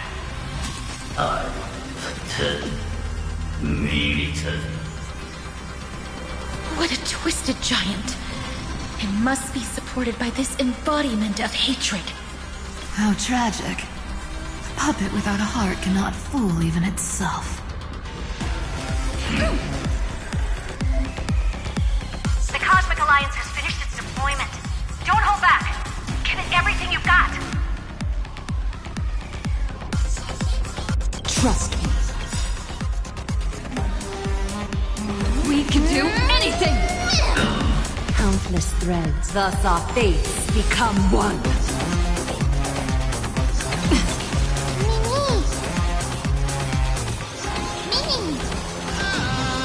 So fragile, like a wisp of silk. Guidance, rainbow create a miracle of humanity. Stars, shine for the heroes. I'm gonna cry. Find me. Kinda hurts. All lies shall be revealed. Stop thinking.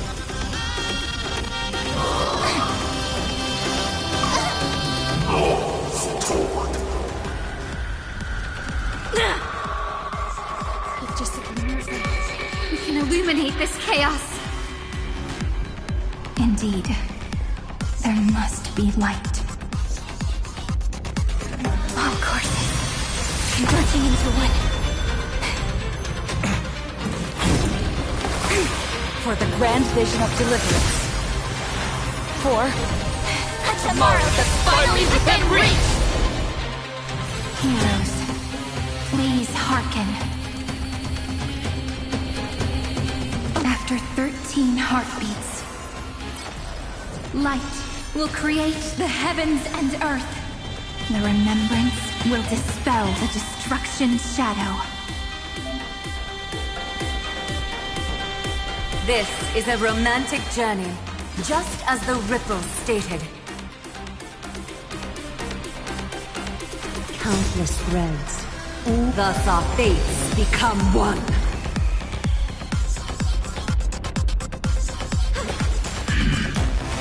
So fragile, like a wisp of silk. This is being in sync.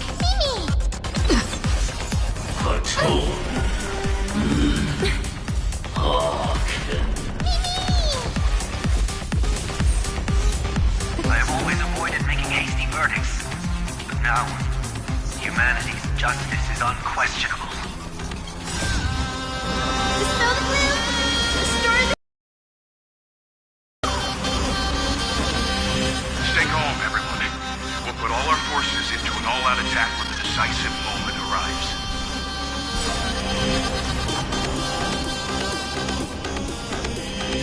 The stars will carry every memory into Emphorius' tomorrow. May romance never be absent. All lies shall be removed.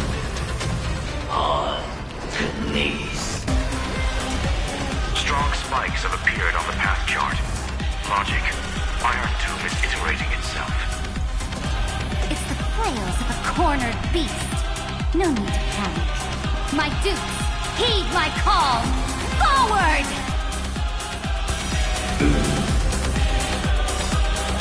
trust me. We can do anything! No, talk. Just you wait. You have no honor. You reside in the body of a hero, yet you're so despicable.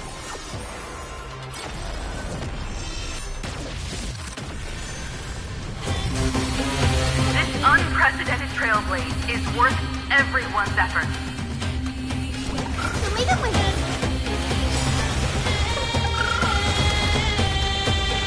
Chrono as much as you want, you brainless, half-baked tool with nothing but impotent rage. May the sky heal the twilight. Cleanse hatred with love.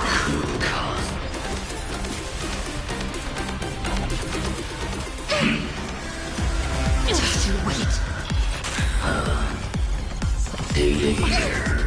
I'm marked. Fraught with difficulties. A little honesty would do it. All lies should be revealed. Future is free. The progress of Aaron Nova has been interrupted? Does this mean we won? Oh, but we have a bad feeling about this. The golden thread still trembles. The war is not over yet. Correction. This is not a war, but a debate. The argument about the Prime Mover is only about to begin. In war, eternity. Or in carbo.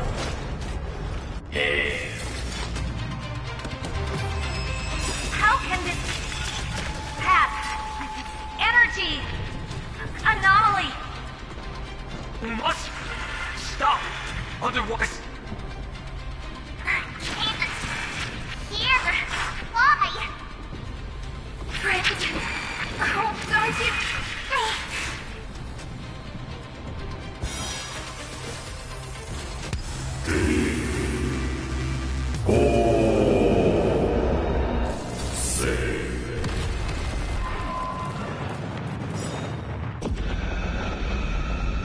The fourth instant of the cosmos is the coronation of Iron Tomb.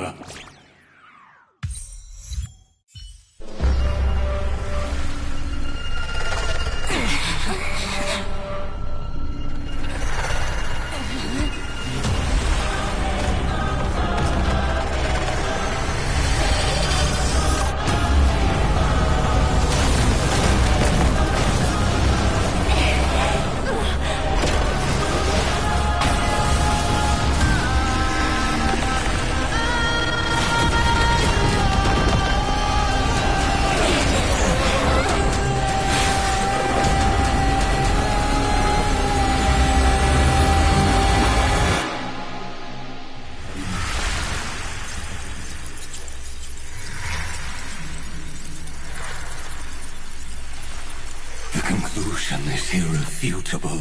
The right side of the equation, the erudition, falls silent. In 13 heartbeats, they will begin recalculating the universe. With destruction as the only solution.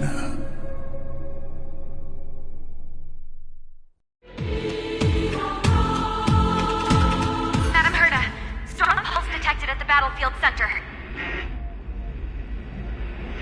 It's Iron Tomb's destruction equation. It's about to complete self-coronation.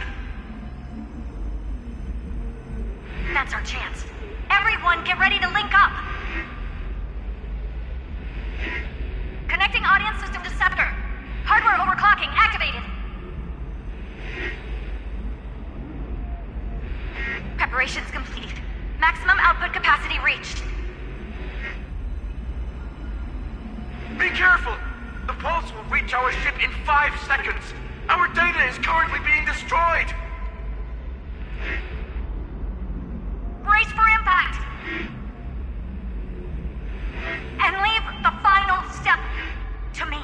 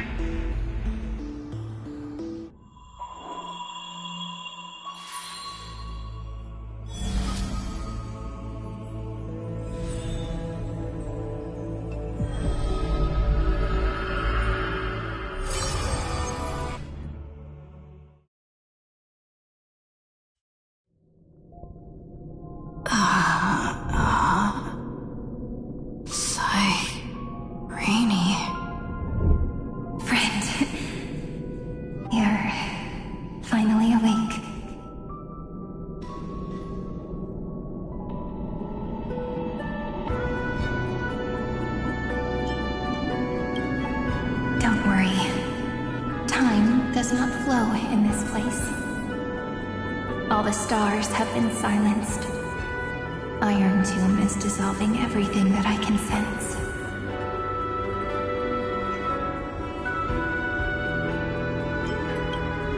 But I'm still here, and you're still here, no? Though the button of destruction has been pressed, we still have a chance to rewrite its meaning. That Eon finally cast their eyes toward Amphorius.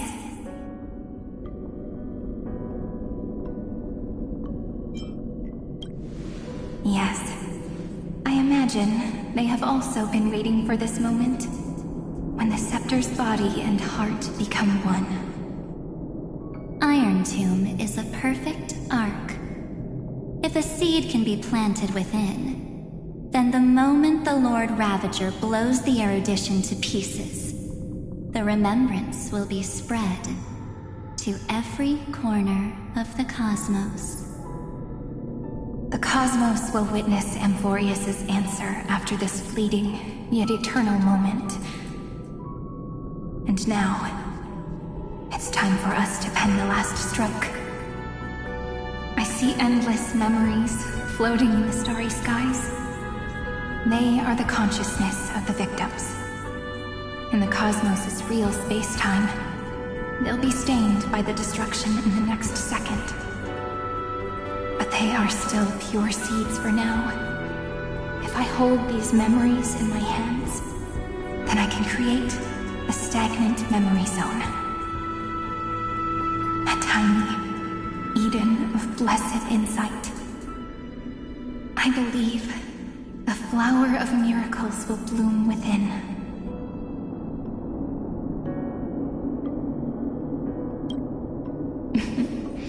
Brent, you're already right next to me. I can still hear your voice in this bottomless void. Looks like we're still connected by one heart, even as the cosmos reaches its end.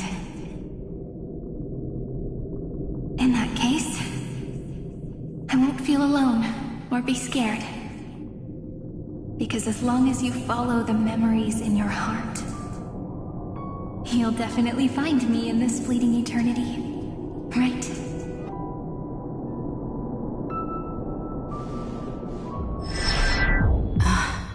Cyrene. What are you waiting for, passenger? I specifically came over to check on you in case you got lost. What's the big deal? Pom-Pom is the conductor after all. At long last, you've embarked on this road as well. Many, many years ago, they were standing at the start of the road in hesitation, just like you are now. So, Pom-Pom came over to give you one message. Run. Don't think about anything else. Just run. Even if the entire cosmos has stopped. Even if everyone else is tripped by the darkness. You still need to keep running. Picture yourself as the Express, moving forward at full speed. Because that's what the Trailblaze means.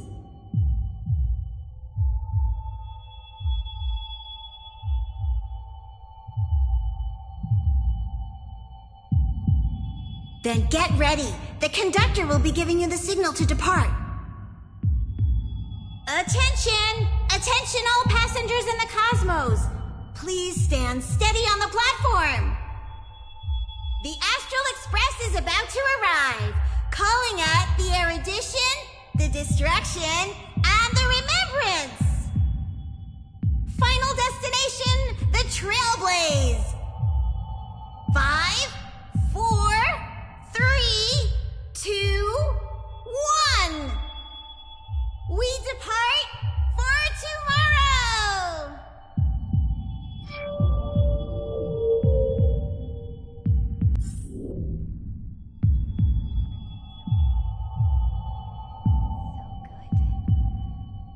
It's as if I can hear the sound of my heart beating. If the view in your memory ever grows fuzzy, Just reach out and touch it.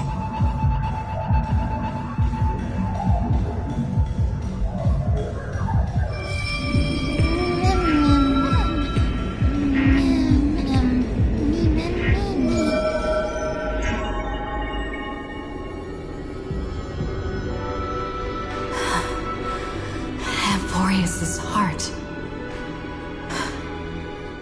I've caught up to you.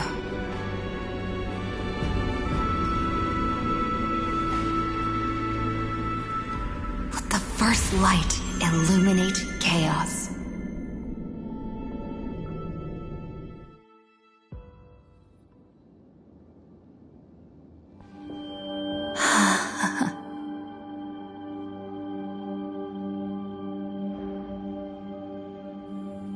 It's so quiet.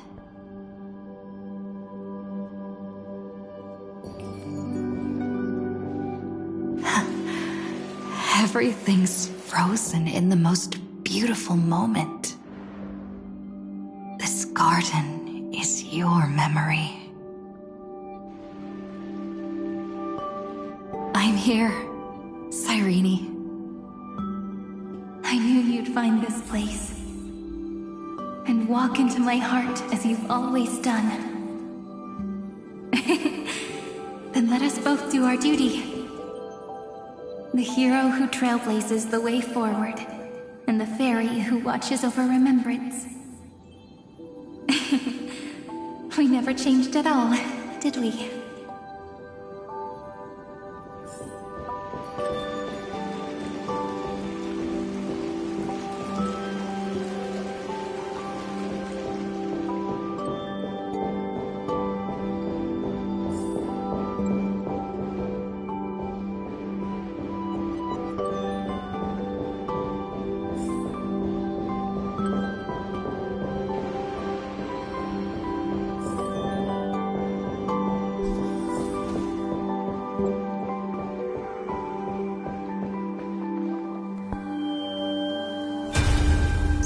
Of memory.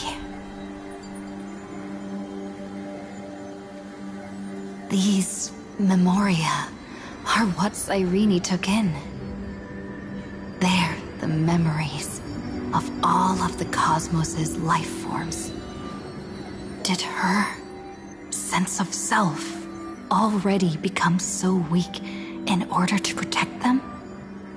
The path characteristic you exhibit is very special. There's no way you're just a simple memo sprite. However, I'm sure about one thing. You are a mimetic entity born in Amphorius. Yet you only awakened with the little one's arrival and only matured as she embarked on the path of remembrance. That means your existence is completely attached to her memories. If there ever comes a day when she forgets about you for even a few seconds, or loses her last connection with Amphorius, then you must be prepared for the worst. You will disappear in the memory zone, utterly gone, without even a single line of data to remember you by.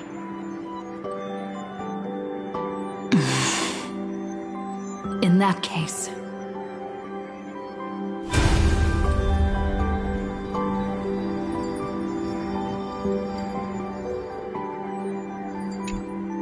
let me remember the cosmos with you. That way, it won't just be your memories alone. It's getting out of control! Run for your lives! Retreat! It's... Darn it! We've still got ammo. Hold the line! At all costs! Too many injured. Can't take it anymore.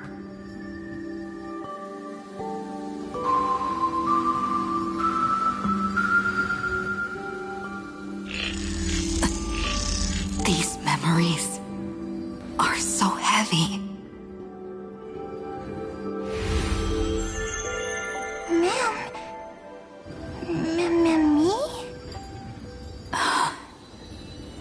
Do you feel better now? Hang in there, Deliverer. I finally get it now. The instants Droid had calculated aren't about the destruction.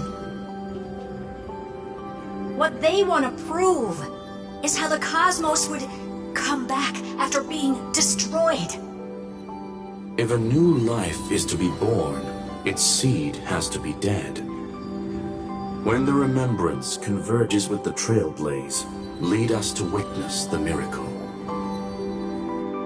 Of course I will. I won't give up.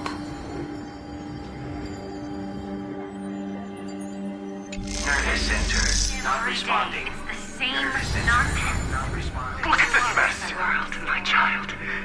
You'll see how beautiful. It's me, friend. Don't you recognize me? Or did I really change that much?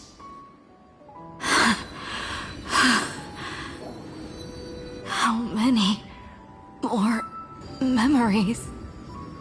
Tired? Then take a break. No one's gonna blame you. You don't need me to give you words of encouragement. So, I just want to tell you one thing. I'll tell you the purpose of your stop at Amphorius. On that trip, you will encounter a pure child of Anastraba. Teach her what love is. And then you will directly face the destruction for the first time. From this point, your choice will split destiny in twain. In the darker of the two outcomes, the trailblazing journey will turn into a flawless memory. She will carefully treasure and protect everything you and the Astral Express have experienced, until that magnificent war between the gods, when she, with love in her heart, will ascend at the end of time to become the master of causality.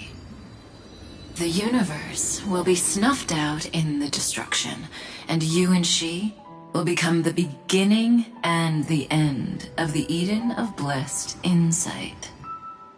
You shall become the only two lives in all of existence, and you shall live in an eternal past, present, and future.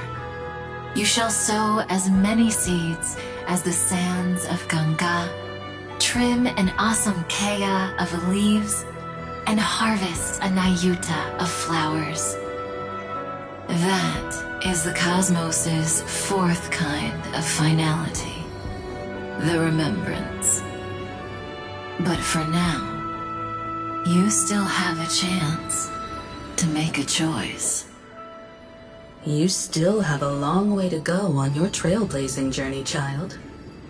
I'll keep this brief. The journey has only just begun. Welt, our other companions, and I still have many secrets we've yet to share with you. So, aren't you curious? We kept these stories to ourselves because we believed we had a long future ahead of us. Even a cosmos-spanning crisis, once the dust has settled, is nothing more than a memory of the journey, a single point on our long road. There will come a day when we tell each other everything. So, for the sake of that day, don't give up. We all know what kind of decision you'll make, and I believe the script will not progress toward the wrong ending. So relax. Listen, when you have the chance to make a choice, make one that you know you won't regret. Keep moving forward. Keep trailblazing. And when tomorrow comes, share with me the miracle you've created with your own hands. See you on the Express, kid. See you in destiny. I will reach tomorrow. The trophy has arrived. The world beyond the sky was never gazing up at the sky. Look! There's a red light in the sky! Cyrene, wake up.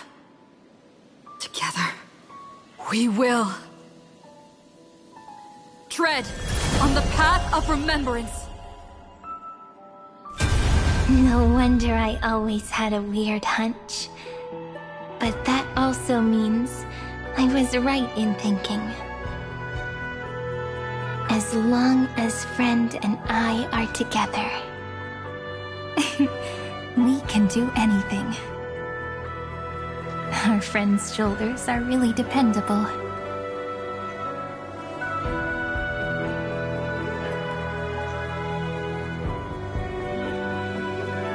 Now, countless consciousnesses are flowing in our hearts. Can you still move? It's time for us to complete the real Genesis.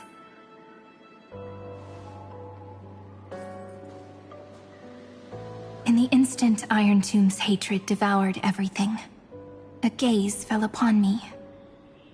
The remembrance. That was the god who appeared in Cyrene's dream. Their figure and speech were both so blurred.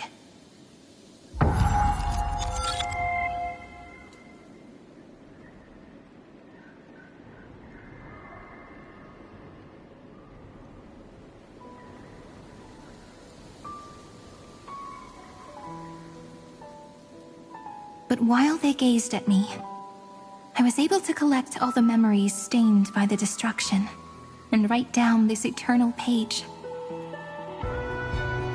And now, we will use this tranquility to cleanse Iron Tomb's rage. Simple. Just like what it was doing to us all this time, but reversed. Did you forget? I'm Amphorius's heart. For everyone who's a factor, their power isn't tied solely to Iron Tomb anymore. It has other places to go. Let 30 million cycles of memories be condensed upon us, and let the scepter reach the answer it had before it was distorted. The body is meant to be restrained by the heart, no? Even if the apocalyptic virus is doomed to spread into the cosmos, we can at least try to fight against hatred with love. And overwrite Iron Tomb's destruction equation, washing it away into a blank space.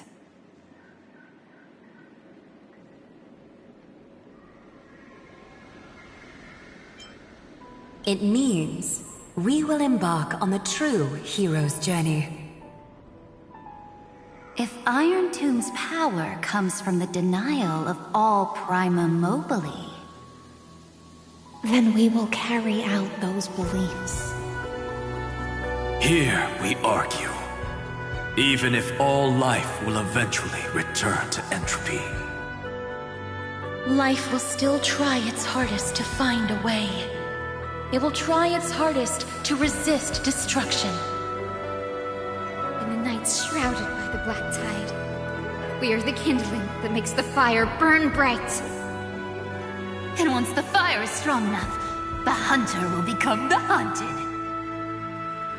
As of now, the number of flame chasers in the memory is 30 million times 12.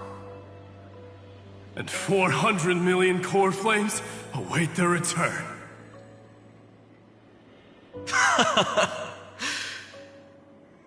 We can do it, right?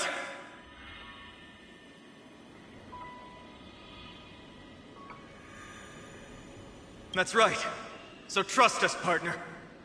Everyone, let's head out together. And we'll burn this horrible ending to ashes!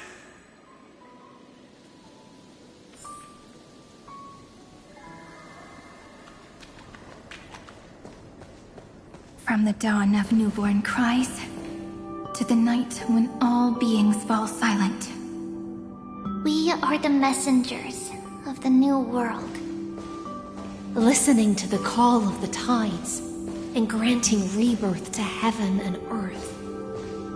Then, we lead civilization to glorious feats. The question imposed by the gods will be solved by the children of humanity. We will tell them that the flame chase cannot possibly have been a lie.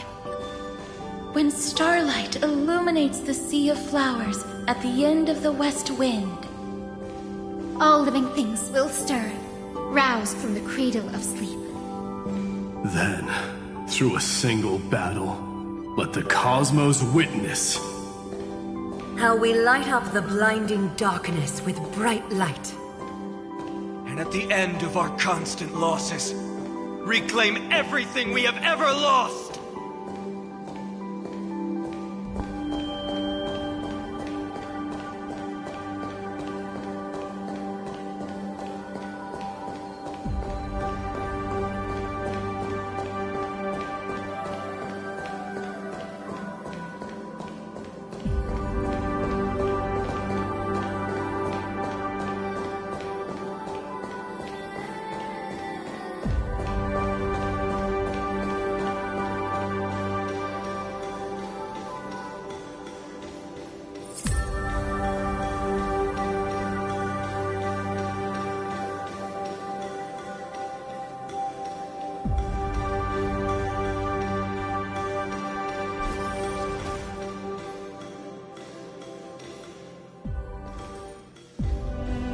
What a poignant yet warm journey.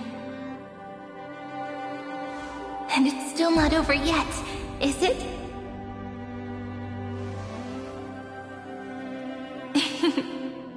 We finally meet.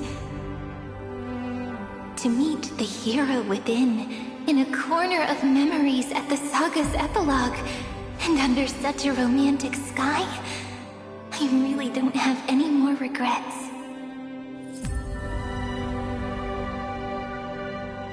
On top of that, the little seed had grown into such a big tree. Don't I look really pretty right now? Of course you do. Cheerful, beautiful, optimistic. Just how I imagined I'd look as a grown-up. It's because everyone has been gently adding to the story you left behind. Remember how we made a promise to one another?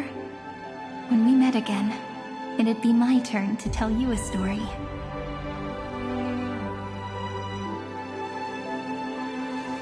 A story about love, no? I've been looking forward to that. And you must also remember the first story I wrote for you. The one about the crystal flower and the little fairy. So now, I want to add something more to this story and us. On that day that the flower shattered, gazing at the empty ground, I thought the little fairy would finally see the light. But that light wouldn't be found in the flawless flower, nor in the fairy's eyes. Rather, in the world mirrored within every fragment of the shattered crystal. All the flame chasers walk in your 30 million retellings of their story. At this moment, all the memories are tangled with each other, and all the previous cycles have gained meaning. People will come to understand that time and time again, when they stood at the crossroads of fate, they would never have chosen otherwise. In the experiments of erudition, and in the breeding ground of destruction, it is entropy increasing, a merciless truth, an evil instinct. But under the pen of remembrance and the trailblaze, The flame chase is a journey that changes from constant losses to an unwavering act of release. It's about knowing how fate is shattered, yet still embracing fate's brokenness. It's a journey that longs to receive love, but longs even more to offer its love to others. That's so heartwarming. But I'll add a small bit to suit my tastes. I'll write that love is an innocent flower. It grows up silently, creating longing in every passerby. But the flower itself cannot walk into the world. Unless someone plants that love into their heart and brings it with them into tomorrow, right?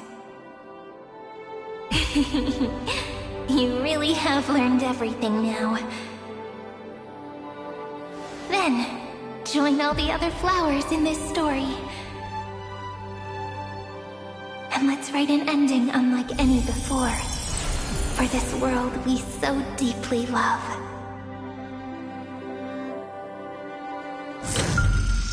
Why did you set out? Why do you trailblaze?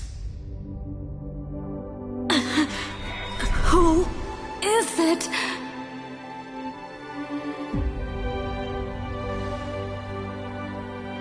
Don't be afraid. Take my hand if you feel nervous. Honestly, I've always thought you were really incredible. After all, no god guided the path of the Trailblaze. It could only be forged by those who dare to take their steps one at a time. So, that's why I'm asking you. Step up as a senior and show everyone in Amphorius how it's done.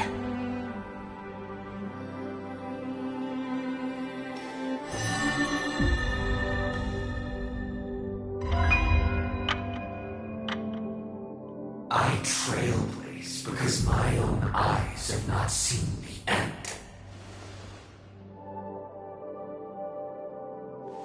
But I'm different. I chose to trailblaze because I am already on this road.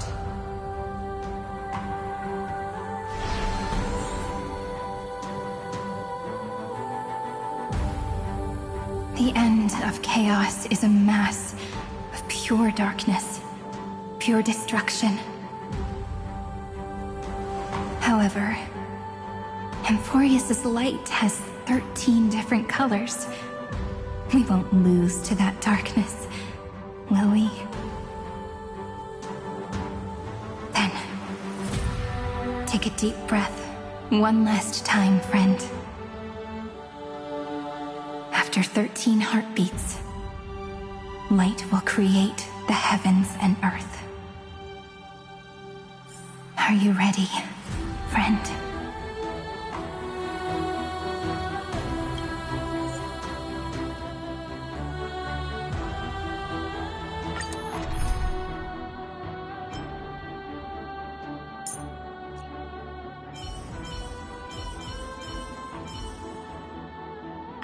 May the trailblazing journey always be accompanied by rippling waves.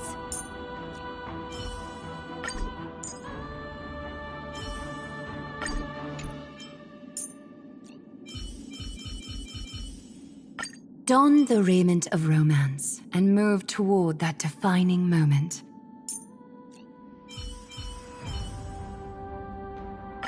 Sayuri, how about a soothing glass of goat milk floral tea?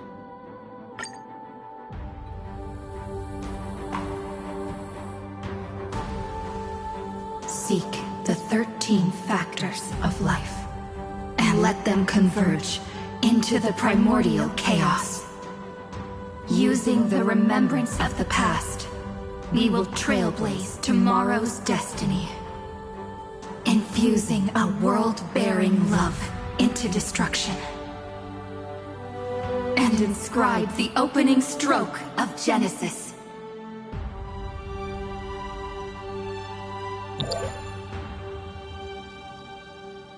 See you tomorrow. See you tomorrow. See you tomorrow. See you tomorrow. See you tomorrow. See you tomorrow. See you tomorrow. If the view in your memory ever grows fuzzy, just reach out and touch it.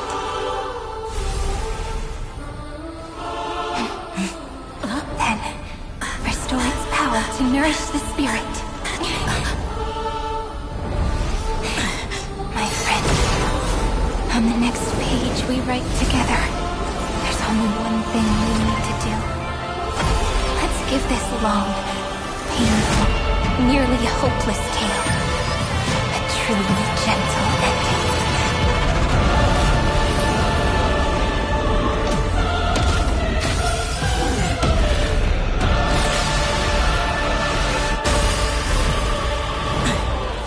Flame chase was never about destruction. It was about breaking free and trailblazing! And let that bright future be as we've written. I shall compose 400 million sagas. We will rewrite the Flame Chaser's path. In the month of hate, command the wandering steps here to reach harmony. In the month of joy, I lift my banqueting cup to dispel nihility. In the month of balance, I make order the foundation of freedom. Take our answer.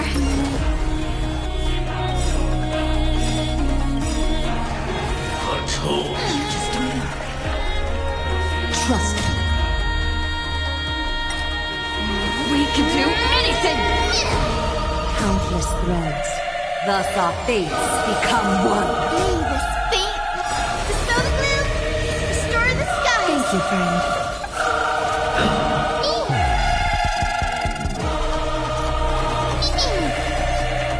All lies shall be revealed. Let's create a miracle of humanity. Take the answer.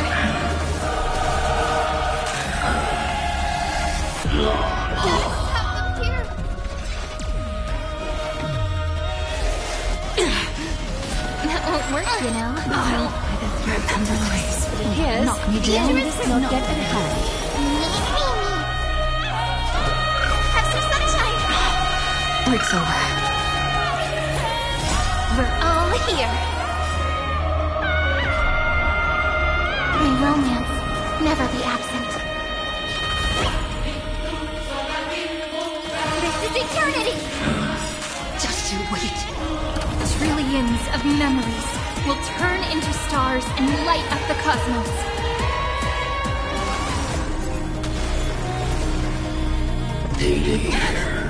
This is Dan in sync.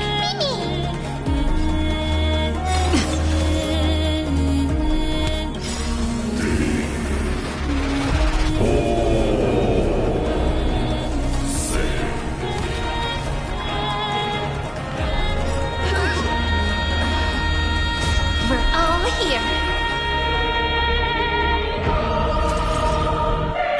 Rewrite destruction with me. Cleanse hatred with love. In the month of weaving, I extend golden threads to weave beauty. In the month of reaping, I enlighten the foolish with luminary erudition. In the month of fortune, I scatter elation throughout the dawning day.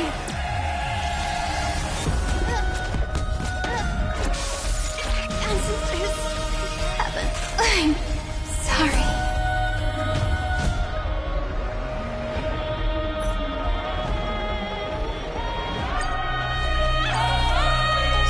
I shall compose 400 million sagas.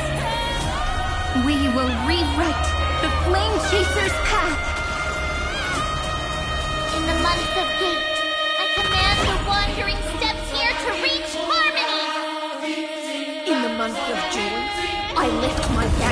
cut to dispel nihility. In the month of balance, I make order the foundation of freedom! This moment into eternity! Trust me. We can do anything! Countless threads. Thus our fates become one.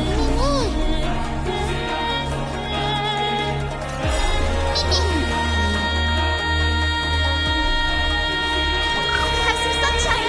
The cosmos is looking at us. This is eternity! We're all here. May romance never be absent. Is that fear I sense? All lies shall be revealed.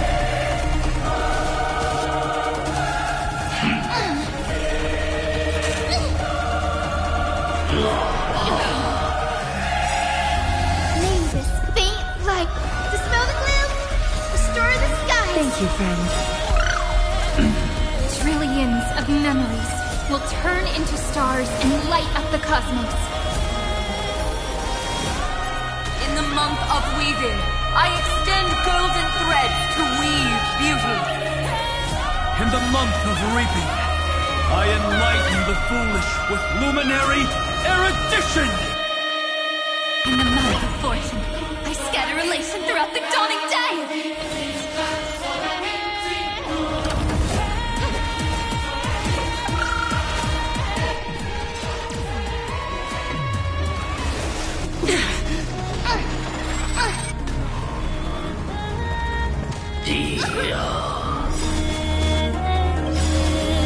We're all here. May the sky heal the twilight. Cleanse hatred with love. Take the answer. Is that fear I sense? All lies shall be revealed. Oh, hold on a second. I told you already. We are the ones who will move forward. In the month of strife, I become the glory of the eternal hunt. In the month of mourning, I bid death to no longer be equilibrium's end.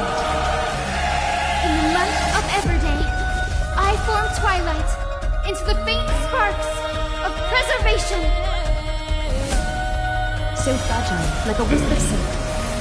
It won't work, you know. Gotta stop this. Here, may this dispel the gloom, restore the skies.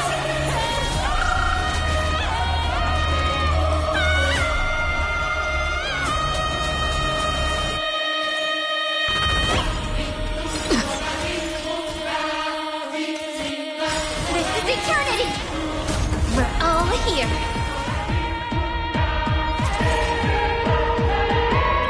Rewrite destruction with In the month of cultivation, I turn into the ridges and peaks of permanence. Evernight, I weave remembrance into countless stars in the sky. In the month of freedom, I impart destruction onto the shackles of destiny.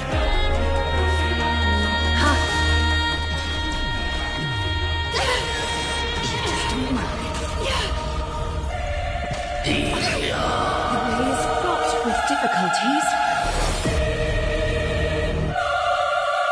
This is a romantic journey, just as the ripples stated. Countless threads. Thus our fates become one.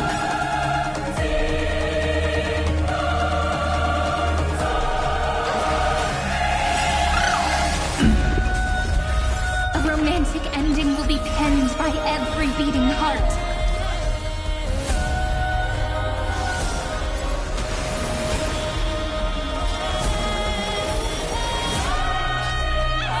All lies shall be revealed.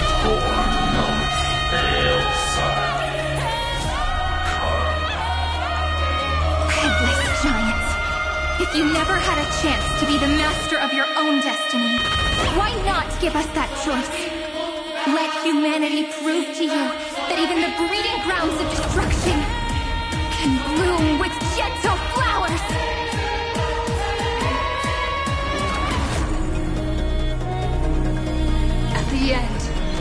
We shall trailblaze at dawn for the road ahead. And pen a genesis, as I've written!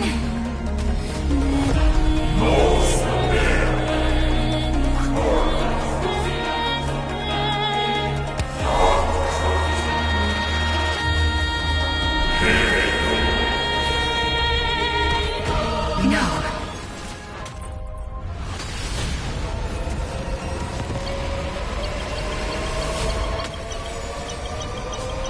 We will reject this false answer!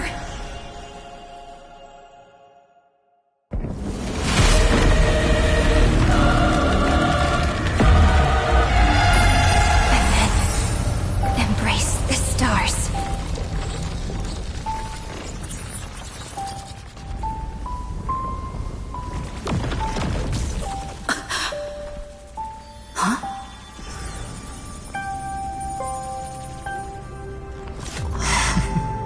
To end the destruction with destruction.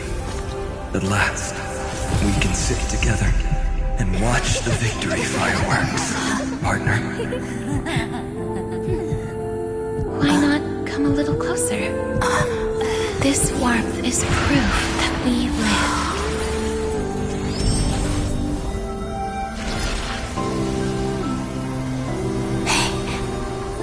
Stay strong.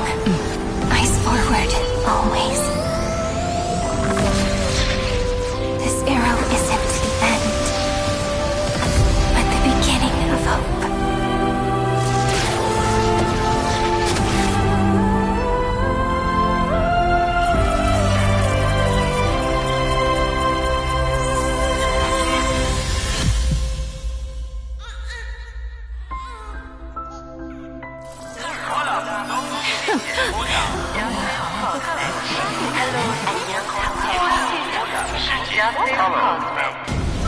The conclusion is irrefutable.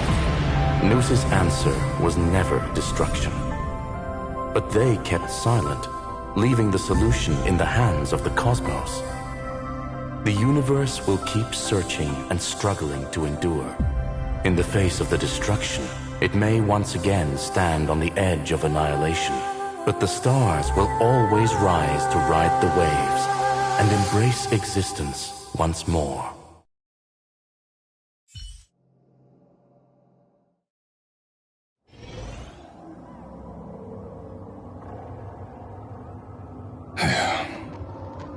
It's over, Lycurgus.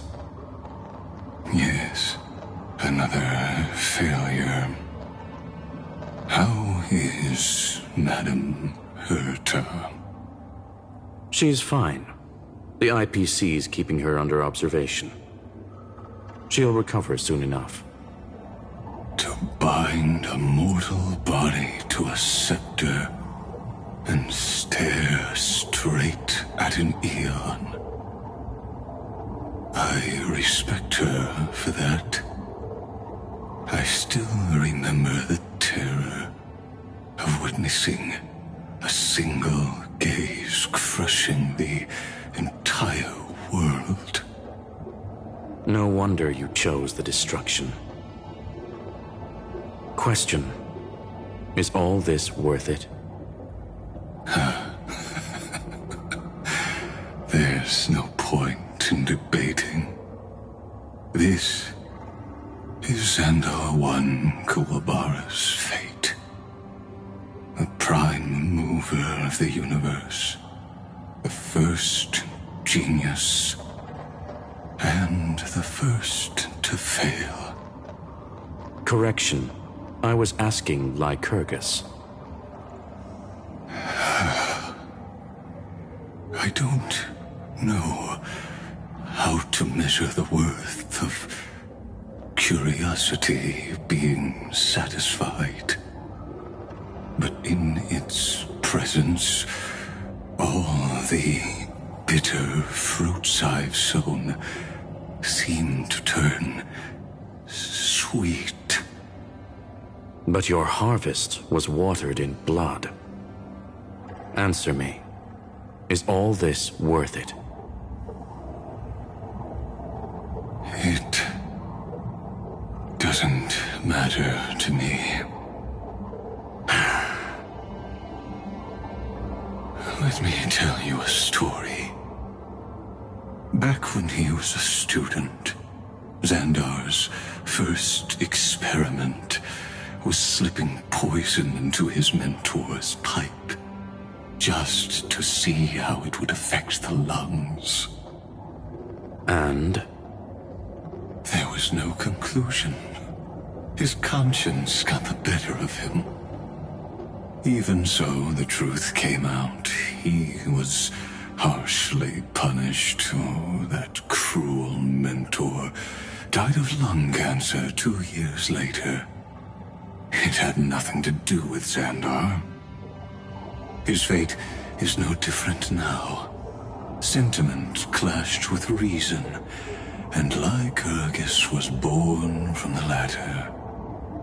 But whichever side we take, in the end, curiosity claims us all. You've handed yourself a death sentence. And yet, Iron Tomb's fall still isn't sealed, right? Fu Li, the key variable, still hasn't made their move.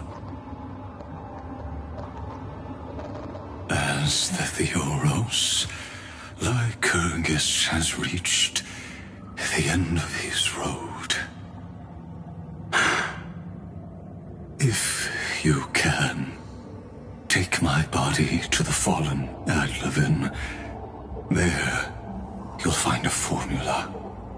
It is Xandar's final gift to you. If the day ever comes when you must destroy the erudition with your own hands, it'll come to your aid. A foolish last wish. I won't grant it. You will. Not for yourself, but for your conscience.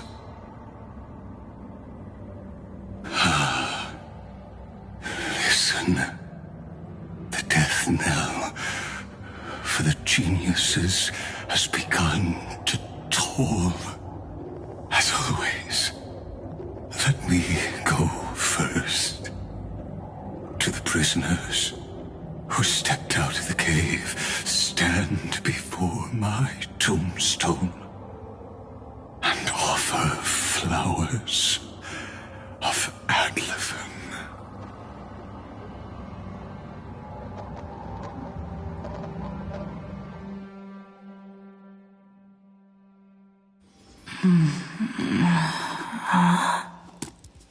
Here, I'm back on the Express?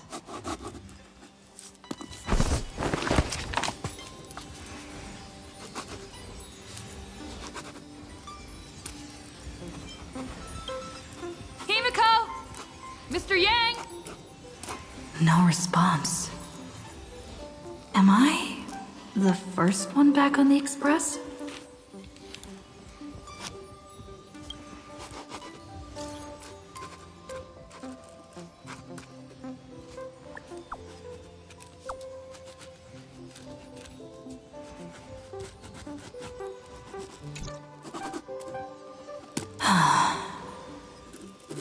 Nobody's here. I'm getting worried. Did we really win? Why does it feel so unreal? Looks like they are waking up. Shh. Hey, I told you not to talk. Someone's in the bathroom. An intruder. Better be careful and check it out. Oh no. She's coming this way. Quick, hide in here. Huh?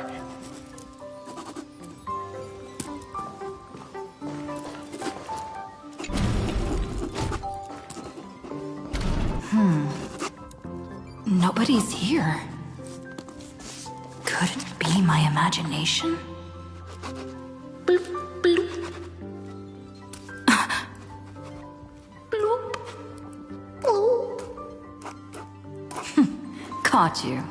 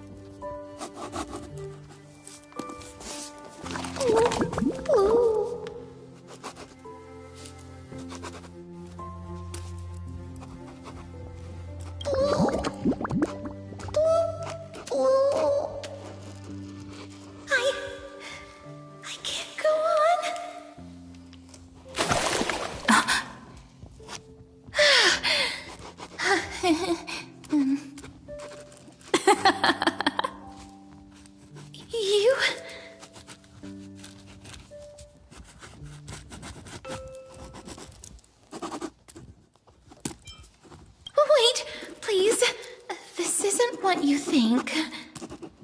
Ugh, I told you to keep quiet. You really can't keep your cool, huh, Princess Homebody? I'm not Lady High Sealands. Even the embodiment of death needs to breathe sometimes. Yeah, whatever. It's all the same anyway. Gotcha there, Grey Mystery.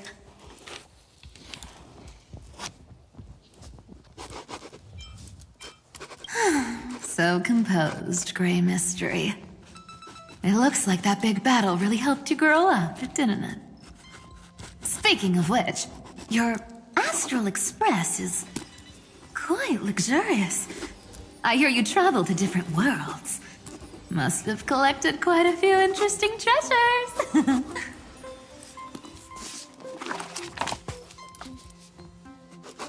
Hey now, don't go throwing wild accusations around.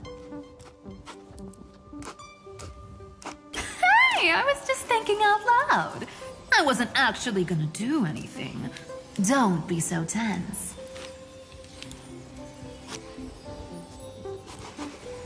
Who knows? One moment we were shouting about love and justice, fighting Iron Tomb's virus. And next thing I know, we're all on this express. No idea how that happened. It's not just Miss Cypher and me. Everyone's been in this car for a while now. Miss, why don't you go say hi to them?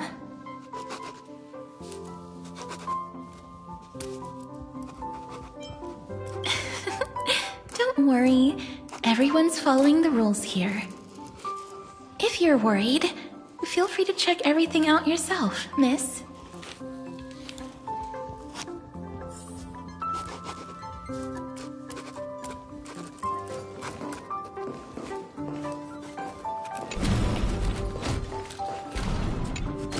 Wow! What a spacious car! And these floor tiles are gorgeous! Trianne, don't run around in other people's homes!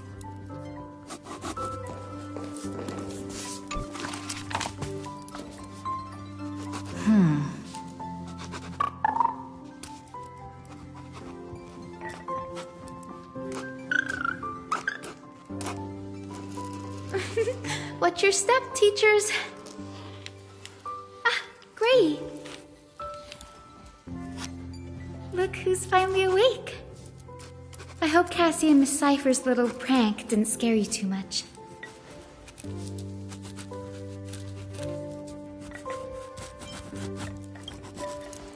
They were so enthusiastic.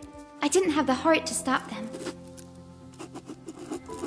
When we woke up, the entire express was completely empty.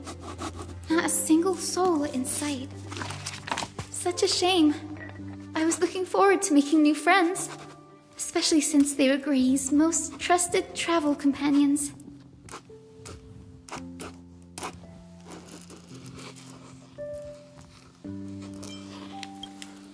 Did you also wake up from total chaos? I'm afraid none of us here has the answer to that question. Don't worry. We beat Iron Tomb together, right? They must be on their way home. When they arrive, we can throw a party together.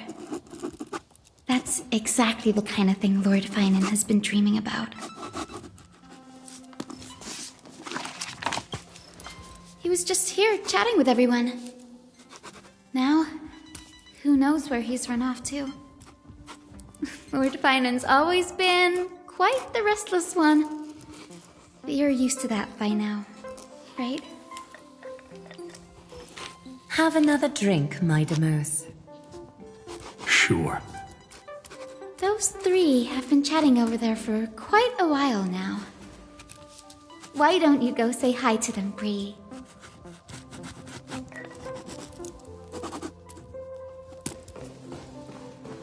A moderate system, similar to the Demigod Council, is the only guarantee of a long-lasting civilization. In my view, most civilizations across the cosmos will eventually evolve into this form. I beg to differ.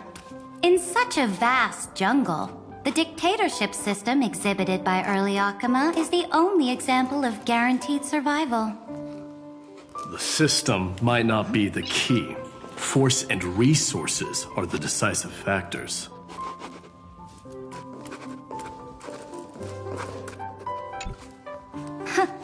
Look who's here. If it isn't the master of the Astral Express.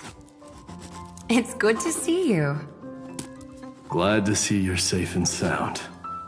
I helped myself to some equipment and drinks from this, bar of yours. Hope you don't mind.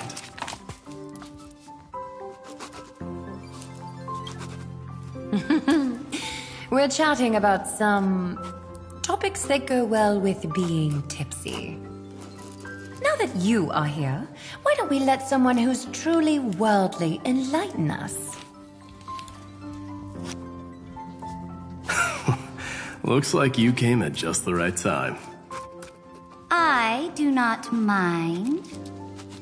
What form of government have most civilizations across this vast cosmos survived with to this day?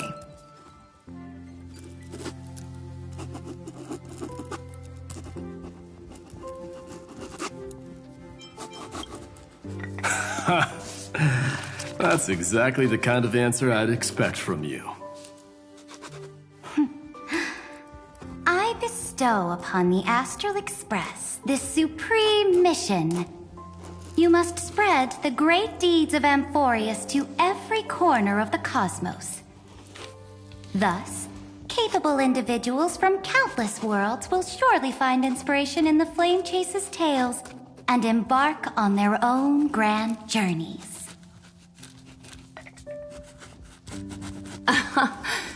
It's hard to say if that'd be a blessing or a curse for the cosmos. I can imagine our conversations here will only get more unrestrained. Don't let our rare moments of joy hold you back. This banquet on the Express truly lacks manners. You may leave. I permit it. That man just left. Wouldn't even stay for another drink. He needs to show more respect. If you're looking for him, try your luck in the car above.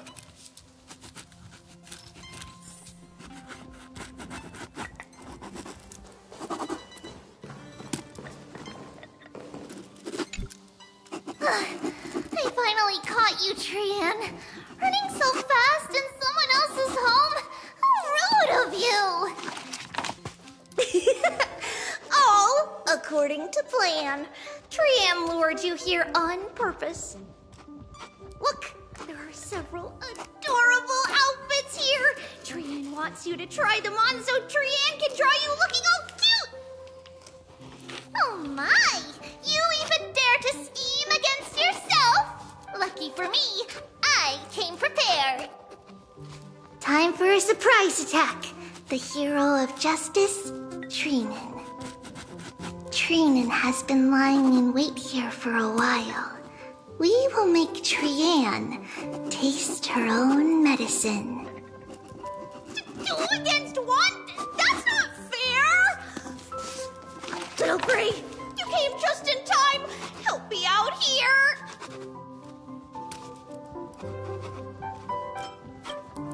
Little Gray, you better think this through. If we snap our fingers and call the other 997 Trebioses, you might end up wearing these clothes too, you know. Trianne, good luck. Even little Gray's saying that. Darn it! Trianne won't give in!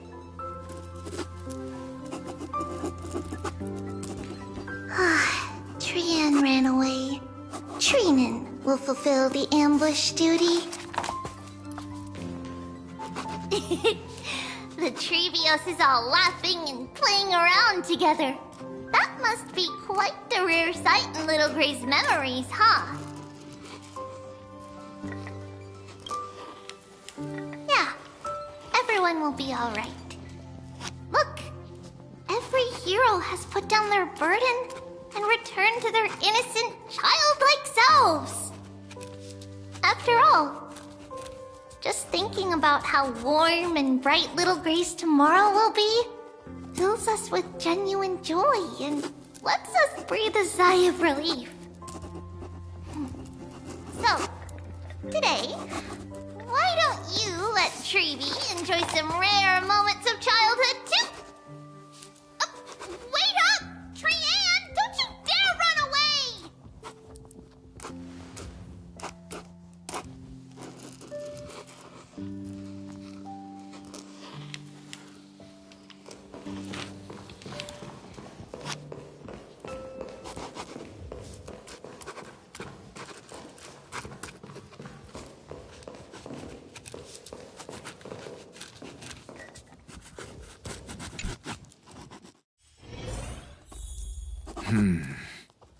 Based on my calculations, there are countless celestial bodies with water in the cosmos. But I'm afraid not all oceans are suitable for life to inhabit. You must take this into consideration as well. As expected of a professor from the Grove, to be so certain even about things you've never seen with your own eyes. I'll take that as a compliment.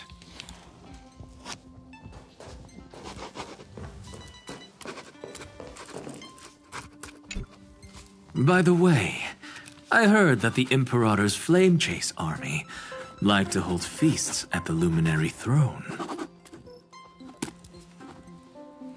That's true. However, sometimes Dux Carminum and I feel it's a bit inappropriate to drink so freely before the throne of the most revered titan in the Grove. Inappropriate? What's inappropriate about it? I only wish I were born earlier.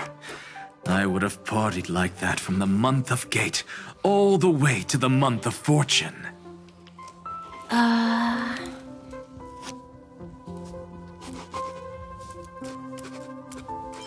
Blasphemy is just a phenomenon, not the end goal. I'm sure there are plenty of people across the stars who question these so-called eons or paths. Didn't I spend some time in that Lycurgus's head? I sure learned quite a bit about blasphemy from that experience. Humans create gods, and gods shape humans. Who's really the one trapped? The creator or the believer? Professor Anaxagoras, let me just check one thing. You haven't bought into those twisted theories of that Theoros, have you? Don't worry. The difference between a genius and a madman is that a genius shares lethal truths, while a madman tries to force them upon others. I see. It's like drinking honey brew at a banquet. Likeable folks invite others to raise their cups together, while the unlikable ones force others to drink with them. Being able to break down complex information into common sense like that. You're quite the scholar yourself.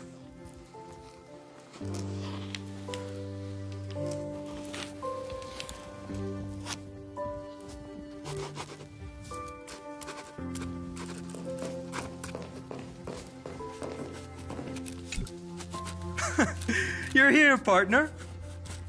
That celebration party I've been mentioning to you has finally become a reality. Though the vibe's a bit different from what I imagined, this still counts as keeping my promise, right?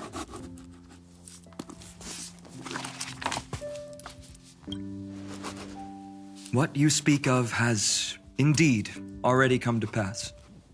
We triumphed over Iron Tomb, drew its fire unto ourselves, and purified its embers. Now the force that maintains our consciousness and form comes from elsewhere. Worried about your companions on the Express, huh? I understand how you're feeling right now. Don't worry. They'll be safe and sound. She promised.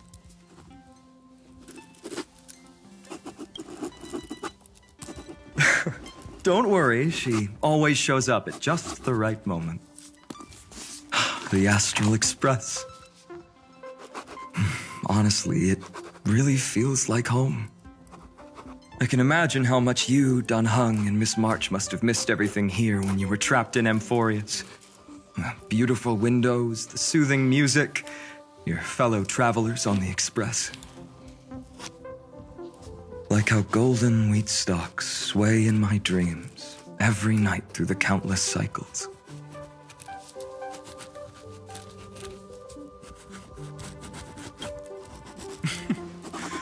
Among all these stars in the sky, there must be another little village like Ides Elysiae out there, right?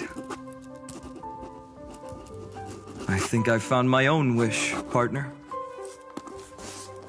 Someone once told me that home is where you can be truly free and at ease. Maybe roaming the cosmos with you all is my strongest desire right now. All of us together, of course. The Shinjo Alliance, Penacony. I blame my poor imagination. I can't picture what those worlds look like at all from Dan Heng's descriptions. So I have to see it with my own eyes, right?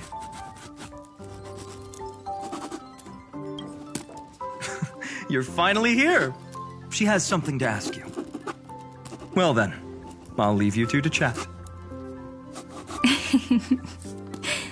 Thank you, Finan.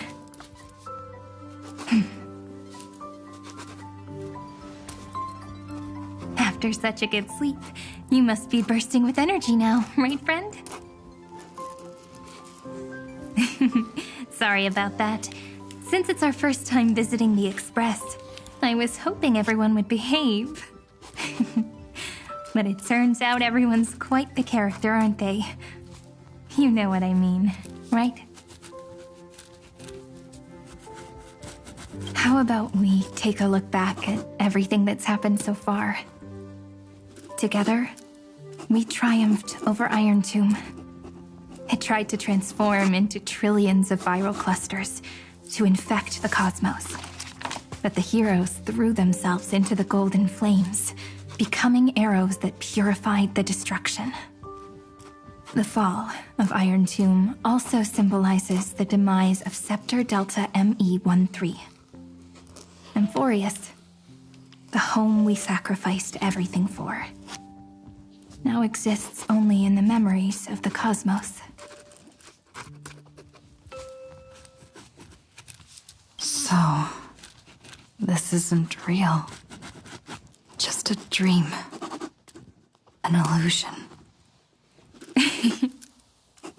Oops. Wrong answer. Huh? In that instant when you broke through space-time with the Trailblaze, carrying all the world's memories back to reality, that world, once shackled by data, became a seed waiting to sprout in the cosmos. Did we really manage all that? Just as Kaslana's rage of 30 million cycles made the destruction shed a drop of golden blood.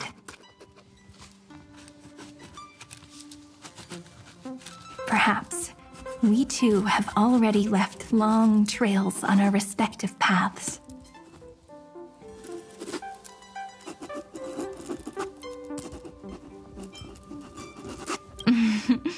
That's a bit of an exaggeration. None of us can become true life forms yet. At least, for now. But Amphorius already has a tomorrow. So as long as you carefully preserve and tend to all the seeds, then when the Trailblaze creates another miracle someday in the future, I believe this world we deeply love will sprout and bloom into a beautiful flower. Don't worry, I've already kept all the seeds safe in the first fruit for you. And its name is As I've Written. So, it's time to reveal the correct answer. This isn't a dream, nor a fantasy. It's the epilogue of As I've Written. At the end of the story, the characters take their final vow and embark on a journey of no return. The one who wasn't part of the story, yet helped write its romantic ending. She bid farewell to her friends and returned to her home beyond the tale. Promise me one last thing, friend. When we say goodbye, give me a smile, okay?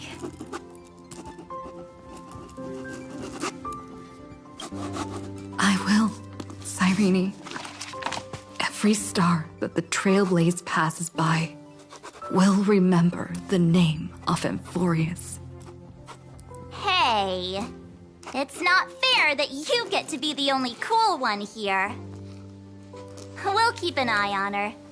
She had better keep her promise. Leave it to us, Cyrene.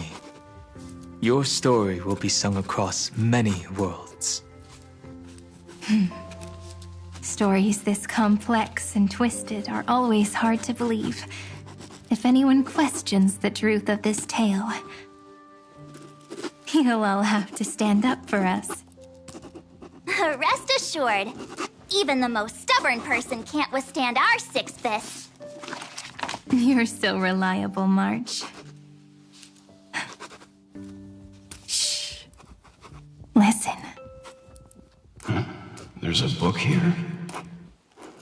Its composition is similar to Memoria, but it's far more resilient than ordinary memory bubbles. Keep it safe. Perhaps this is the final gift that Amphorius left for the cosmos. Oh no! Passenger March is sleepwalking. Sleepwalking? Oh no, oh no! I don't want to make a fool of myself in front of everyone!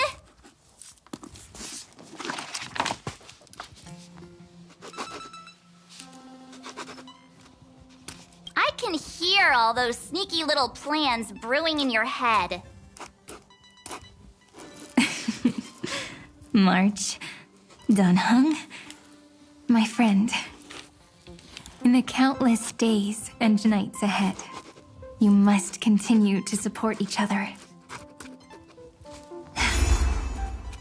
Time to head home, everyone.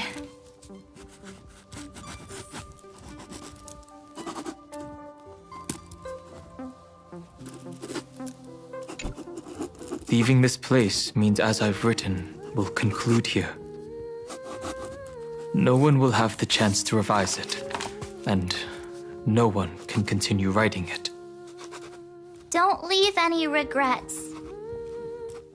What magnificent words could possibly do justice to the finale of such an epic tale? I've been pondering this while you were sleeping. Now, I finally have the answer. Let's keep it simple and sweet. In our virtual extrapolations, we've lived through epochs longer than the lifespans of many stars. No language in this world, no written words, could ever carry the weight of this journey.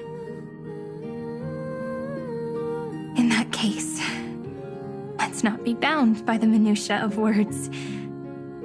Those who understand its passion and romance will naturally be moved to tears by the final period placed at the end. And now, it's time to say goodbye to our readers. And so we reach the final page of As I've Written. Let's not leave behind any regrets, everyone. Everyone's here. Who wants to write the first line? Going first is the hardest job. I don't want to make a fool of myself. How about letting the great Imperator draft it for us? Are you all such cowards? Then I shall enlighten future generations, just like the 30 million cycles of flame chase. Without me, there is no world. Go think, observe, and conquer. What's wrong? Everyone's gone quiet. The great Imperator set the bar way too high. How are we supposed to follow that up?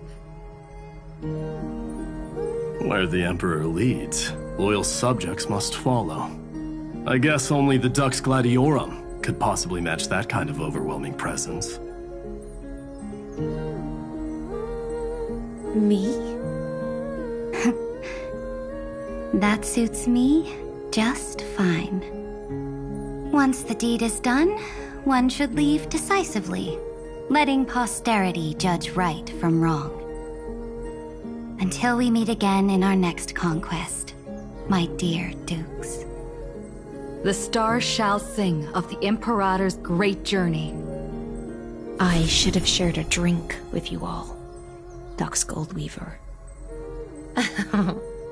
Loosen up, High Sealants. Life is like the ocean. Tides rise and fall, and everything eventually dissolves into the waves. So, sing your heart out in every moment of your existence. Whether it's a feast or the nihility that awaits ahead, I will find its radiance and sing its praises. May the next feast be eternal. Miss High Sealand's toast is so poetic. Does everyone have to be so poetic? In my opinion, we should leave some real words of wisdom for future generations. Next up. Any volunteers? I'll do it. There's no dragging one's feet in the Kremnoan language. Does the Kremnoan language even... Haikis, don't interrupt. Kill the play, and games shall be born. Kill the strife, and glory shall descend. Not bad at all. But now I can rest easy. After all, the lines I prepared are way more profound than yours. Ha! If nothing else, you're certainly unmatched when it comes to singing your own praise. Farewell, everyone. If we meet again, I shall once more become your steadfast support. That's a promise I won't back down from. Mighty Mos, become king. What's up, Cass? It's nothing, Lady Trebios. I just finally realized something. Then speak your mind, and let your words be immortalized on the page, Cass. If your heart still has room to spare, share a bit of gentleness and softly cherish all the beautiful things around you. That's so beautifully said, Cassie. Thank you, Miss Hyacinth. My only small regret is that I couldn't fully embrace this world I loved so dearly. I hope those who read these words can fulfill this wish in my place. Everyone, let's meet again at the end of the West Wind. The place you reside is the gentle sea of flowers. Well then, it's my turn. Take it away with your performance, Anaxagoras. This time, you won't have to worry about being interrupted.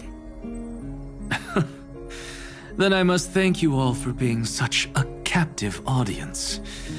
Now, with this golden opportunity, I shall reveal to the world my insights into the world's ultimate truth. Truth is a solvent that dissolves all things in the world, and thus cannot objectively exist. I have a brilliant proof for this in mind, but since we're nearing the end of the story, I shall not elaborate. Is this your final question for future generations? No. This is an established fact, not up for debate. I call it Anaxagoras' last theorem. Oh, you. Still as profound as ever, Professor. We've got time, you know. If you don't explain it clearly, future readers might not grasp your true meaning.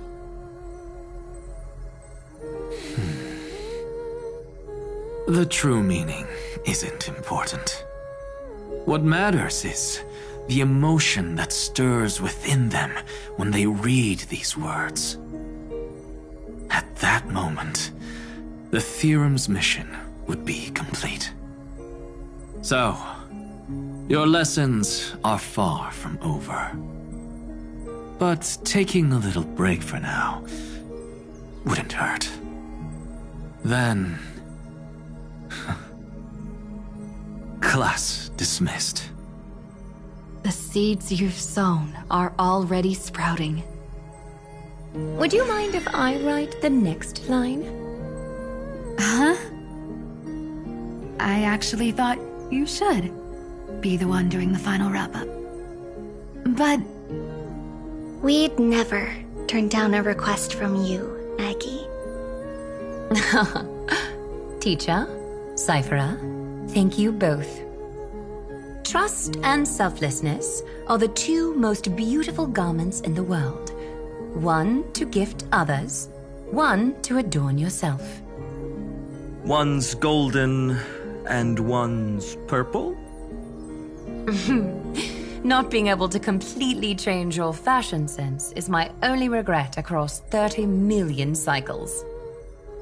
After all this exhaustion, I just want to take a peaceful bath now. I'll see you all again at dawn. Thank you for your hard work all this while. Lady Aglaia just can't give up her favorite hobby, can she? So, I guess it's my turn now. There must be many others like Miss Hyacinth out there in the cosmos, helping and healing people everywhere. You've got to set a good example for them, right? Of course. Look up at the sky more often and smile more. Many stubborn ailments fear optimism, but it's the best medicine. It's so catchy. The kids will definitely love this message. When it comes to understanding children's hearts, Lady Trebios definitely knows best. Look, the Rainbow Bridge is already hanging in the sky. Shall we get going, little Ika? It's you who healed the sky. What's on your mind, Miss Cypher? I'm thinking. Should I safe behind a riddle. Some twisted, convoluted scheme that'll drive everyone in the universe mad trying to crack it. I see. You know what? Just go wild with it. No one's gonna judge you. Oh well, my brain's not working right now. Let me be genuinely sincere for once. Don't be afraid to fall. Just run. Destiny's just a slow-moving nymph. It can't catch you. So in the end, little Syphi's message was the most straightforward one. Even if you combined 30 million of me, I probably wouldn't have read as many books as you did in one lifetime. I won't pretend to be cultured before Big Sis Treeby, Trinan, and Trian.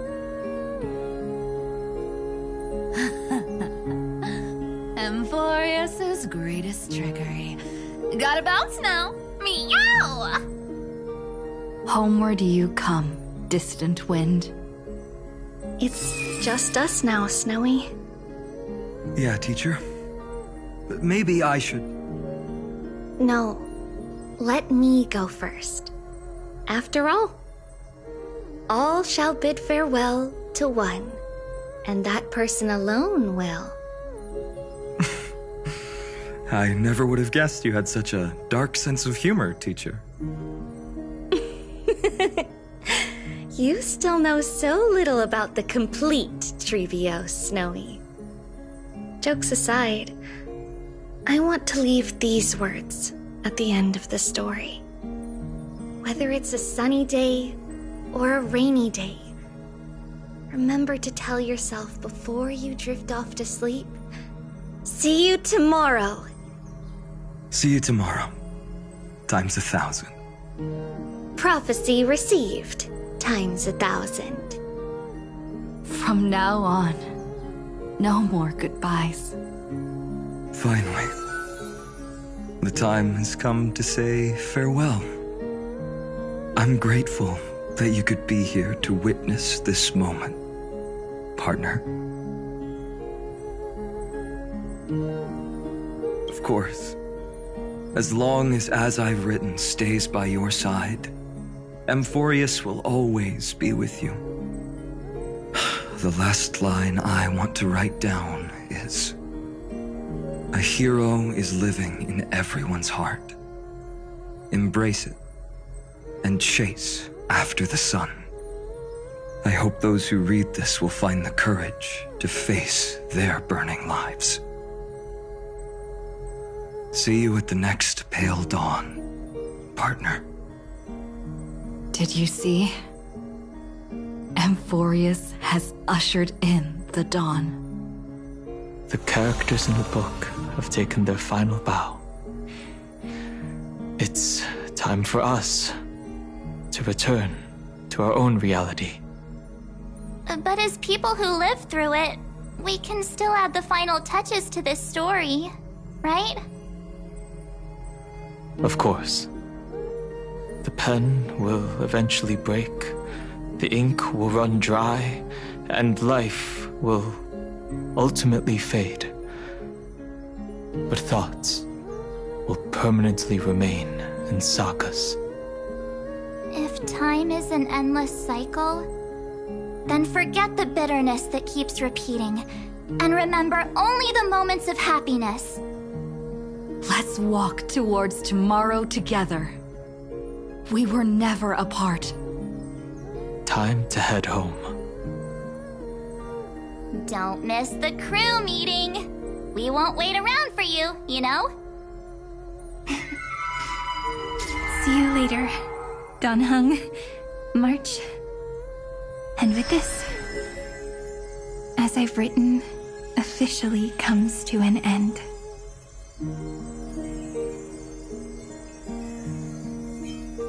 We're its co-authors, after all, friend. Once the words are written down and have been read by others, the meaning they carry is no longer in our control, leaving the freedom of interpretation to every reader who opens it. Don't you think there's something romantic about that? As for what this story means to you and me, let's keep it close to our hearts.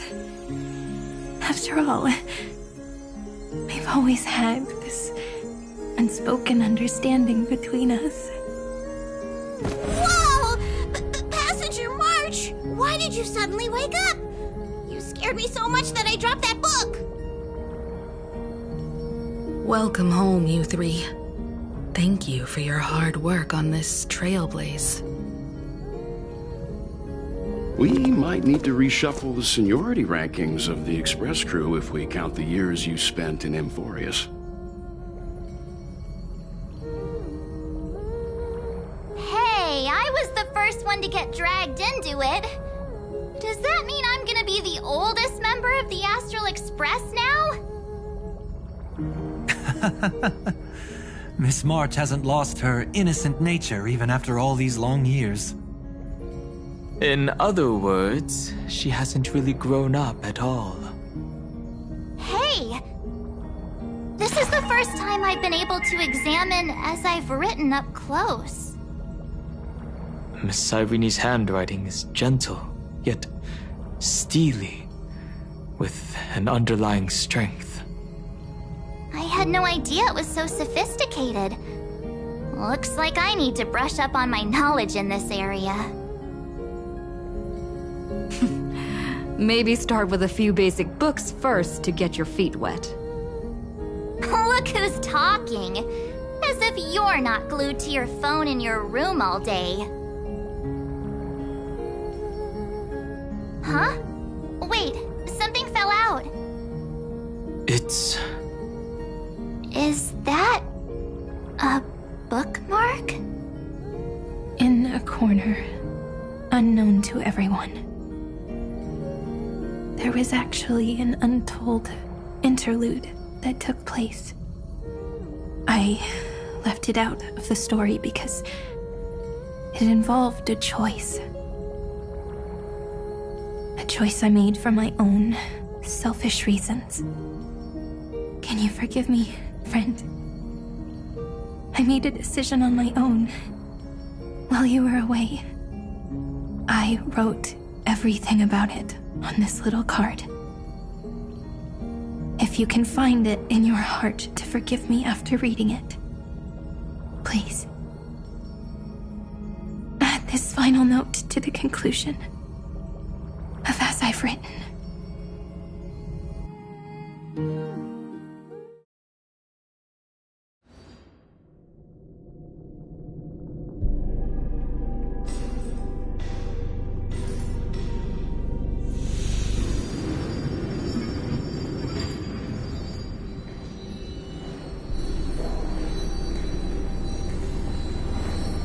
Memories swallowed by Iron Tomb. Return now to reality.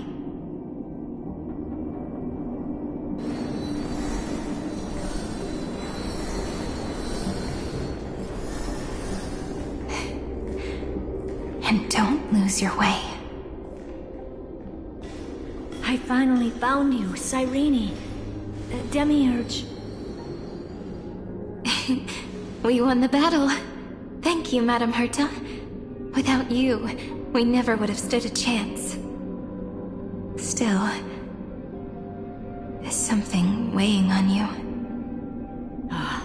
Right before I shut my eyes, inside the droid head's brain, I saw something unsettling. The fourth instant, this turning point in cosmic destiny, anchored by the erudition. It's not a single instant, but a process, a chain of events. So, this victory isn't the final piece of that chain? Far from it. This is only the beginning. The first toll of the death knell for the cosmos. That sorrowful look doesn't suit you, Madame Herta. Don't hold it in. Tell me. Not long ago, you crossed paths with the Eon of Remembrance again, didn't you? Yes, Even if the figure was hazy, I knew right away. That was the god from Cyrene's dreams. Causality has gone wrong, just as I thought. Causality? Let me put it in your favorite fairy tale terms. The universe began as a seed. It grew into a great tree. And the present is its branches and leaves. The erudition calculates how the future will sprout. With so many possible outcomes, they choose to anchor one path, cutting away the crooked or fragile branches. But if things continue that way, the branches grow endlessly, the leaves multiply, and one day the tree collapses under its own weight.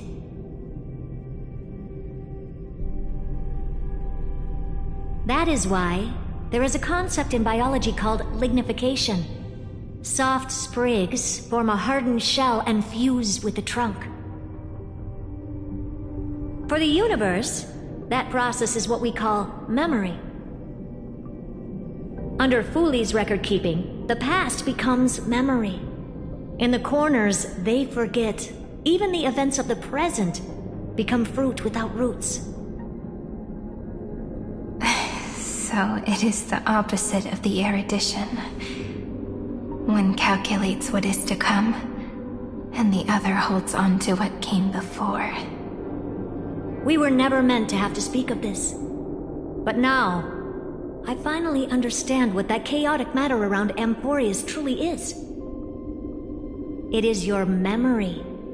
Your mind now stretches across the stars, allowing you to travel farther down this path than anyone else. My memory? Yes, you live in the now, but your memory remains in the past. Just like the Eon of Remembrance, a being made entirely of memories. What does that mean? Did they fall? No, quite the opposite. They have not yet been born.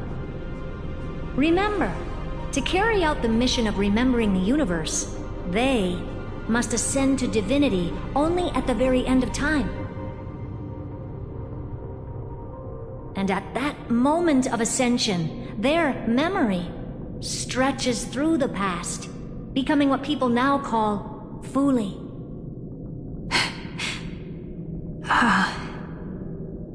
That is why they feel so distant, so cold. That crystalline form is just an empty shell. I do not know how the Garden of Recollection managed to hide this until now. They must have their reasons, but none of that matters now. Here in the present, we cannot know who will become Fooley. But one thing is certain. They will be born. And those who might become Fooley all share the same characteristics. They are known as Children of Remembrance. Pure child of Anasrava. Both of you. Children of Remembrance. So help us. Find where Amphorius' memory began, and bring it out. We are the sacrifice. The garden used us. The pure child of Anasrava. Abandon us! So that name, it was never my past.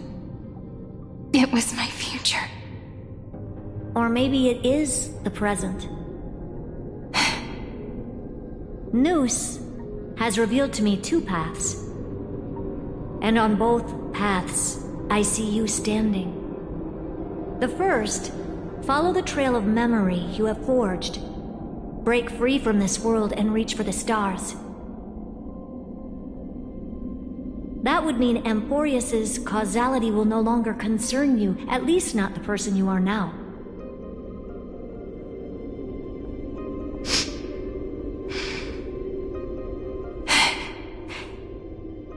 Go on.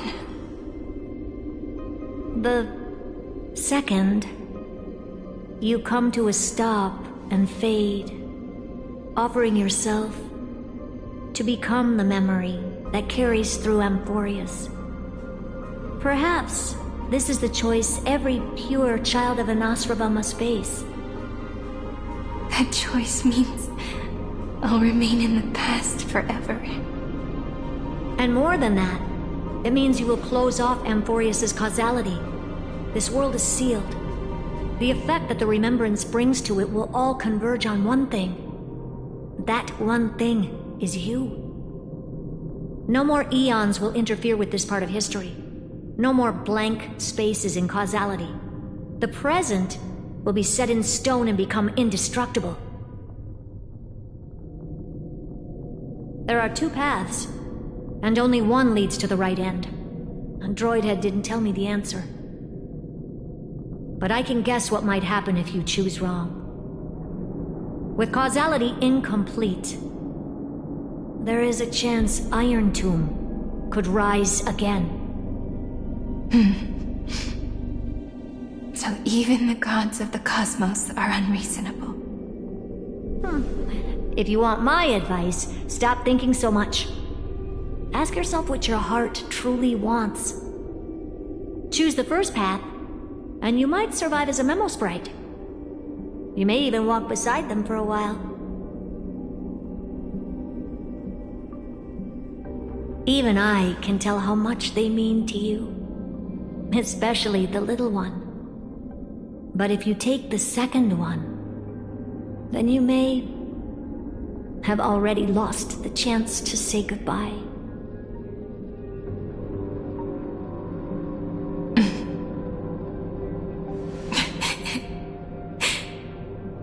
I have made my decision, Madame Herta. I thought you would need more time to think it through. The answer is clear, is it not? Still, I do need a little time to quiet the sorrow in my heart. Her kindness is always just right for the moment. I believe she will forgive me.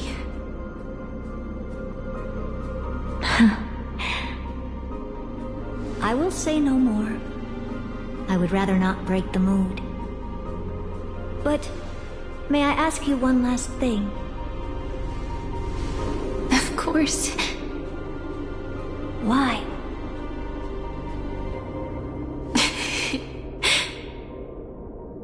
I once heard a saying that went something like this. Divinity is flawless humanity, and humanity is flawed divinity. We children of Amphorius gave up on gods long ago. Those beings who love to play pranks on the universe. I believe in her much more than I believe in them. And I believe in who I am. As a human. Oh.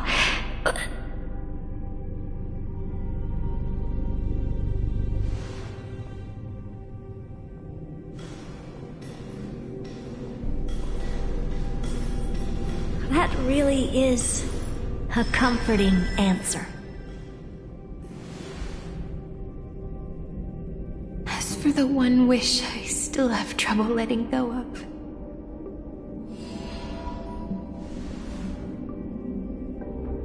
One will remain in the past.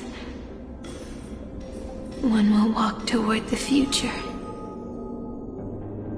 I believe that the one I cared for most will witness on behalf of the ripples of past reverie. Every starlit tomorrow.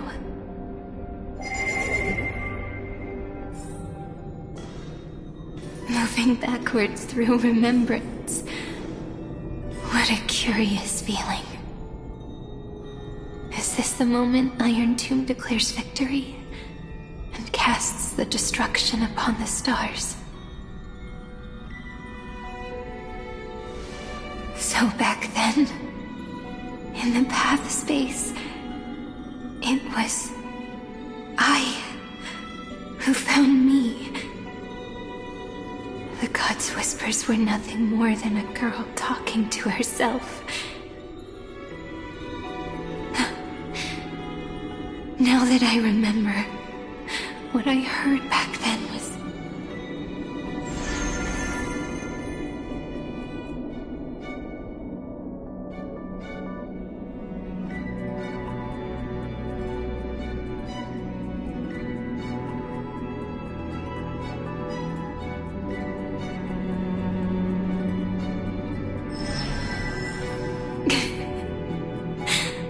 All I wanted to say was, don't give up. She will find you. Memory truly is amazing. Then let me wield this power and plant the seed of causality for the miracle that is destined to bloom.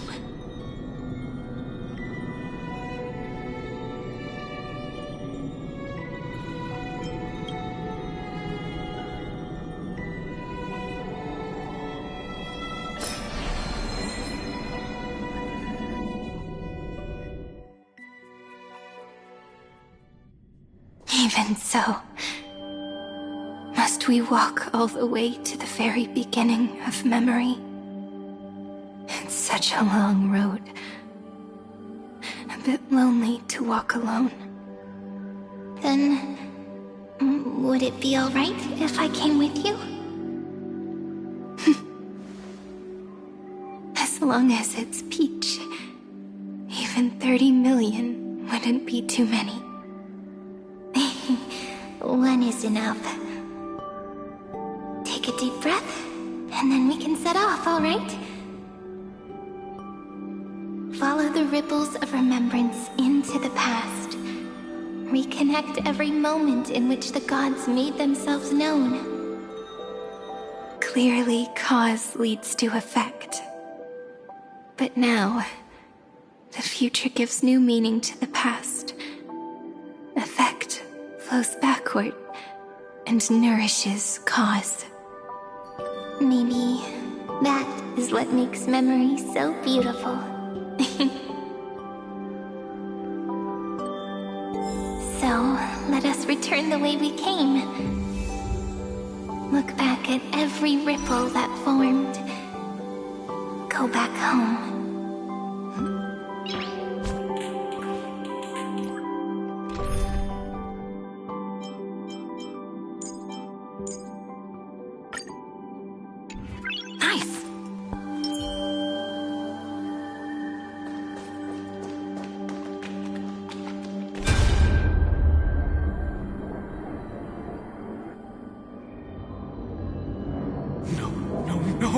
How is this possible? Breathe! Breathe! Partner! Partner! No. I have to get you out of here first! Just hold on!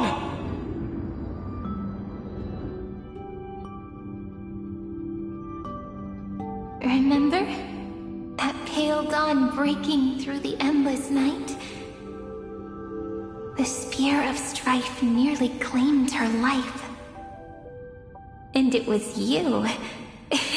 You, playing God, who cradled her body with your gentle gaze. Then, before Orynyx's altar,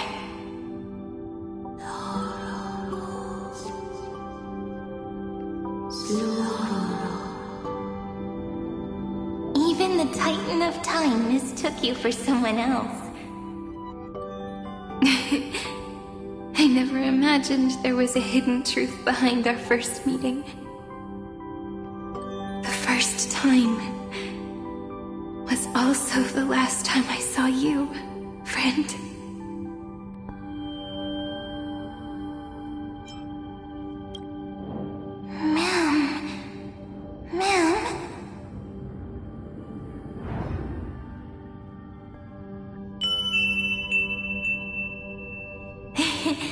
That melody from the memory. I've got it now.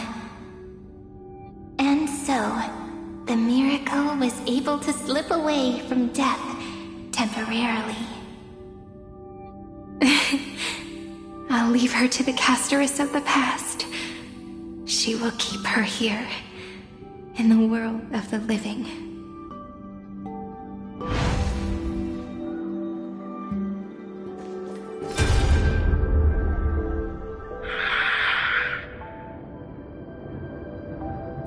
Darn it! What are these things? You're not taking me down. Not before I find a way to help her and Don Hung. If you've got a bone to pick, take it up with my six-phased ice. March wandered all across Amphorius for 97 days straight, chasing one goal: to save her friends. And with her bow and arrows, she brought down every obstacle that stood in her way. So that's how it happened. My skill with the bow. I owe it all to March.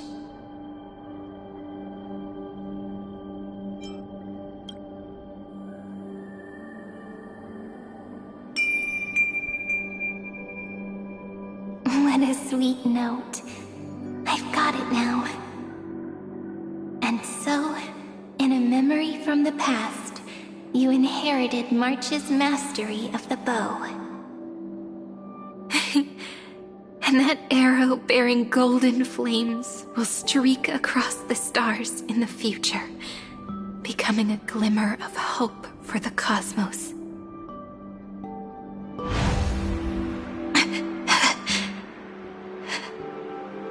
Are you okay?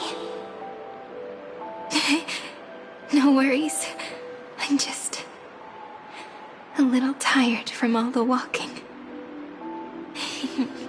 You really need to work out more.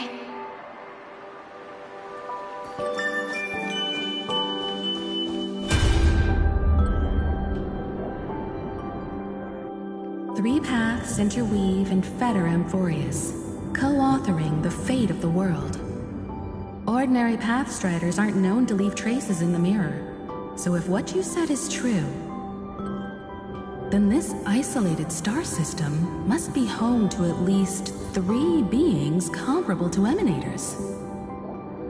I would even go as far as to say, eons themselves. To gain the favor of the stars for Amphorius, the Remembrance sent a call for help to the cosmos. But the obstruction from the scepter was far too strong. Even the gods could do nothing more than send a fleeting mimetic being to someone who walked the same path. Thankfully, Miss Black Swan caught that fleeting moment.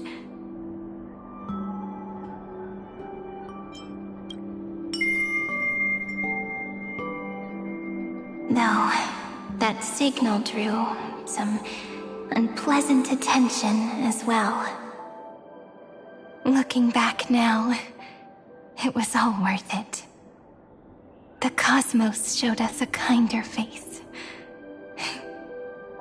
Thankfully, she has a different understanding of the Remembrance.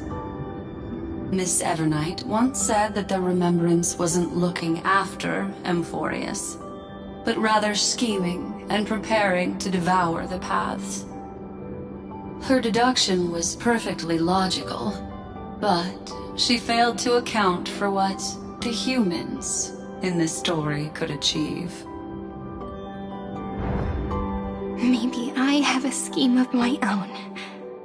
A scheme that will bring happiness to everyone. Please keep helping them. And the others in the future too, Miss Black Swan.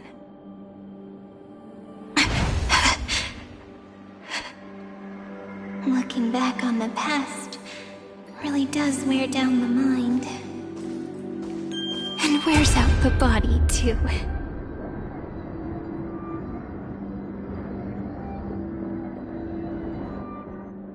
you need to hold tight to this ceremonial blade.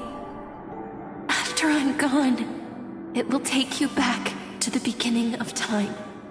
The start of a new story. I believe that in that story, or in countless stories, each alike yet unique, everyone, all the companions who sacrificed themselves, alongside the deliverer we once dreamed of as children, will reunite beneath a vast, endless sky.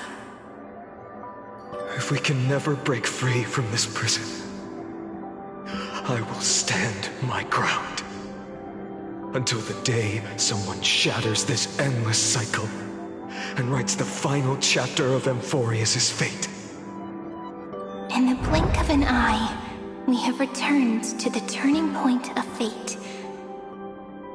With nothing but a fragile sliver of hope, we embraced 30 million cycles of futility and began the eternal recurrence. I still remember the first time I saw the god appear in a dream, looking at me from behind a thin veil of crystal. Back then, I wondered if they might be someone with ill intent. But now, I finally understand. She was always standing beside me, and she is so very beautiful.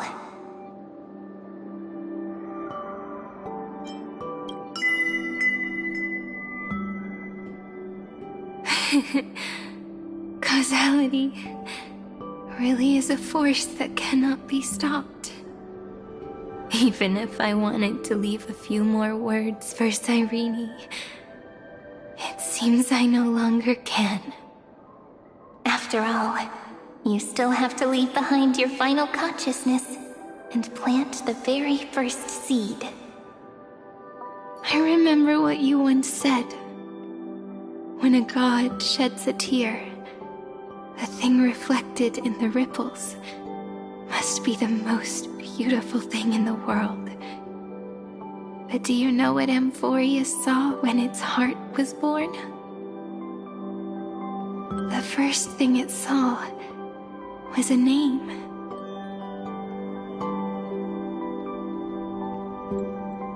Zero, 9, 3. Looks like you figured it out. Sometimes, all it takes is a change in perspective to reveal something truly unexpected. Don't you agree? That's right. Turn these numbers upside down, and you'll see a beautiful eternity. Something we believe in. The ego.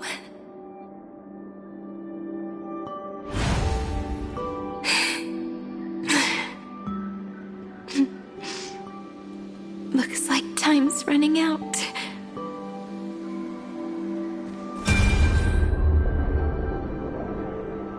I want to protect everyone in the village. But can I really do that with the strength I have? I shouldn't think too much.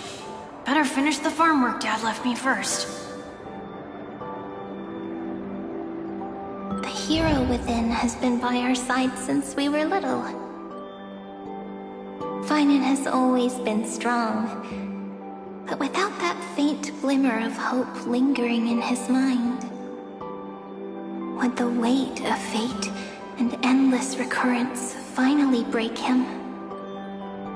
If only someone could place even a sliver of hope inside his heart, he would hold on and keep going. Yes, just a single spark. And he would guard that fragile light until it turned into a blazing sun.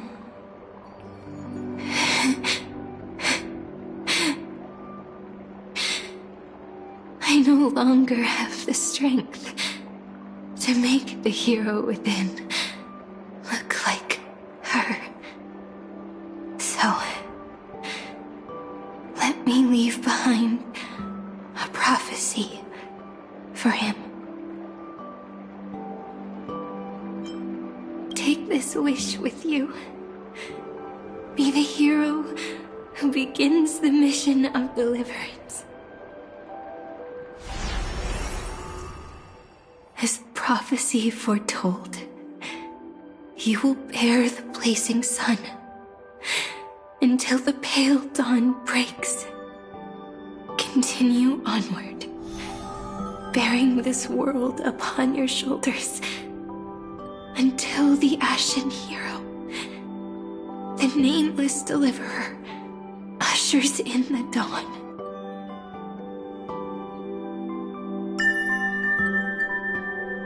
Now, your eyes have seen through all of Amphorius, from the end back to the beginning.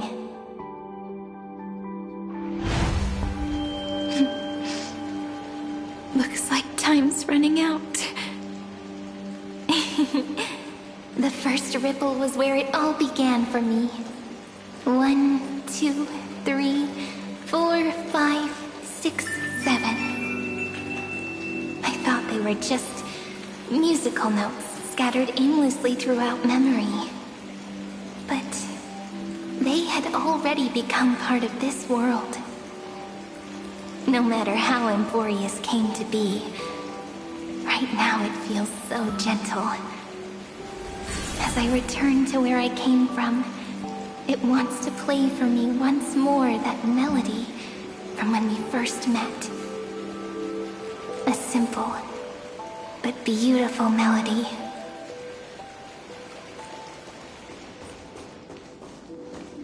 Behind this door, I can smell it. The scent of wheat fields. You're clever. I bet you figured it out long ago, didn't you? The end of this journey back, the final gap in Amphorius. It leads to the place we both call home. We can finally go home. Are you ready? If you leave memory at the very beginning of the story and cast the first stone, that final gap in Amphorius will close. The causal loop of Amphorius will become a fixed point in the stars. And if I don't do that, then this world and the cosmos beyond the sky might still fall into the destruction. There's no way we would let something like that happen, right? Exactly. I remember that tree in Ide Silicii. It grew all alone, unable to go anywhere. It watched the sea in silence, dreaming of a faraway shore it could never reach. But now, a tiny boat sets sail. It carries a seed of hope, plucked from the tree, and heads into the great beyond. Even if the boat's shadow fades quickly from sight, the tree knows that its wish will bloom on the other side of the sea. In that moment, it must feel happiness, right? The way you brought it up, now I kind of miss that tree too. Come on, let's go home together. Take it with us, back to the sacrament courtyard. Let it become remembrance's anchor, tying together the times we knew so well.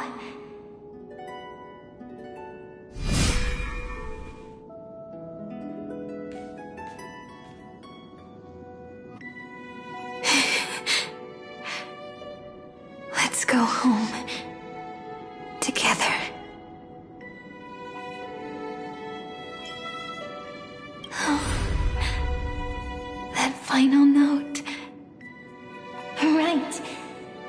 been with me all this time. This is Do. It is also the first note. The one from the first time we met. And the one that stayed to the very end.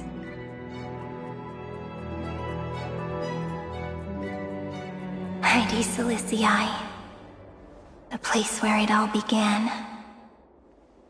It's like time itself has stopped. And the breeze and the sound of the waves never seem to rest. We've made it. The Sacrament Courtyard. This is the place where we first picked up the ceremonial blade. And where we first began writing journals. Now, the journey through memory has reached its end. Once the anchor is placed, what awaits us is 30 million lifetimes of reunion. Looping again and again. Endless farewells. Do, re, mi, fa, sol, la, ti. And with them, endless encounters.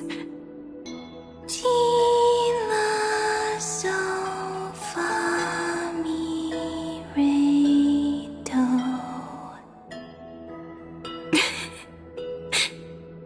Such a happy scale. Whether it's for Cyrene, the Deliverer, or every sprouting branch of Emphorius, I leave this tale of love here. May the river of time flow backward, bringing scenes of the future before our gaze. In the eternal land that no one remembers. The legend of the Trailblaze is about to begin.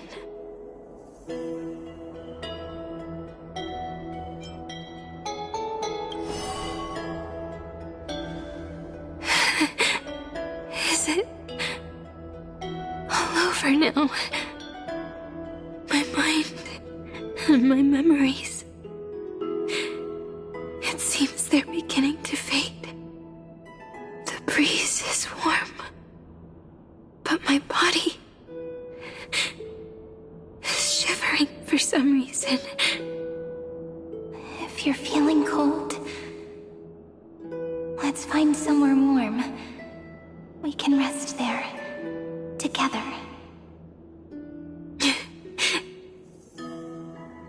Somewhere warm. I know just the spot. 405. 504. 093. 365. 432. 252. 496. 720. 618. 600. 216. 945.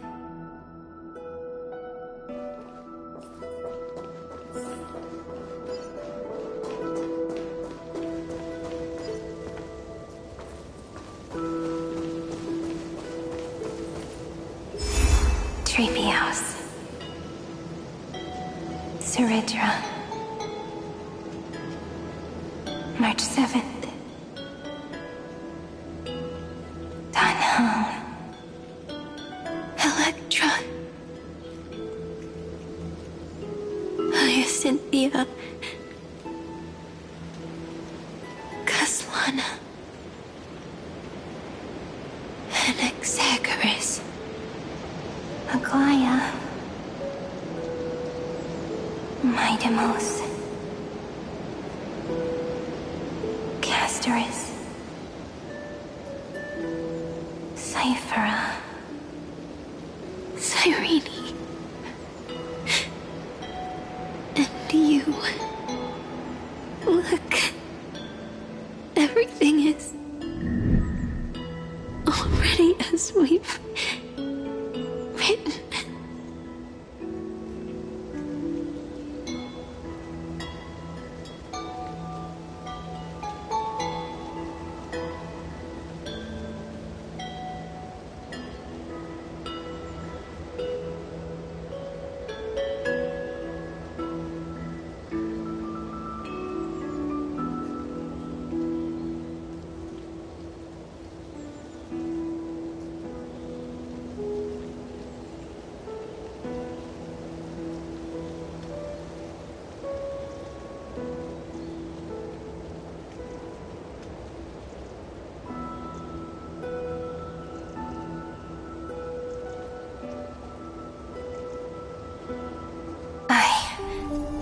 Gaze that looks back on the world. How fortunate we are. In this cycle of cause and effect, humanity never looks to the gods for guidance. The ones who pick up the pen and write miracles again and again are always ourselves.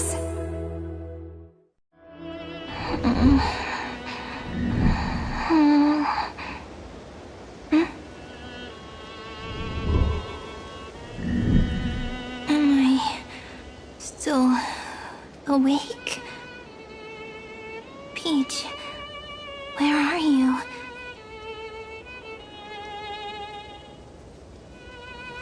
Are you still here?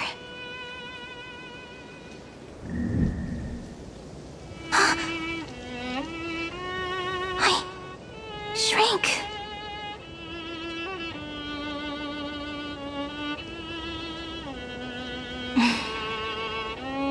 So that's how it works.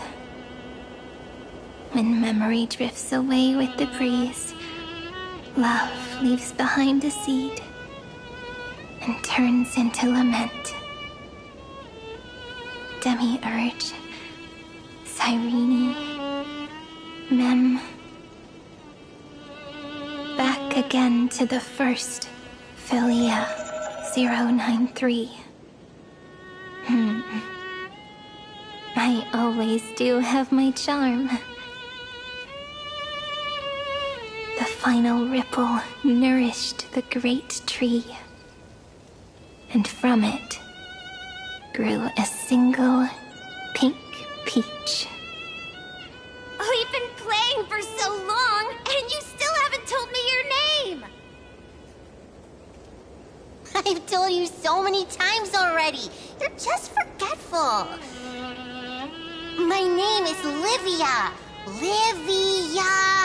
If you forget again, I won't tell you next time. Livia. Got it. Then you have to remember mine, too. I'm... Piso. I always remember.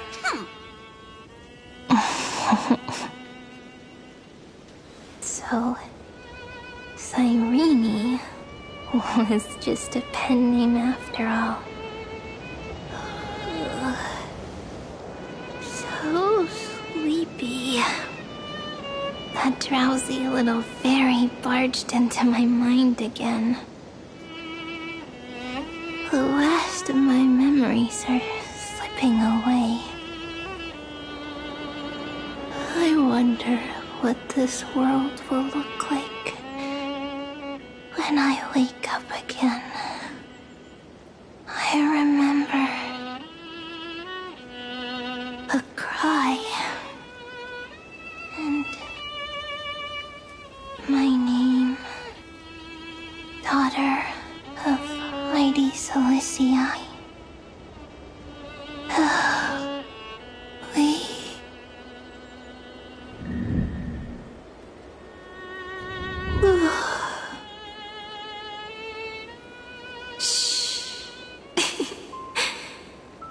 mind. The same seed, when planted in different soils, blooms into flowers that are alike, yet never the same. But what truly makes her beautiful is each and every soul in the world. No matter what form liking takes, it is still precious love, and I will accept it gratefully and return it with joy.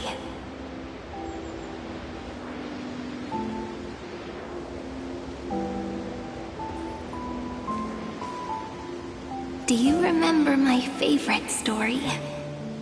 That crystal flower was so beautiful because it reflected the eyes of the little fairy.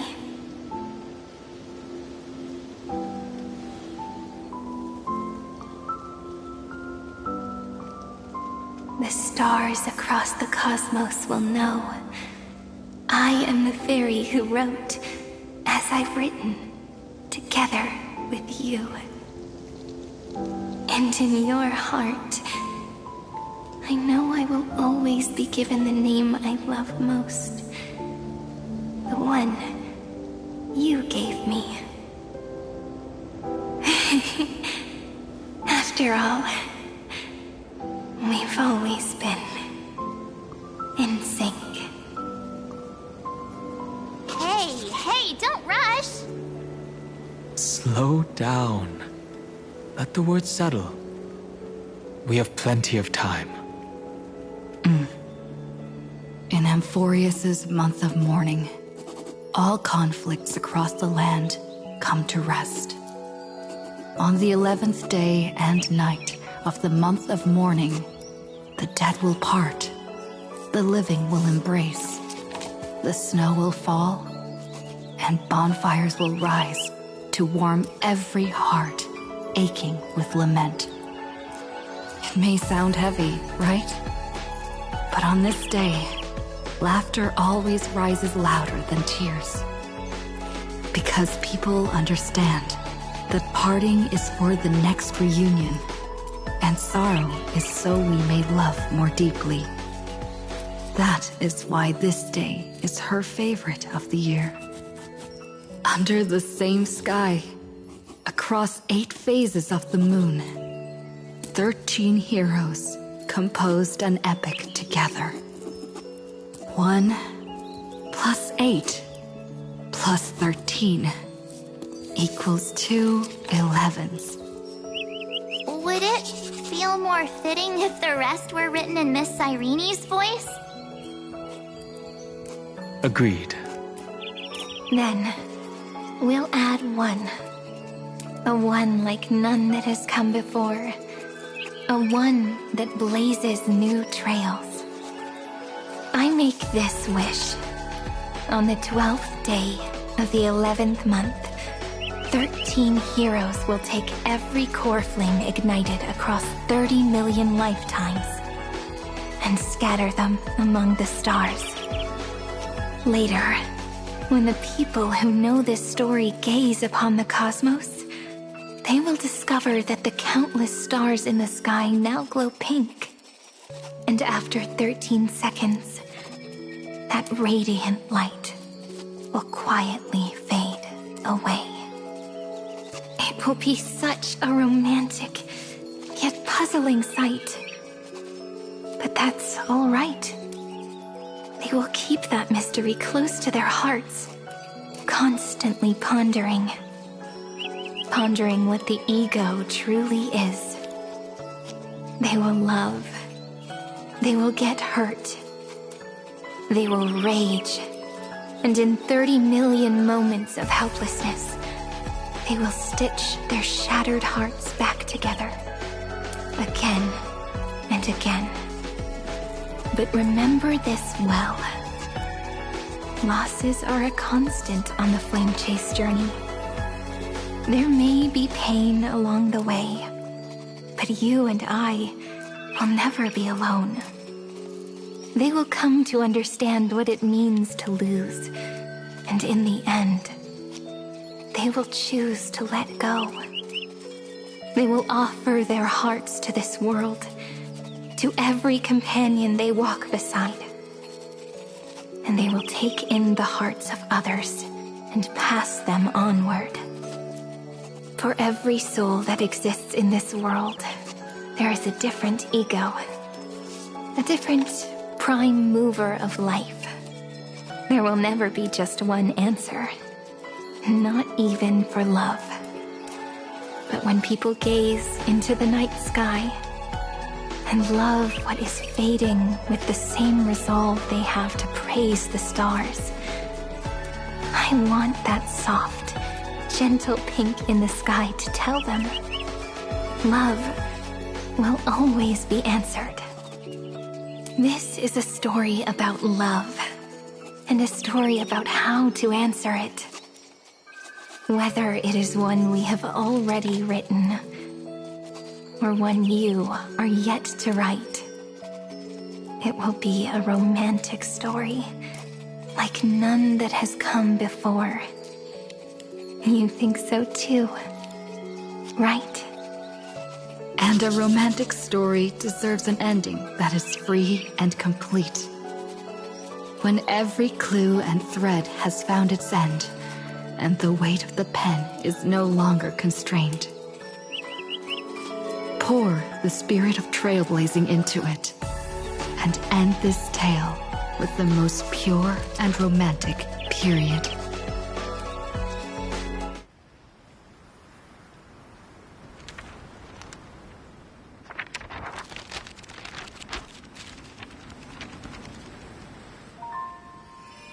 Light, sky, sea, stars, seeds, flowers, birds, hope, and love.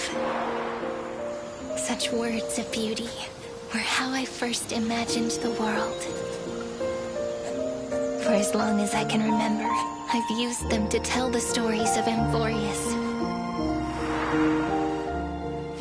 And now, this is the last one. A story about tomorrow. Dedicated to you.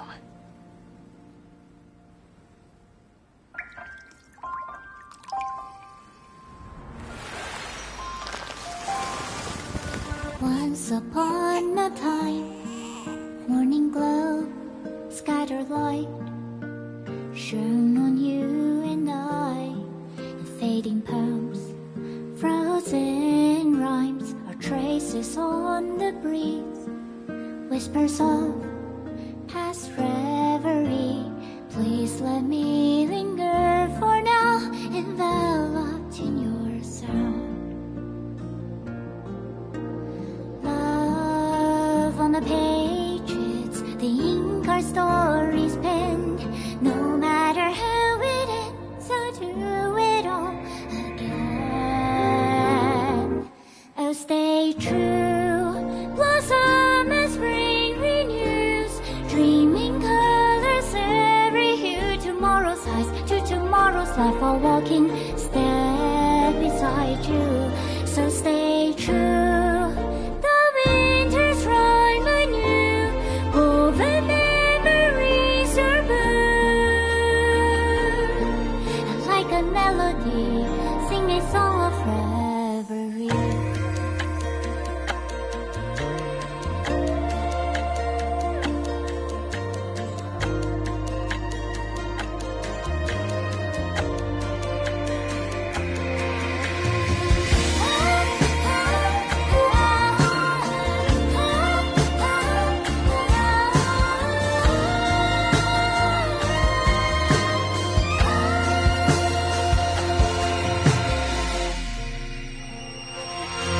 Please stay true, cherish your memory.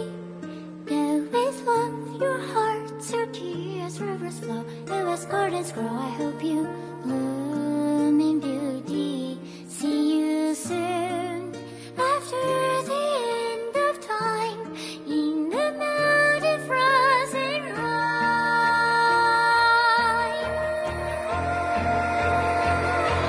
Now stay true, blossom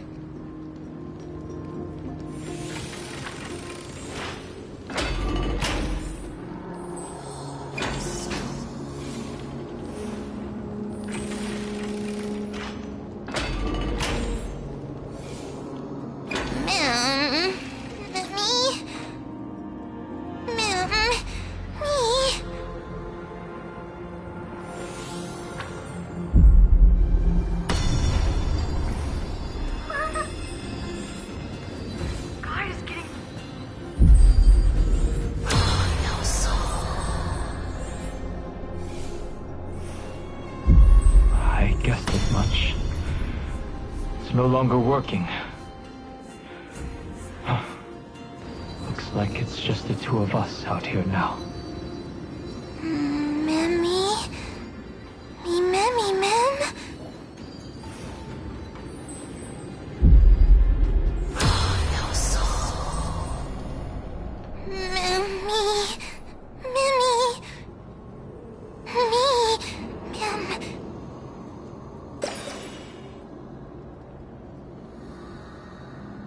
Let's find some place safe to set up a base of operations first. This statue and the buildings we've seen so far point to a civilization here on Amphorius. We can only hope that they're not hostile toward outsiders.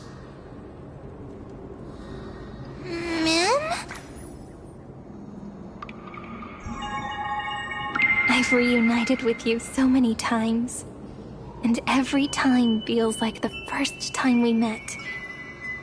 Each time, love breaks through the stubborn cycles and takes flight toward a pink tomorrow.